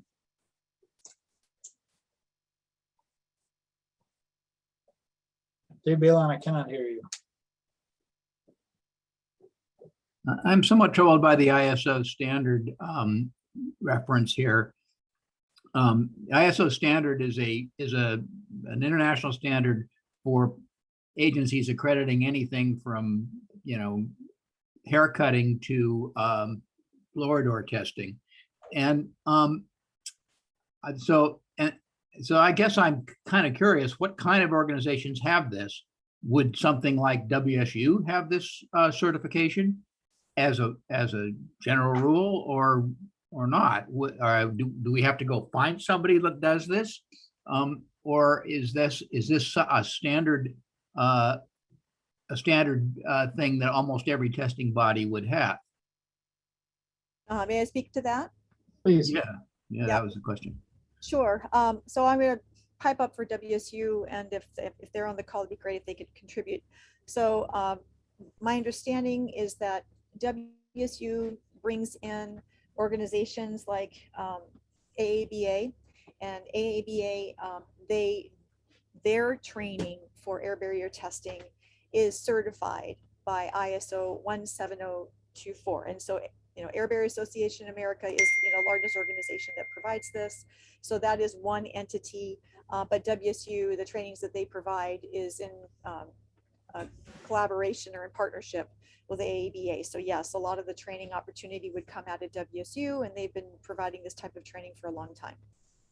Yeah, my understanding is that the intention is ResNet certified folks as well as BPI certified folks would also be qualified to do this testing.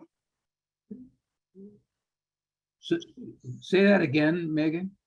My understanding is that ResNet certified blower door testers as well as BPI, Building Performance Institute certified testers would also be able to do the testing. Is that because and the ISO certification is to say that you can train people. It's not to say this is right. So that's where I think it's just kind of a tricky certification to have in here that folks aren't familiar with. And we've been having those conversations, and we did clarify with Mike Lubliner. And yeah, my understanding is that this Air Barrier Association group has been putting together trainings for this specific purpose, primarily in the multifamily sector. And so it's a way to say, you know, there are some trainings being done specifically for blower door testing. And I think there's going to be many organizations wanting to do this. But obviously, as a provider for ResNet, we certainly are going to have folks that are under our providership will be certified to do so, as well as Building Performance Institute folks that are certified to do blower door testing. That is my understanding. So my concern is that we are forcing ourselves into ABAA in spite of the fact that we have a perfectly legitimate training organization, WSU, already doing training like this. So but WSU is partnering with the Air Barrier Association on this. I think that's the part that partnering we're all is trying to get clarification on as well. So I do understand where it wasn't clear, and that's where we all we're in the same boat trying to get some more clarification. That's the connection with them developing this additional. What does it mean, partnering? That's a great question, and I'm gonna look up an email and see if I can find some more exact language for you. I can chime in and lend some clarity to that. Go ahead, Lisa.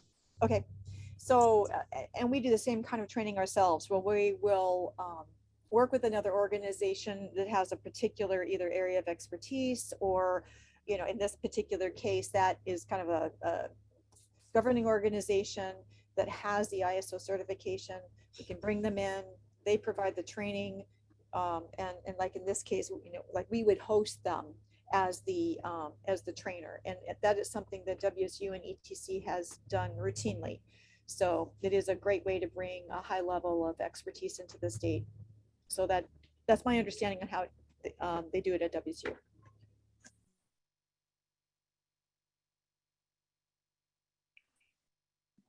Dave, does that address your questions? Yeah, all right. I guess so. I'm a little nervous about the relative breadth of an ABAA training relative to our needs in the single family residential sector. They do work in multifamily. It's not cheap, but it's probably effective. But that's not really what we're trying to do here in the residential code. We're trying to get a reliable test of air tightness in the building. We're not asking for ASTM 779. We're asking for a single point test, which is allowed under ResNet, and we're asking for it being done by a competent person that can honestly certify the results. That's what we're asking for, and I'm not sure that we're getting. I'm afraid we're adding too many more things on top of that process that will both add costs and reduce the number of trainers, or reduce the number of testers that we have available. Dave, that paragraph it starts out saying for all other R2 occupancies. So this would, as of an hour ago, this would apply to Woody walk-ups. For all other. Make a motion, David. Say what? Make a motion. I thought we already had a motion. We don't? I don't believe we have a motion on this proposal. I guess my inclination is to strike in the testing single family dwellings, strike ASTM 779 and 1827 and leave it with the ResNet ICC 380. That is the intent of our code. These other two are multi-point tests, and it's not our intention of the code. But it's an or statement, isn't it? So, pardon me? It's an or statement you can test with. Right, I understand. I'm saying we'll take out the ors for those tests. The AST, the R2, I think I would defer to others as to whether those other two tests are important. I'm not sure which one, if any, have the I think that the compartmentalization test is in that group that's mentioned here, and that's what the R2 occupancy is going to need. Okay, so to suggest modification to language doesn't require a motion. So you don't have to make a motion to do that. Right, that was in preparation for making a motion to approve this as shown on the screen. Okay, now I have a motion to approve as shown on the screen. Is there a second? I'll second that motion. This is Greg. Thanks, Greg. Okay, we now have a motion to discuss. So Dave, do you want to speak any further in support of your motion? I'm still nervous about ISO 17024, but I'm clear that we don't have a decent option otherwise. So let's do it. So I'll accept that. Okay, thanks, Dave. Dwayne, you are next. Yeah, Lisa, that last phrase, or deemed equivalent by the code official, does that mean or deemed equivalent to a certified accreditation body, or does it mean equivalent to the AABA? Yeah, that idea came from Mike Lebliner and Teresa Weston, and it was just an acknowledgement that, you know, this is the organization that provides, you know, the standard at this time, and that it open, that if other standards are developed over the course of this code cycle, that could be brought to the code official for approval. So that was, I think, the purpose of it. But if that's too vague, I think we would accept as a friendly amendment to strike that if people are concerned about it. So the amendment that I would like to make to the main motion is to strike that phrase and then to replace the word such as with including but not limited to.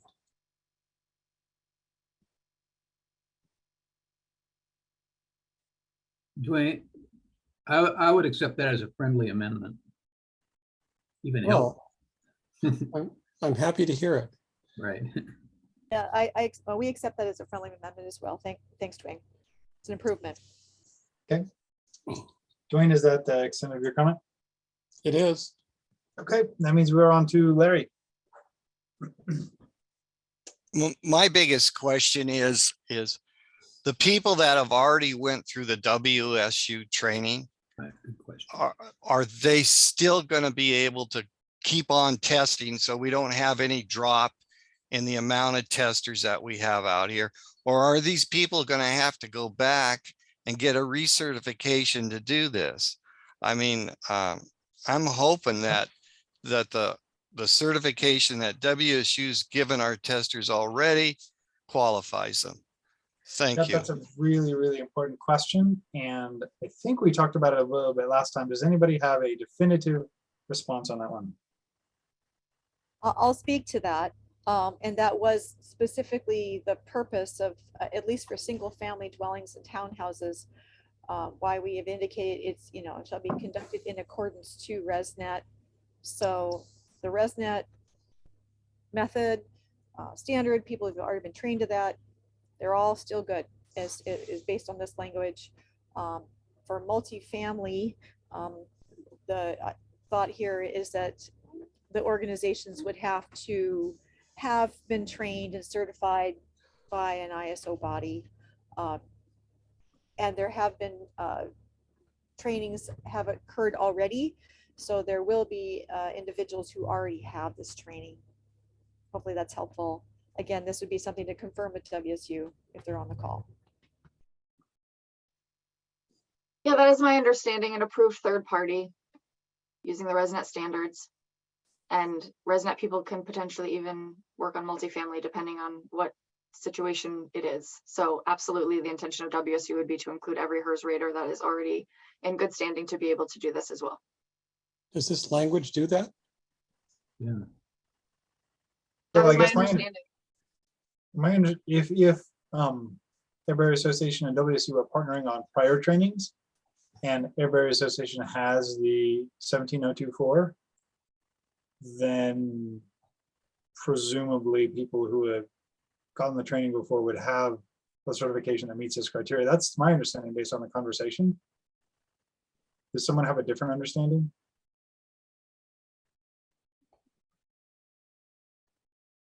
Yeah, we concur that that's the intent of this proposed language. Okay, and just so it's abundantly clear, this is going out for public comment after the MVE committee looks at it and after the council looks at it, and then there'll be a public comment period. So if there's any issues with fears about, I think nobody on this call wants the people that already do this to be decertified or not be able to perform tests. So any public comment made in the, if anybody thinks that that's the case, let's make a public comment on it. If we in fact move this forward today and still have reservations about it. Go ahead, Carolyn. Yeah, I have the same concerns as Larry. I mean, we have enough problems getting people to come out and do inspections and things like that. So I guess it's really concerning if we're going to add another hoop into this. And I really think that this is something that probably needs to be discussed in a different venue, possibly than even the code council. I mean, if there's a problem with testing and what's going on, it should be dealt with at someplace else besides here. Thank you. Thanks, Carolyn. Dave Balon, you still have your hand up? Yeah, I actually do agree with Carolyn and Larry that we have to do quite a bit to ensure that we've got enough people to do this. We're requiring it on every house, that actually in every condition, and that's definitely a change from at least how it was enforced. So I think the point of this exercise is to make it so that that training and access to training is improved, either by virtue of the fact that there are other organizations that meet this certification, or that that there's a broader understanding of how to do this within the existing training format. So I think this is okay. Pending, I mean, I'm definitely interested in public comment here, but I think this is okay. I don't think we're supposed to be reducing the number of testers, however, and I'm not sure if that would be accomplished here. For the most part, I think WSU has been the agency that, quote, certifies, unquote, the blower door testing, and if they're going to be able to grandfather in their existing crews, then that'd be good. As for the people that are not already certified, either because they already knew how to do blower door testing and didn't take an additional class, which is definitely some of them, I'm hoping that we have some way to provide them with an avenue for them to get the appropriate paperwork through WSU. Could I suggest a language modification then? Yeah. So it's, if we said trained and certified by a certification body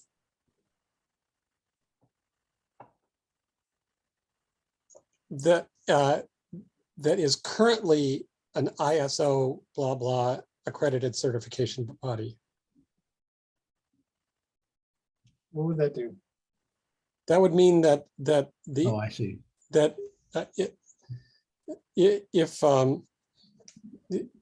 if they're, by the time that this thing goes into force, if all those ducks are all lined up in a row, then the organization will be certified at the time of permit application.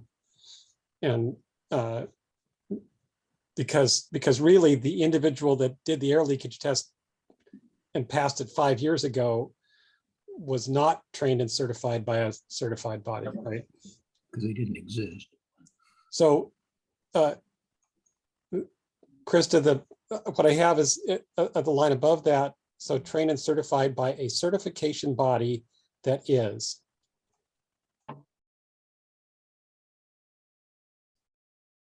Currently. Or no, currently is not a good word. That is at the time of permit application.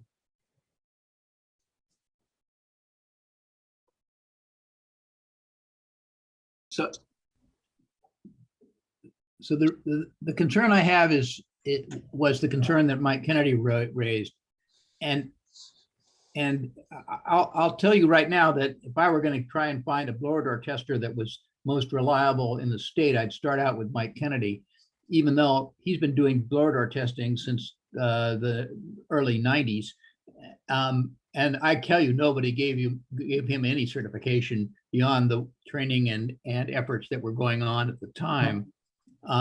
So the question is, do we lose that group of people? And I guess it's a relatively small number, so maybe we can figure out, maybe the WSU can figure out a way to grandfather them in.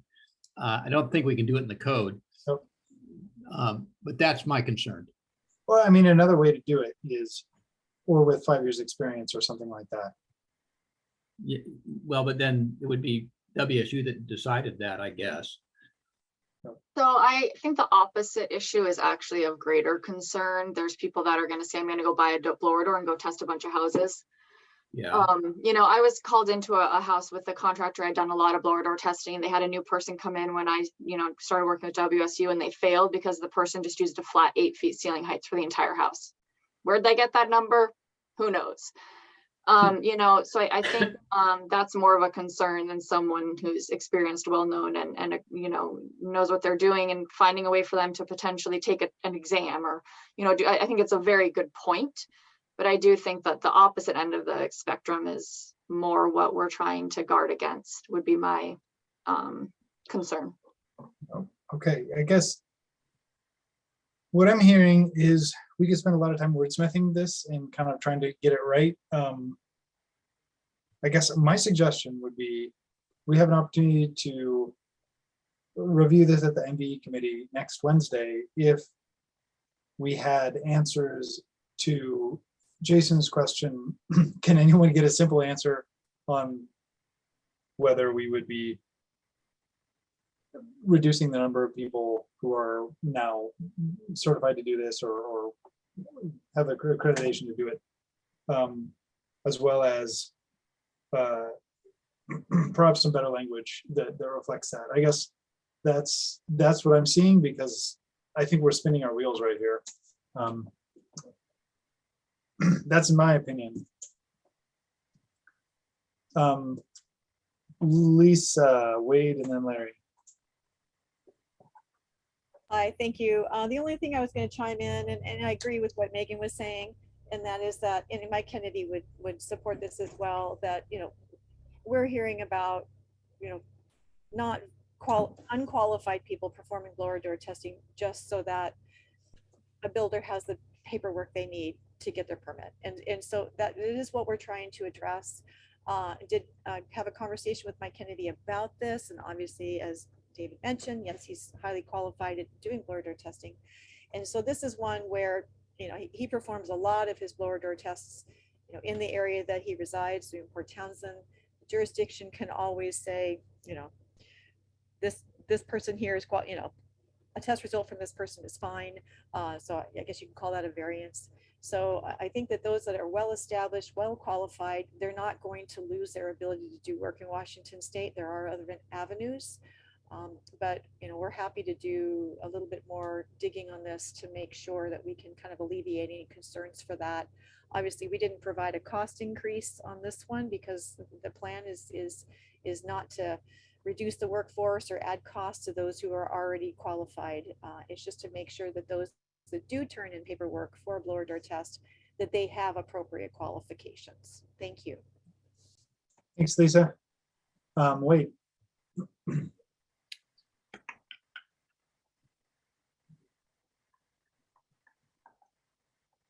Wade, I don't hear you.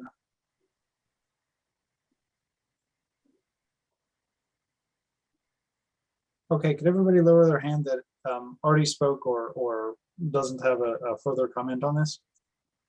Kevin. Yeah, quick question.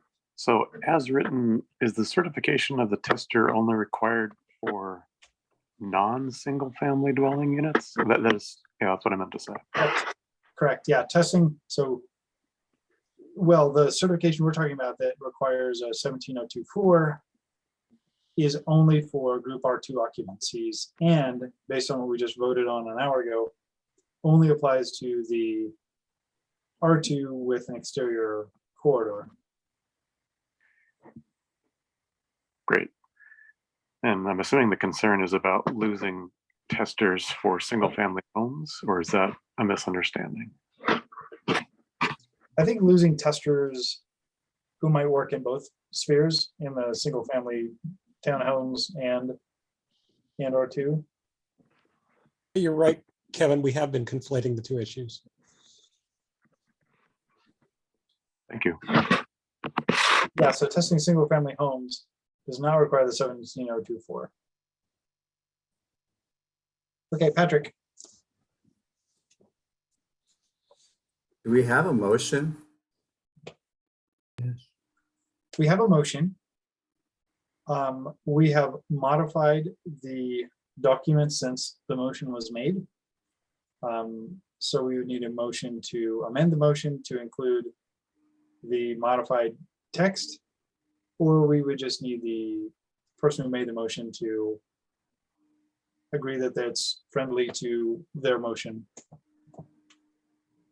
Okay, well, So if, I thought I'd already made that agreement, so did we add more stuff since I did that? Well, I think so, because we added, including with alum, not limited to, and certification body that is at the time of permit application. well, considering all the dissent and all the possible loose testers and all of this, I don't think this thing is ready for prime time at all. And since there is a motion, and I'm assuming it's seconded, Yes. call to question. Can I say one more thing? Is that I guess, is there anybody opposed, any tag members opposed to call the question? And Megan, you can be opposed to it if you have something to say. opposed? Okay. Then now So- we will vote on the call the question, which will cut off debate. So all in favor of ending debate right now, say aye. Aye. Aye. Any opposed, say nay. Okay, Sorry, I I'm heard muted. one Nay. Okay, all right, we're gonna vote on this. So call the question has been invoked. We're going to do a roll call vote on this. Got it. And we need a 2/3 majority to pass and end debate. So, Krista,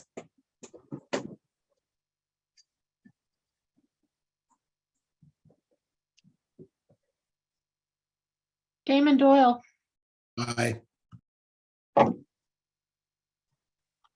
Mike Fowler, No. Wade Craig,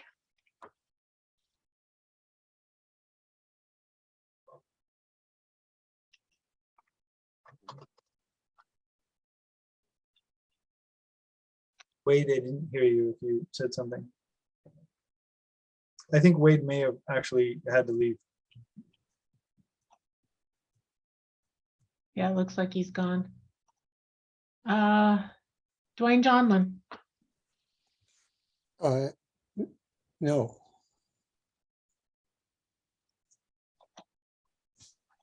Dave Balon, Yes. Jonathan Jones, or Megan Kramer, sorry. Yes. Wait, you want to end debate? No. Thank you. I apologize. I appreciate your help. Yeah, the motion is to end debate right now. David Reddy, Abstain. Gary Hickman, Aye. Andrea Smith, Yes. Irina Rasputnis. No. Hang on, I just lost my screen.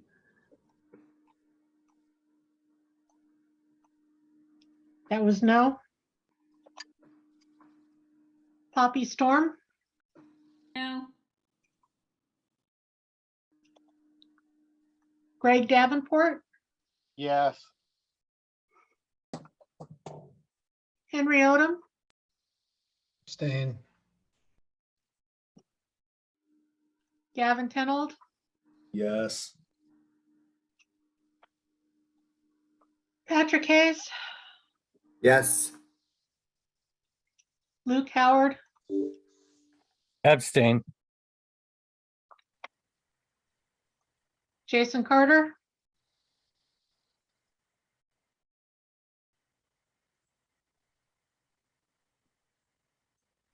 Yes. Jeanette McHugh, Yes.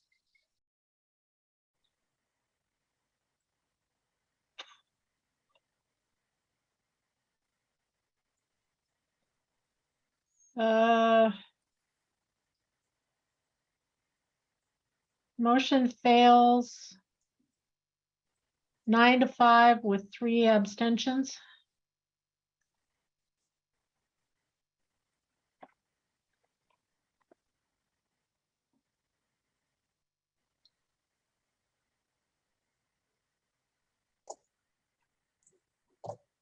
Okay, well, that means we're not quite ready to cut off debate. Megan, go for it. Okay, just one quick thing. How I am reading this is testing of single-family dwellings and townhouses shall be conducted in accordance with the ResNet standard we all agree is fine. Test procedures and leakage rates shall comply with this section. Okay, that is fine. That's what they're saying. It's not saying that the single family or townhomes have anything to do with the next section, which is for all other group R2 occupancies, testing shall be conducted in accordance with ASTM E7. So that's like the commercial version. And the individual performing the air leakage. So that's where I'm seeing them as two separate things, where it's the single family folks. We're just saying we want you, if you're testing these homes, to follow this procedure and to do it right. Is that a correct interpretation? Yep. That's my interpretation. Yeah. So we're So not, that's where I'm trying to clarify the point that HERS raters will not be impacted in a negative way by simply trying to say, if you are testing these homes, you must do it according to an established standard. Thank you. I appreciate the time to make the comment. thanks, Megan. Dwayne. It reminded me that the top line of that paragraph, you could strike all other, because we weren't talking about any other kind of R2 occupancies. Okay.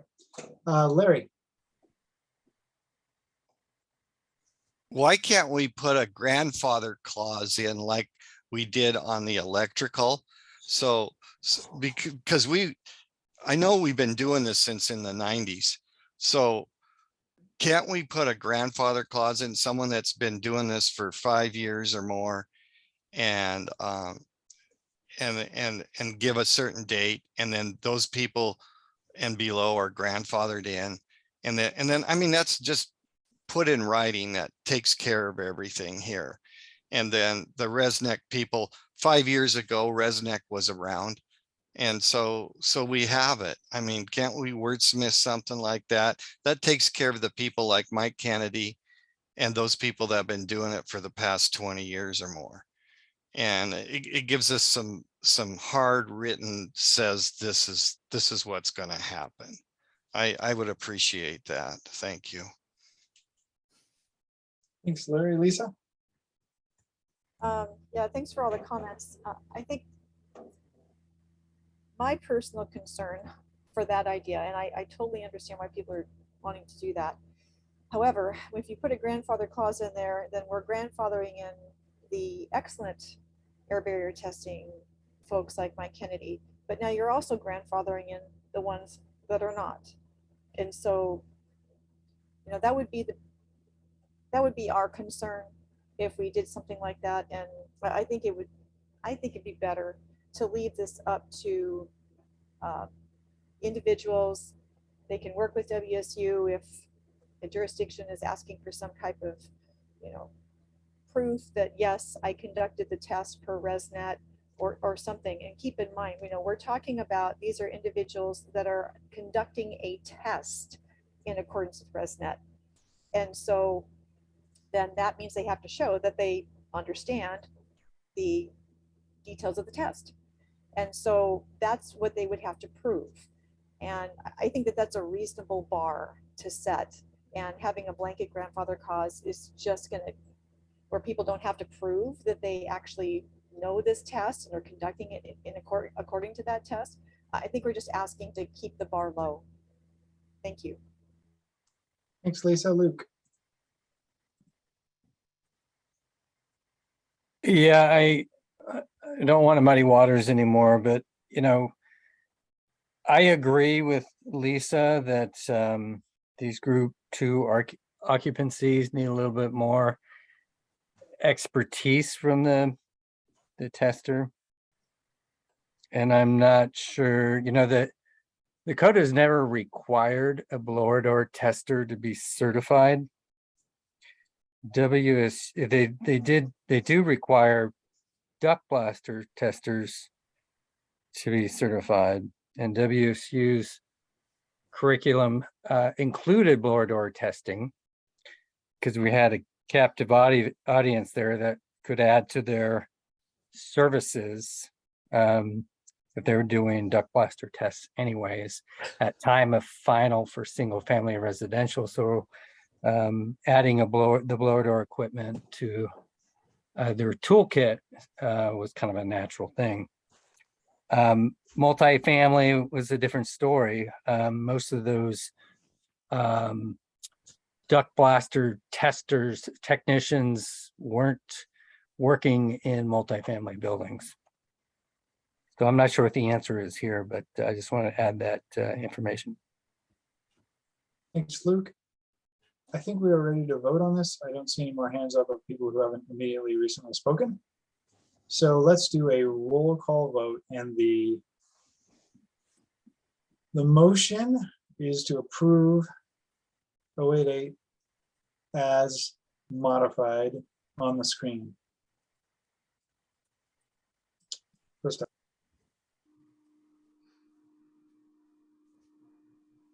Damon Doyle, No. Mike Fowler, Yes. Dwayne Johnman, Yes. Dave Balon, Yes. Megan Kramer, Yes. David Reddy, Abstain. Gary Hickinen, Abstain. Andrea Smith, No. Irina Rasputnis, And Poppy Storm, Yes. Greg Davenport, Yes. Henry Odom, Abstain. Gavin Tenold, Yes. Patrick Hayes, No. Luke Howard, Yes. Jason Carter, No. Jeanette McHugh, No. motion carries 8-5 with 4 abstentions.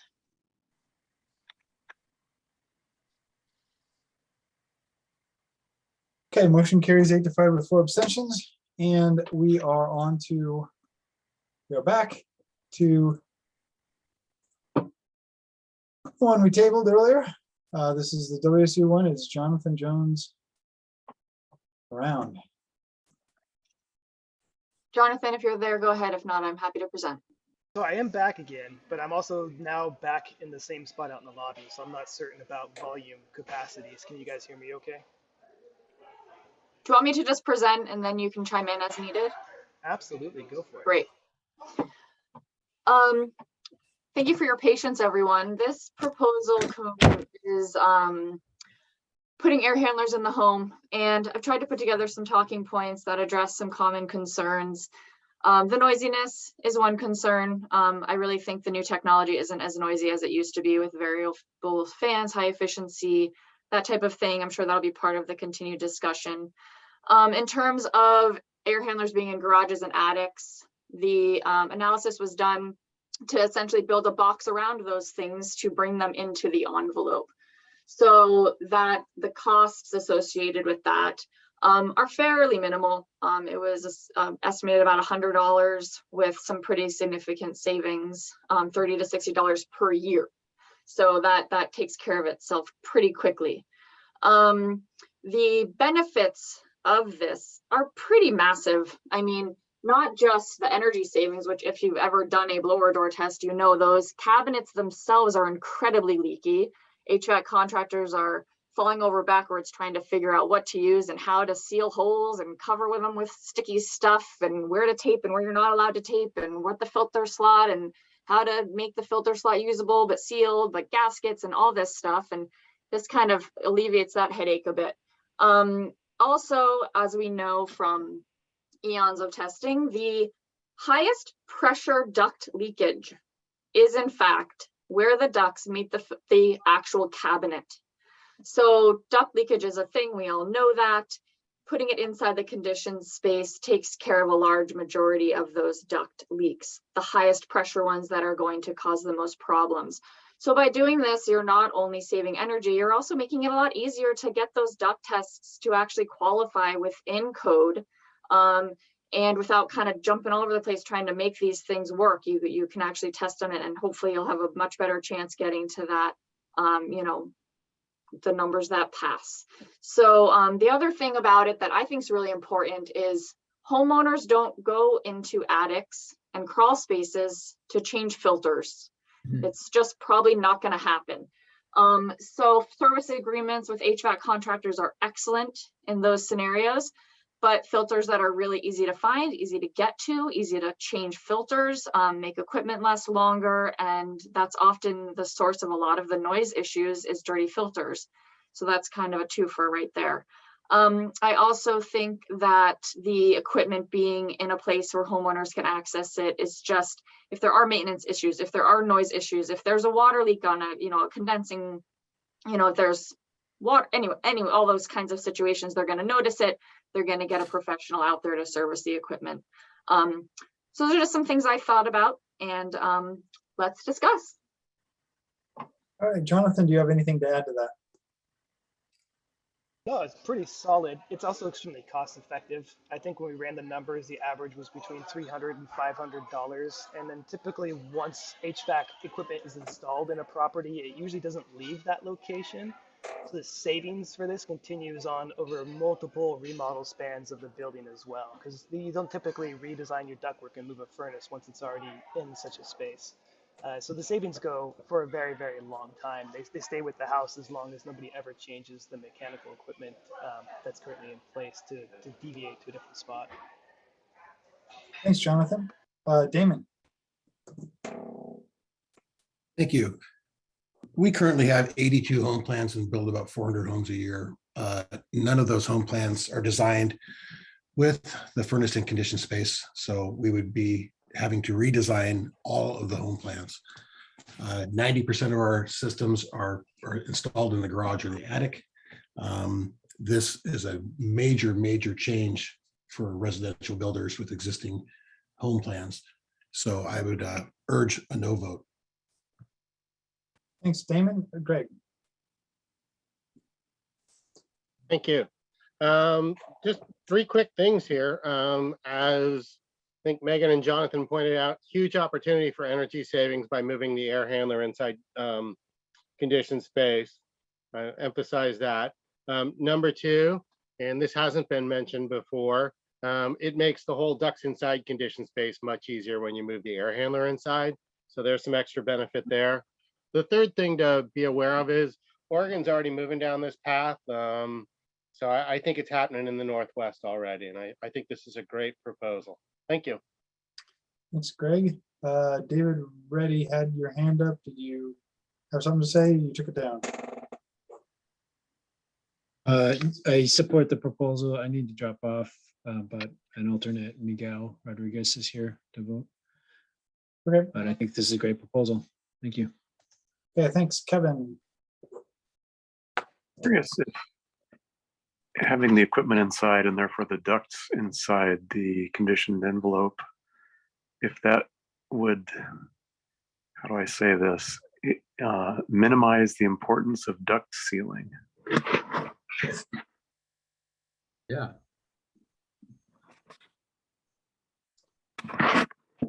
Does I guess anybody have an answer for Kevin? Shout it out. Well, I'll ask a follow-up question, and while we're waiting, if that's the case, would there be any reason to relax the requirement for duct leakage if this was accepted? I might be able to help answer this a little bit. If your ducts are also inside conditioned space, that leakage is going inside your house. So if you have some duct leakage, it's a much lower impact issue. If your air handler is inside, but your ducts are still outside of conditioned space, that's not such a benefit. You really want good duct sealing there. Thanks. I have Andrea up next. Yeah, I seem to recall, I think it was like one of our first meetings, we passed something kind of similar. Can somebody give me a breakdown on how this is different from the other proposal that was previously passed? And I don't remember the number. I can look it up really quick if that's helpful. I believe you're referring to 080, which put water heaters within the condition envelope. Maybe. In which case that answers my question. I'm gonna put my hand down and look for that. And then if I have a follow-up to that, I'll raise my hand again. Thank you. Andrea, Chris is showing that on the screen. Oh, perfect. Thank you. And do you Okay. Yeah. Thank you. Gary, you're next. Thank you, Mr. Chair. I share Damien's concerns here. I mean, a garage is a perfect place to install an air handling unit. Mine happens to be down in the basement. I know there's probably not a lot of homes being built with basements anymore, but basement is another great location, and with this language would not be considered conditioned space, at least not in my basement. So I think it's too restrictive. I would also say that if the ductwork and the air handler meet the requirements for leakage that we have in the code, then I don't see this as being as much of an issue. Obviously, not everything gets installed correctly, but we do have those requirements. And I guess I would challenge the assertion that it only takes about $100 or so to enclose an air handling unit to make it part of the conditioned space. So those are my comments. I would be opposed to this in its present form. Thank you. Thanks, Gary. Jason, you're next.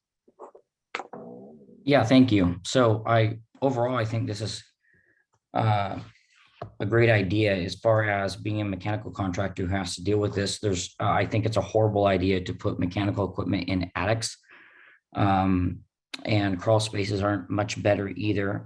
But I would be curious if there would be an allowance to bring up things like what Gary just talked about, of allowing, so say like possibly a friendly amendment to allow these in semi-conditioned spaces such as unfinished basements or garages, because those are really great locations that they don't have the heat loss issues that you have, or heat gain issues that you have associated with crawl spaces and attics.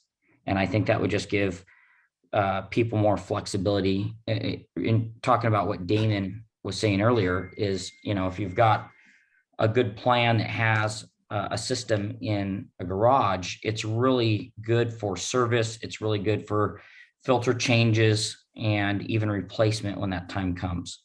And I would really like to get the TAG's thoughts on a potential compromise or amendment that would allow semi-conditioned space use. Thank you. Thanks. Well, you heard Jason's question. I think it's a good one. We're just going to march down the line of people who raised their hands, but please feel free to answer Jason's question as you do so. Larry. I got several points here. One of them, I don't like the idea of not sealing our ducts. Okay, that it's critical to have your ducts sealed so you get the CFMs you need into the room that you're trying to put it in. If you don't seal the ducts, you ain't going to get the CFMs into those rooms, and you're going to have unhappy customers. Okay, and then several times we do a lot of radiant with it's air hydronic systems, and we've put the furnace up in the attic, but we've actually built a room in the attic, and we have a nice staircase that folds down so the people can go up there, because there was no other place to put it in these existing buildings. They were already designed to have it up there. So what we did was we actually built a code compliant room in the attic for the air handler. And then for the ones in the garage, there's several furnaces out there that have spent, I mean, the Rude Ream manufacturer spent $900,000 designing the doors to be airtight. If you look, they told us in the meeting, they spent, I couldn't believe they spent that kind of money, but to make sure that their doors are airtight. And there are several manufacturers out there that have airtight doors on those blower systems. And so that's where I'm coming from. The garage side of things is that those would be excellent pieces of equipment to put out there because they have zero clearance to combustibles around the furnace and the airstream.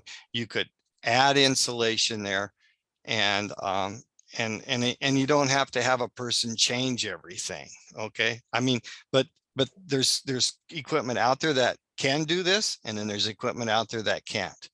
Okay, thank you. Thanks, Larry. Dave Balin. Yeah. Can you hear me? Oh, yes. So Yep, I can hear you. I think I support this proposal partly because it's a reasonable incremental change in our current practice that might have probably will have large impacts on the efficiency and the delivery of the delivery efficiency of forced air systems. I do agree that semi-conditioned spaces that are unheated attics should probably be included, even though semi-conditioned is seldom the correct answer for those kind of spaces, since they have all kinds of things in the basement, such as leaking ducts, freezers, water heaters, pipes, et cetera, et cetera. So they're often not unconditioned. So at least to that extent, I would add it. Garages are not so lucky. And that's because, not so much because the garages are not semi-conditioned, but because the garages are the source of plenty of very serious air pollution, including car exhaust, but also off-gassing from solvents, from cleaning products, et cetera, that are stored in the garage. It's far better to try and keep those gases out of the living space, shall we say. With the air handler in the garage, that almost always is impossible to do unless you've really sealed it well. It's true we require that, but this proposal adds the dimension that we would actually not be as concerned. Finally, when you actually put the air handler in the space and you're doing a proper blower door test, all the leakage associated with the air handler and the connections to the air handler would be in the interior space. Would not count as part of the net duct leakage. That makes the prospect, even when you have ducts not in the conditioned space, that'll make the possibility of making an effective air sealing system on the ducts much more feasible. And incidentally, once you put the air handler in the house, you may be induced to go spend a little money and get the ducts all in the house and get your extra point out of the option table. I would accept, however, if someone wants to try and make this amendment, that we would put conditioned space, comma, unconditioned or semi-conditioned basements as an additional feature of this restriction. So to say air handlers shall be located in conditioned space or unconditioned basements? Semi-conditioned basements. Semi-conditioned basements. Hey, David, I think you should include still the attic and the garage. Not a chance. It's the last one. Am I allowed to respond to that, or is that? Yeah. Well, yeah, go ahead. Okay. With the basement is you can have the exact same scenario as the garage. There's not the carbon monoxide associated with car exhaust, which of course is definitely an issue with any ducts in the garage. But again, chemicals and whatnot. I wonder if that just leaves it up to too much gray area. Like I'm thinking about like a knee wall attic, like I don't know. I just wonder if that's really enough tight language. Like, but I would like to see the actual language that you would use.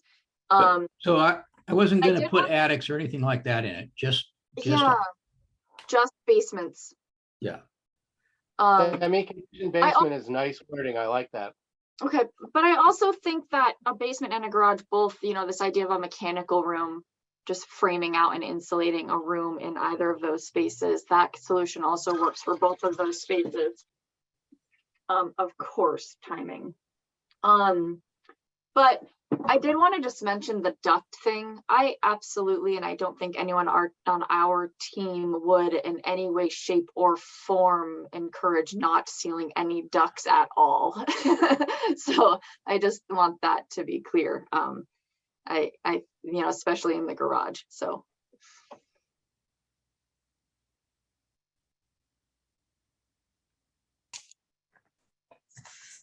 Thank you, Megan.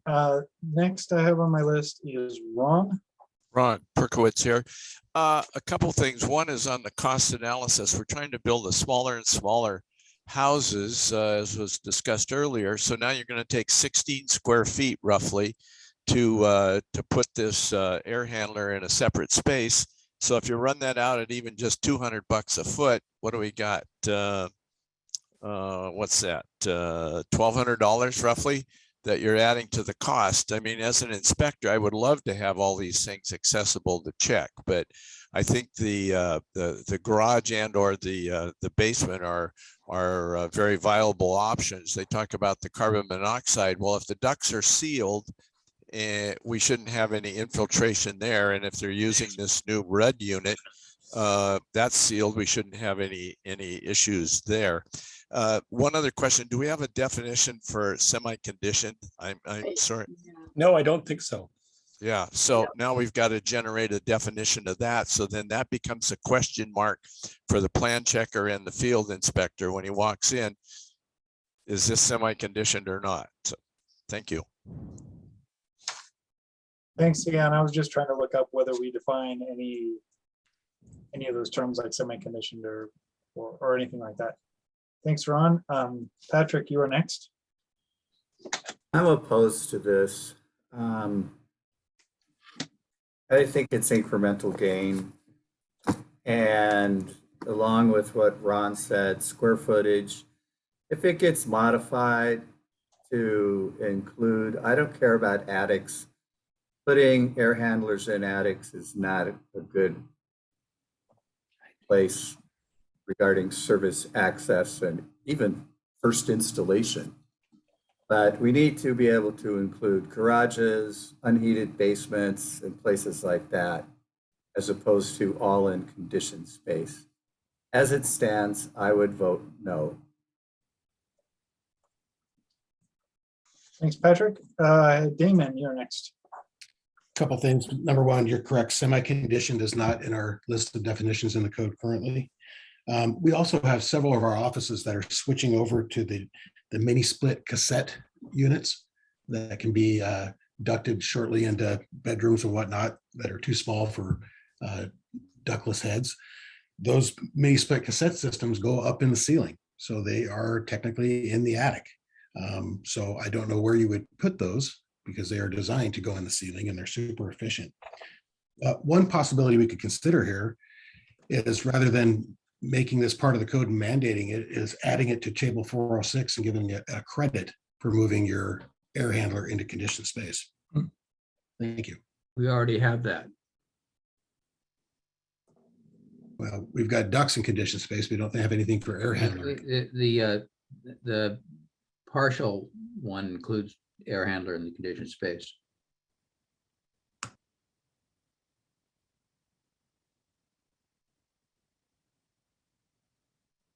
Thanks, Dave. I am seeing lots of hands up of people who have very recently spoken, so please lower your hand if you have recently spoken and you don't have anything further to say. Dwayne. Yeah, actually, our definition of conditioned space includes what is called indirectly heated or cooled, which says they communicate they're separated from the conditioned spaces by uninsulated walls, floors, or ceilings. So actually, we don't have to use the term semi-heated or indirectly heated, because conditioned space, the way we've defined it in our code, includes in this case, a basement level that was insulated at the exterior wall, but not insulated between the basement and the main floor would qualify as part of the conditioned space. Huh. But a garage would not, correct? A garage would not, unless you did some very peculiar things. Yep. Okay, Larry, you have your hand up? Yeah, I just put it in the chat. I mean, you need 5 feet, you need about 6 feet deep at $200 a square foot. That's a $6,000 hit for this area. And that's real reasonable. I mean, we're talking a lot of money here, and our proponent doesn't show this. I mean, that's a lot of dollars. Okay, $6,000. You used to buy a car for that. Thanks. Ken? May I chime in a Right. response to that statement? Go ahead, Jonathan. I have a builder who builds 600 homes across the Northwest consistently between Vancouver and Tri-Cities. He builds a small closet space in his garage. This cost estimate was given to me by that production builder. This is what it cost him to build a closet into the garage with an exterior man door, to bring his HVAC system within the conditioned space, and they put a passive grill so it is connected to the whole house volume conditioned air. Yeah, I'm not sure why you need a 30 square foot room for a 2x2 footprint air handler. Well, here's what you got, Henry. You got a 17.5-inch wide furnace. You got a 6-inch filter rack, and you got about a 12 or 14-inch drop. Okay, when you add all that up, you're about 5 feet. Then you're supposed to have 3 feet clearance in front of it, and you got 3 foot clearance from behind. So you need a 6x5 if you're going to have a door that's going to go into that area. Thank you. Thanks, Larry. All right. There are no proposed changes on the screen right now. We've heard from lots of people on this. I'm ready to take a motion. Motion to approve. This is Greg. I'll second the motion. We have a motion to approve and we have a second. I'm not seeing hands popping up. We all might be a bit tired. Let's do a roll call vote on this. The motion is to approve the proposal 32 as shown on the screen. Chell, could I ask Dwayne to explain the conditioned space one more time? What does that include? Yes, if a basement or any other space was insulated to the outside of it, to the perimeter, and there was no insulation between that space and the main living space, it would be part. It's by our definition, it is part of the conditioned space. You could conceivably do that with an attic. You could do that with a garage, although that's very seldom done, but it is frequently done with basements. So there's no actual heating equipment in the basement, but it's within the thermal envelope. I put the definition in the chat, and this is the definition from the 2021 integrated draft.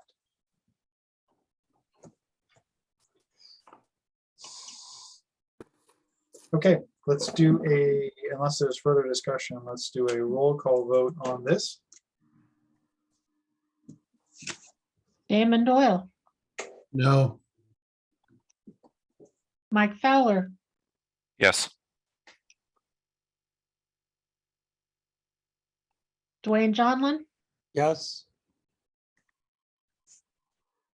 Dave Balon, Yes. Jonathan Jones. Yes, via chat. Miguel Rodriguez, Yes. Gary Hickenen, No. Andrea Smith, No. Irina Resputness, Same. Poppy Storm, Yes. Greg Davenport, Yes. Henry Odom, Yes. Gavin Tenold, Yes. Patrick Hayes, No. Luke Howard, Yes. Jason Carter, Yes. Jeanette McHugh, No. okay, motion carries 11-5 with one abstention. Okay, all right. Well, thanks everybody for the great discussion. We have one more agenda item left, and that is to look at any proposals, revisit, I'm tired, revisit any proposals for correlation issues. And we did have Greg Davenport had sent in some suggested language for the O23. I don't know, Krista, is that what you were going to bring up? I was thinking about 80. 80, okay.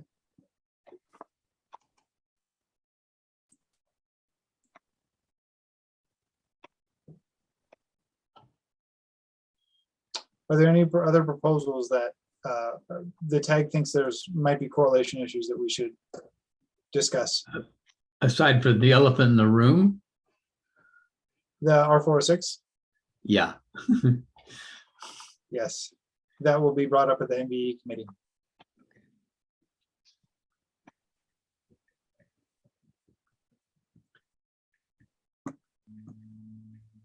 Damon. With R406 being the bulk of the compliance path or the prescriptive path to our code, I think it's a real disservice that we do not have that here for the tag to consider, that's moving forward to the MBE and a whole new set of votes. So I want to express my concern on that. Thanks, Damon. Andrea? Yeah, I mean, we do have about 40 more minutes on our agenda. Would it be possible to cover what has already been done on that table adjustment? I'm sorry, I didn't hear exactly what you were saying. Sorry, my dogs. We do have about 40 minutes, well, I guess 27 or yeah, we have about 40 minutes left on the agenda. So I was just curious if we could start those discussions before it moves on to the standing committee. The discussions on what? R406.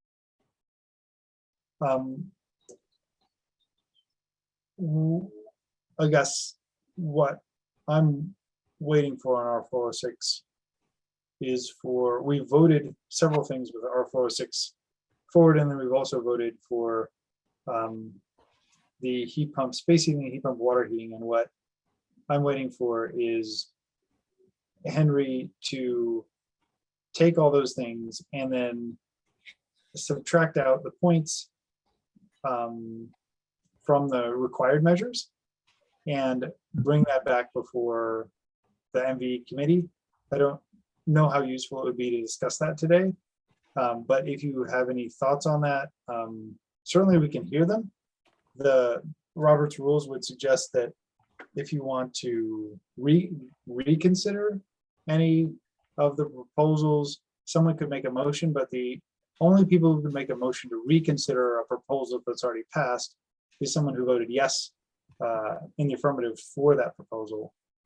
But you can make a motion to do something else. I don't know what you're suggesting, but you could make a motion for something else if that's in order.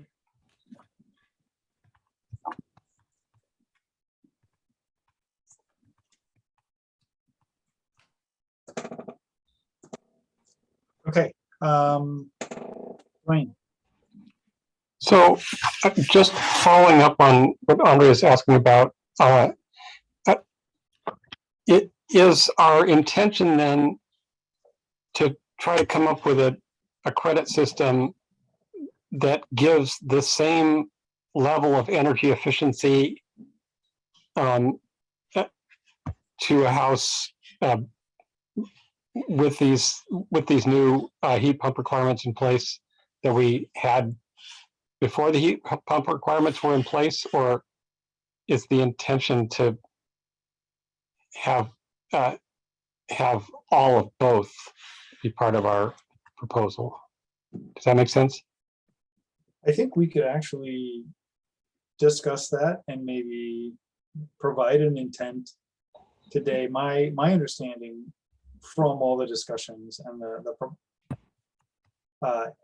the votes is that essentially, you know, in the 406 table, it lists options for heat pump this and heat pump that, and essentially the energy code would pre-select that you're going to use it, things that comply with the prescriptive, and then once you pre-selected that, then you would automatically get those points, and therefore it becomes, I guess, to some extent philosophical. If you want to still have all of those pieces in there, so you just automatically get the free points based on your heat pump type, and then you need to get up to the 6 or 7 credits or whatever that you need to get. Or if you then just make that a baseline system and subtract 3 credits from the number you need to get to. I think functionally we've made an intent clear. But if someone wants to clarify the intent through a motion, I think they could do so. So it's hard to put what you just said into a motion, but I think the motion would be that the required credits are reduced by the credits that would have been awarded for going with the heat pump. Dwayne, that's generally what I was expecting. Similar for the water heating. Specific credits are going to get derated because again, we're just trying to honor savings over prescriptive requirements and federal minimum. So actually the actual credit value of heat pump measures will probably stay the same in the credit table. Water heating will vary because there is it's now based off of a heat pump water heater. The fuel normalization is to be determined, and then the envelope measures will stay the same from that new column I had added that was already based off of heat pump homes, but I will remove that extra column. So we'll be back to 2 columns again, and then savings for envelope stay roughly the same, similar for equipment, and then water heating will change. PV and plugs will be the same. And then just before I lower my hand, I'd like to then also propose that we carry the existing credit table that we've just finalized and the new adjusted one both forward, because as was mentioned before, there's a good chance in the rest of this process that the heat pump requirements would be defeated, and then we'd have the old table still available as a contingency. I wasn't sure if that was a motion, Dwayne, to do something, or if that's just a piece of discussion. Well, I started off as a motion, but if Henry's saying that that's what he was going to do anyway, then I'm fine with that, unless there's somebody who has a different who objects to that being our tag intent that we would tell the council. The material for a minority report. It isn't exactly a minority report since we've passed both things. I think I agree with Dwayne, and I think the motion should be that the chair in his final report puts forth both the heat pump proposal and whatever tables come from Henry's review of that proposal. And as a secondary issue, which is not technically a minority because we all passed it already, but as a secondary, the table as it was proposed in 073 and amended as a code approved, but absent the heat pump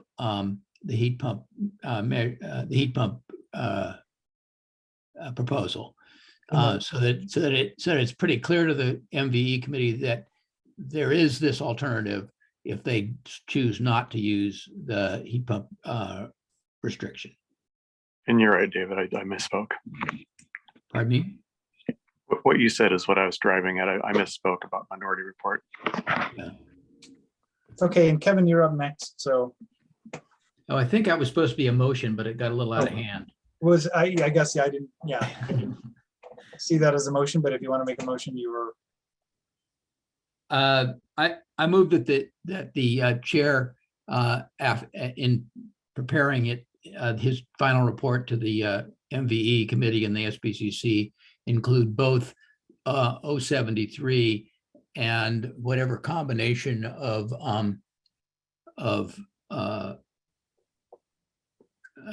406 tables and the heat pump proposal, whose number I can't remember, be included in his report. So we'll maintain. In effect, there's two parallel systems.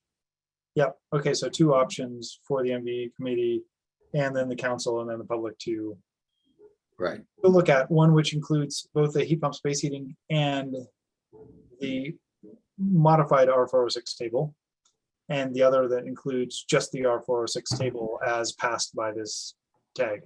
Right. Okay, I think I understand the motion. Is there a second for that motion? Yes, Dwayne. Okay, we have a motion on the table, which is not about a proposal, but it's about a process and a direction for the chair to look at this and provide to the MVE committee and council two options, which I'm not going to restate because it's complicated, but it's already been stated and in the recording. Okay, so let's talk for and against that motion. The next person I have up is Greg. Thanks. Actually, want to let this motion play out, and then I want to see if we can revisit 024, but let's play through this one. Okay, sounds good. Gary? Yeah, I'm still trying to understand the motion. Okay, why don't I restate it then? Yeah. So the motion is to, in the report to the MVE committee, in the tag report, the report that I write after all today, when the tag is completed our work, that there are two options for the residential energy code moving forward. One, which is all the proposals that we have passed, which includes the R406 table, the space, the heat pump space heating and heat pump water heating, and all the other stuff we passed as one package. The other package would not include the heat pump space heating or heat pump water heating, but include everything else that we passed. And that would be, and we would maintain that in case the heat pump space heating or heat pump water heating proposals are removed due to action by the MVE committee or the council, or eventually the council after public comment. Is that clear, Gary? I think it's getting, the fog is lifting just a little bit. I guess one of the, I don't know if this would be worthy of modification, maybe it's captured in here, but if in fact the heat pump space and water heating proposals are approved by the MVE committee, then it seems to me that additional work would be required on the 406 table. For example, I would no longer see a need for the fuel normalization table, since the intent there was to normalize between gas and electricity on emissions. And without any gas options no longer available in the code, then rather than, I would say, just remove the fuel normalization table. But so getting back to, do we need to modify that motion at all to state that if the heat pump proposals are approved by the MVE committee, that additional work will need to be done on the 406 tables? Okay, and Gary, just to speak, I guess, so that's a motion to amend the motion, is that? Well, unless you think you had covered that, I would say, yeah, maybe it's a motion to amend the motion just to acknowledge that if the heat pump proposals are approved by the MVE committee, then that whole table and that whole R406 needs to kind of be level set based upon the new baseline. I think we did allow a certain amount of electric resistance, so that part of the table might be necessary. And I think we actually discussed that some homes may use propane if they don't have access to electricity. And so it's entirely possible that the entire fuel normalization will be necessary, even if it is not used by vast majority of projects. And that's my recollection from our discussion here, Gary. Okay, well, I'm trying to recall where we allowed an exception for propane. Although I would agree with it, I'm trying to recall where we allowed the exception for propane. I think it was for properties not served by utility power. Okay. Yeah. Okay. All right. Now I remember that discussion. Fine. I'm fine. There will be more discussion at the MVE meeting, I guess. So anyway, thank you. Okay. So after Gary, I have Larry. I thought we allowed gas backup for the heat pumps. I thought so. So we do need that. Yeah. I think Larry's right. I think we ended up with gas backup supplemental to the heat pump which is actually a fairly big deal, but because of that change in language at the last minute in the proposal, it more or less allows gas backup, which causes you to have a expensive but pretty serious amount of gas. And the fuel normalization table is for the primary fuel, right? So I guess. Well, if you have a gas backup in a heat pump, it may be not considered primary, but it certainly is a serious change in the way the heat pump works and a serious need for normalization of some sort. Remember the two initiatives we passed regarding heat pumps in cold climates. If you're below 23 degrees and you're going to take those credits, you're going to use a cold climate heat pump. Very unlikely you're going to need gas backup. I agree. The question isn't that. The question is the base case. Sure. Okay. So after I have, I guess, Larry, were you finished?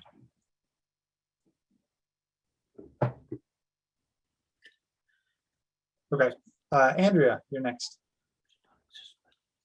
Yeah, I mean, I guess I just wanted to say, like, for the record, I guess for me representing BIW, it's a little bit, I don't know. Our builders are most concerned with the options table. So not having the tag weigh in on any final iteration of that is kind of frustrating from an industry stakeholder standpoint.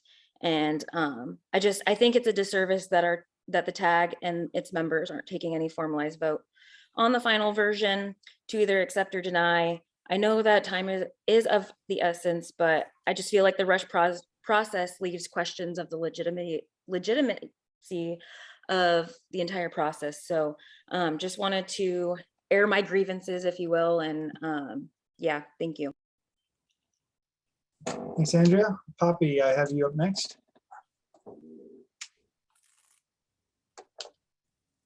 Sorry, I was on mute.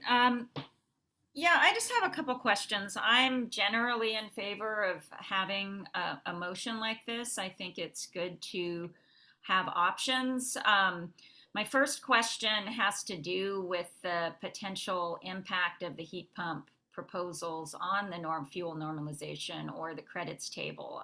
There may be something that I'm seriously missing, and maybe Henry can provide a quick high-level explanation, but I don't really see the need to remove the fuel normalization table. It seems like that can still stand. And then we also have the impact of the change in emissions for electricity, which is changing the starting point number of credits for those heat pumps. So all of this seems to not really trickle down that much to the credits table. So just my gut feeling is that there isn't actually a massive overhaul of the options table based on my experience analyzing the options table and the modeling results over the years. My second question is, I'm just not really totally clear on exactly what the motion was. And I'm a little bit hesitant to put forth two completely separate paths to the whole code as opposed to just two separate options for 406. It's one that we voted for plus a contingency plan in case some of the things we voted for are not approved. But is that just for the 406 or for, it sounded like the way that Chell was describing it, it was the whole code, everything together. And that gives a pathway that doesn't include the heat pump proposals. So, yeah, I mean, it's the primary option is what the tag voted for. Which is all of the ones we passed and not the ones we didn't pass. And then making sure that the R406 table also exists that doesn't include the prescriptive space heating, heat pump space heating and heat pump water heating proposals in case the council or MVE committee doesn't include those in the final rulemaking. Okay, so that's just an alternate version of R406 proposal, not. Yes, it's maintaining an alternate version of R406 such that for all the correlation issues and all the other things. Okay, I'd like that to be clear in the motion if it isn't already. It sounded like to me that it was a whole group, like everything that we had done. So anyway, just I'd like to specify that. That was my intent in the motion, that it's the alternative 406 table that Henry's going to produce by next Wednesday. We did something similar with the commercial code that for the increase in number of required credits was variable depending on whether the council approved or did not approve the heat pump proposals. Okay, I have Kevin and then Gary and then Larry. Just a quick note, since the heat pump proposals don't specify electric heat pumps, it's possible that gas heat could be providing the energy in those cases. And that, I think, means the fuel normalization table would need to remain since those would be primary sources. Thank you. That was my view. Thanks, Kevin. Gary. That really calls into question, and I'll make this brief. If we keep 3 credits in the fuel normalization table, with the heat pump proposals going through, that is the true definition of free ridership. To get 3 points for something you already have to do. As a matter of fact, even if the heat pump proposals didn't go through, it's still a huge free ridership. The home builder's not having to do anything but buy a heat pump. And frankly, getting 3 points that could have been gained elsewhere in the envelope or air sealing or other equipment. So enough said. That has nothing to do with your motion or amendment, but just to express that's just not right. Thank you. Thanks, Gary. Larry. Yeah, I thought all of these proposals are standing on their own, and they're going to go to the MVM committee, and then they go to the council, and they're all standing on their own. So I don't see how you guys can come up with 2 pass. I could see 0 pass. I mean, they could vote it all down. I mean, you could have 5 or 6 different pass depending on what they picked that could come on. And to limit it to down to 2 pass, I think the whole thing needs to go forward, and each one needs to stand on its own and let the council decide which ones are going to stand and which ones aren't. And then at that point, then we start making some decisions. Thank you. Thanks, Larry. And that's how it works. So all of these proposals go forward on their own, and the council could choose to keep any of them or remove any of them, or even resuscitate some that the tag didn't vote in favor of. So that's the way the MVE committee and the council can work before the CR 102 process, which is going to likely happen after the June 17th council meeting. So that's the way it actually works. What the motion is for the tag letter that goes to the MVE committee and the council to include pathways and a kind of a fallback option. So that's my understanding of the motion, is to have the tag letter, which does not direct the MVE committee to do something. It does not direct the council to do something. It just directs me as a chair to write a letter that includes certain information in it. Was that clear, Larry? But it used to be we had a majority of these and then a minority, and you know, I'm a proponent for energy efficiency, both gas and electric, and from what all got voted here, I'm not really in favor of a lot of this. Okay, but so there should be a minority report here that that talks about things, and then there should be the report that got voted in, the majority report, and they should be separated. Anyway, thank you. I guess maybe there's a process for that I'm not aware of, but Larry, you and anyone else can write a letter to the MVE committee or to the council that expresses whatever you want. Dave Allen. I should like to point out that we have made some efforts, especially in the 073 proposal, to ensure that the normalization table and the points it awards does not reduce the potential efficiency improvements associated with a heat pump based system, which is actually a real possibility. But we did it as Henry pointed out, when that was presented, it was done in 2 ways. One, by moving some of the measures to the prescriptive path, and 2, by adding additional characteristics for the points that were awarded to the heat pump. The idea being that we would end up with a building that was more efficient than the building we had in the 2018 code.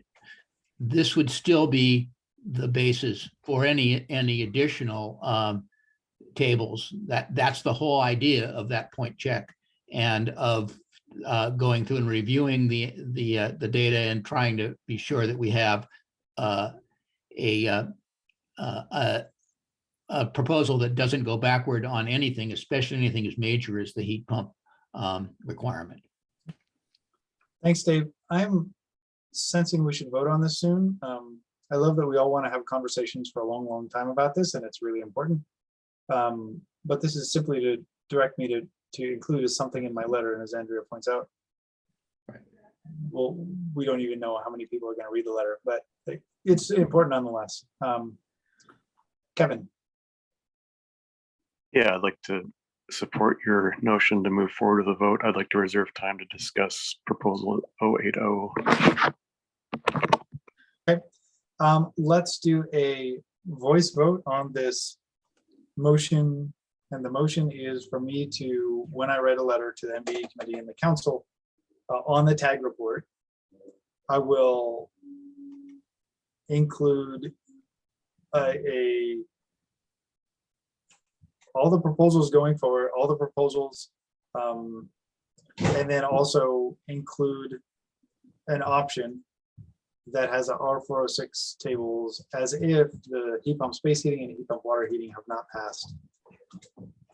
So that's what I understand the motion is. So let's take a voice vote on this. I'm in a meeting. Oh, cool. All right, thank you. My kids just got home from school. All right, let's take a voice vote on that. So all in favor of this motion, say aye. Aye. Aye. Aye. Aye. Any opposed, say nay. Okay, motion passes. I will write that into the letter that I'm about to. Right, so, okay. Someone suggested we bring up 080. And we are not, unless someone who voted for it makes a motion to reconsider it, all we would be doing is looking at correlation issues and making a suggestion about that. To the chair. I guess probably to staff, if we think that there's a correlation issue or there's some other kind of. I'm sorry, I was just wanting to speak directly to you, Chair Anderson. There is a push to quote, amend something previously adopted, unquote, which can be made by any member, not just a member of the prevailing group. Okay. It does require either a majority of the membership or 2/3 of the members present, whichever is, makes sense. But that can be made by anyone. Okay. You can't amend it, but you can make an amendment. Okay, so Kevin, do you have a suggested amendment to this? I do. I can't make a motion as a secondary, but the concern with 080 is that I think you can make a motion. I can. You can, as in CAN. Okay, I will do so then. So I'll make a motion, as I said, to amend something previously adopted. The amendment would be to bring back exception 2 with a change from 40 gallons to 20 gallons.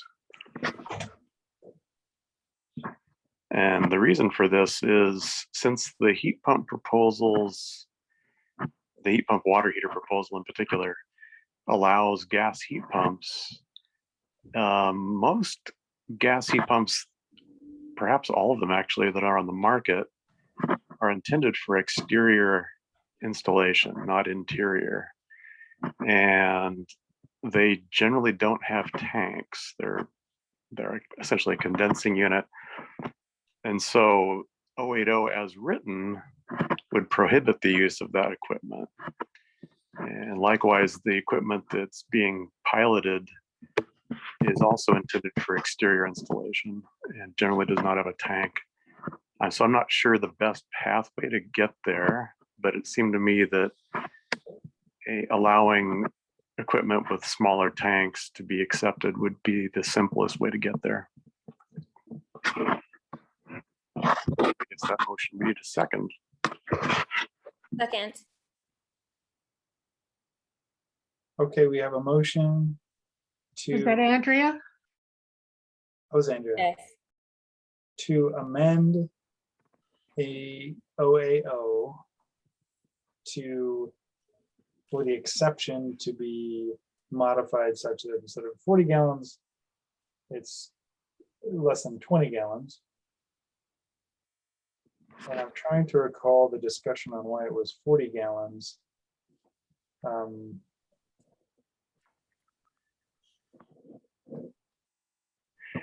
Okay, who wants to speak on this motion?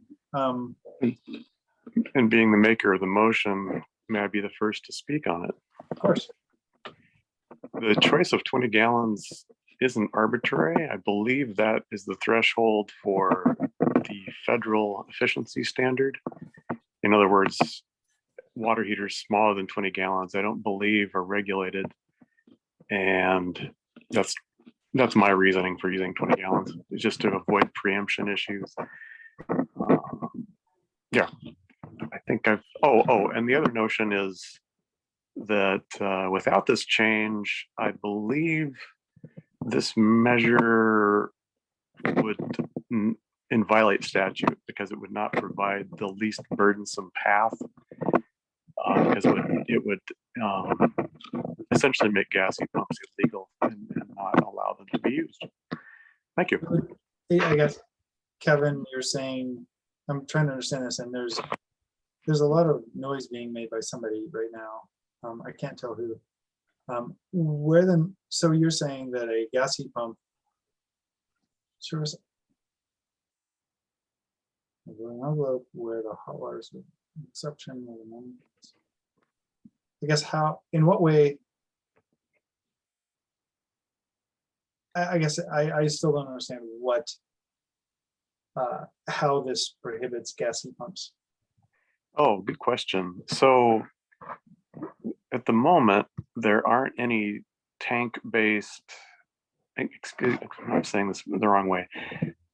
There are in development tank-based gas heat pump water heaters that are intended for interior installation.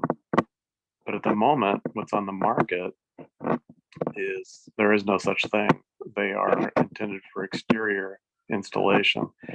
And their standby losses are trivial, which I believe was the intent of this proposal, was to capture the standby losses.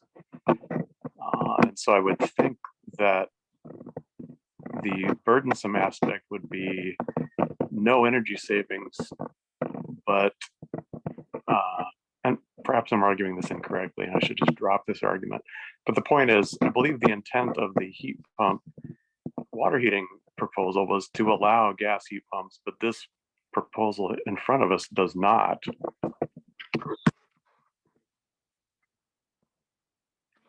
Without the exception too, of course. I guess I still don't quite understand it.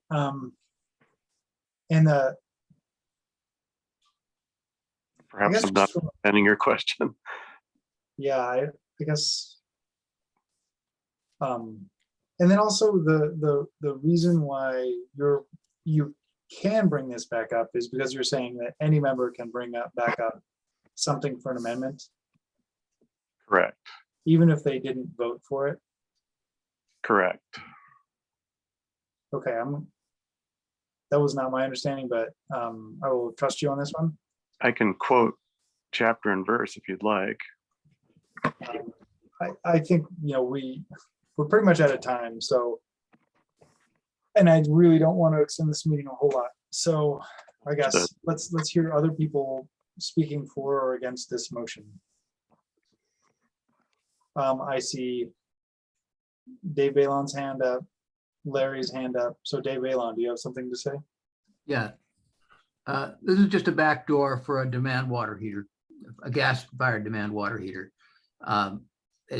There is a federal standard for that. It just doesn't happen to have a gallon size. The 20 is just sort of an arbitrary small number that they can use. Um, I think our intent was to not allow that. If they come up with a gas heat pump, well, that's a whole nother matter, but that remains to be seen. May I respond to that? Yeah. Go ahead, Kevin. So before the heat pump water heating proposal was accepted, this proposal would have allowed tankless water heaters, gas fired, because those can be installed in the interior. But now they are not allowed because a heat pump water heater is required. However, a gas heat pump, as I've said, on the market can't be installed within the conditioned space envelope. It must be on the exterior. So this. So why is this? I mean, we're not talking about a 20-gallon tank. We're talking about a demand water heater. So why is this what you want to do? What's that going to do with anything other than a back door? That it's already, like you say, it's already in the proposal, and then we already added additional information that makes it not possible. Isn't that how that worked? I guess, and I have a more specific question for Kevin, which is, this is an exception. It says where the nominal capacity of the water heater is less than 20 gallons. If it is less than 40, it is also less than. It was stricken. The whole exception was stricken. Yeah. He's unstriking that Or exception. I'm allowing what the intent of the heat pump water heater proposal was, which was to allow gas heat pumps. This proposal would prohibit them because there's no place to put them. So I'm just trying to match the intent. And at 20, if we want to make it 4 gallons or 13.2 gallons, doesn't really matter. The point is to match the intent of the heat pump water heating proposal. And that was the simplest path that I could see. It was just to allow a small water heater. So Kevin, when we passed this, did we pass it with exception 2 stricken? Yes. Yes. Okay, so you're proposing that we bring back an exception 2 and change it from 40 to 20. Correct. Okay. Is there further discussion on this proposal? We're going to lose tag members because the meeting is technically over. Or well, it's over by time. Can I speak or? Go ahead, Larry. I think it was next. Why can't we add a third exception for the heat pump, gas-fired heat pump water heater outside? That'd be perfectly clear. Shall be in where I think he's having a problem with is shall be installed within the building envelope. But so if we put a third exception for a gas-fired heat pump water heater is allowed to be outside, and I think that would cover it. I mean, I would accept that as a friendly amendment, and that would, you could eliminate exception 2 and replace it with Larry's language.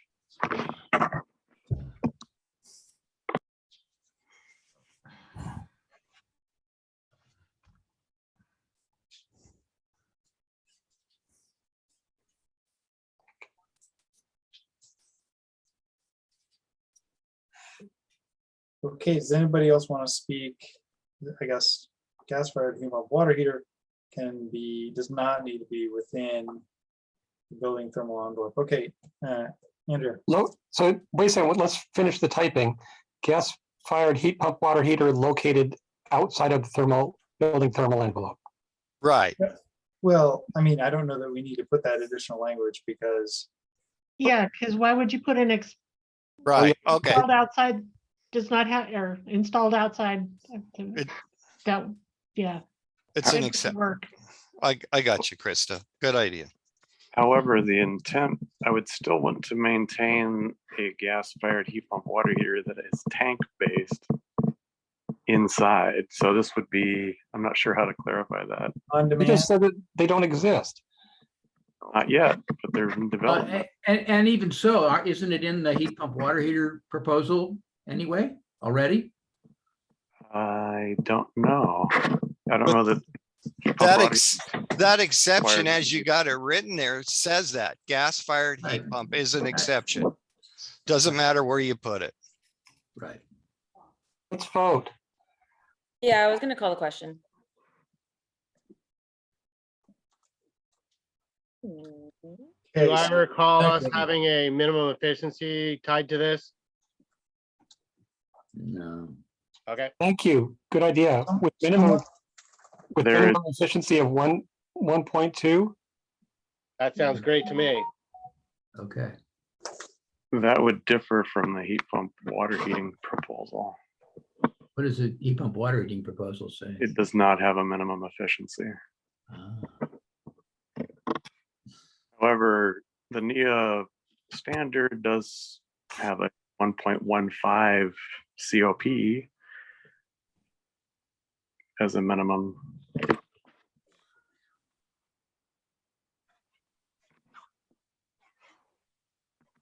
Okay. Okay, does anybody else want to speak on, and I'm assuming this is a friendly amendment to the motion that Kevin made? I would consider that a friendly amendment, yes.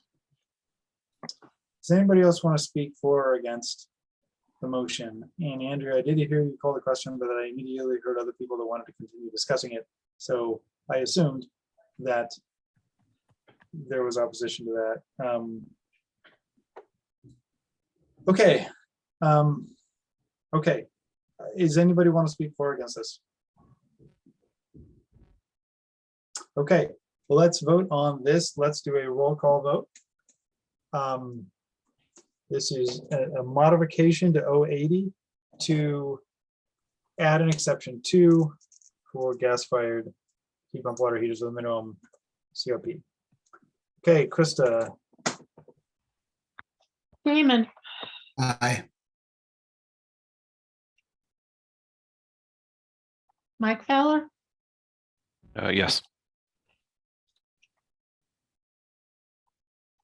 Dwayne Johnson, Abstain. Dave Balon, No.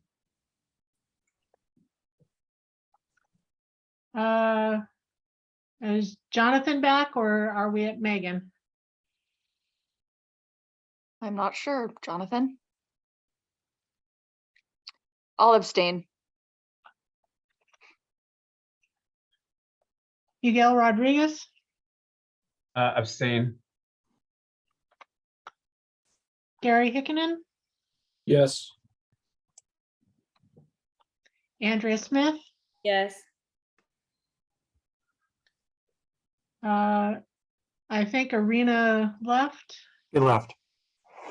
So, Chris, are you still here?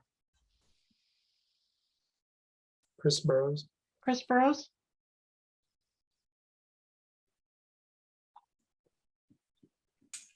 Poppy Storm, No. Greg Davenport, No.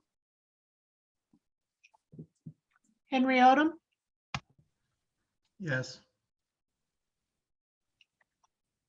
Gavin Tenold, No. Patrick Hayes,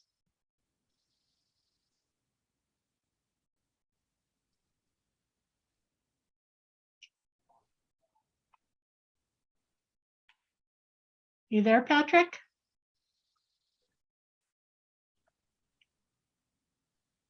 Luke Howard, Abstain. Jason Carter, Yes.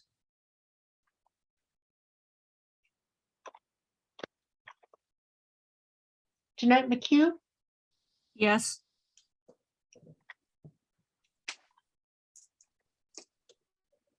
back to Patrick. Are you there? Okay, motion passes 7-4 with 4 abstentions. Point of order. In this kind of motion, you need 2/3 of those voting or a majority of the committee. And 7 isn't a majority of the committee. So it must be that we get 2/3. Is that correct? Correct. So it does not pass. It isn't 2/3.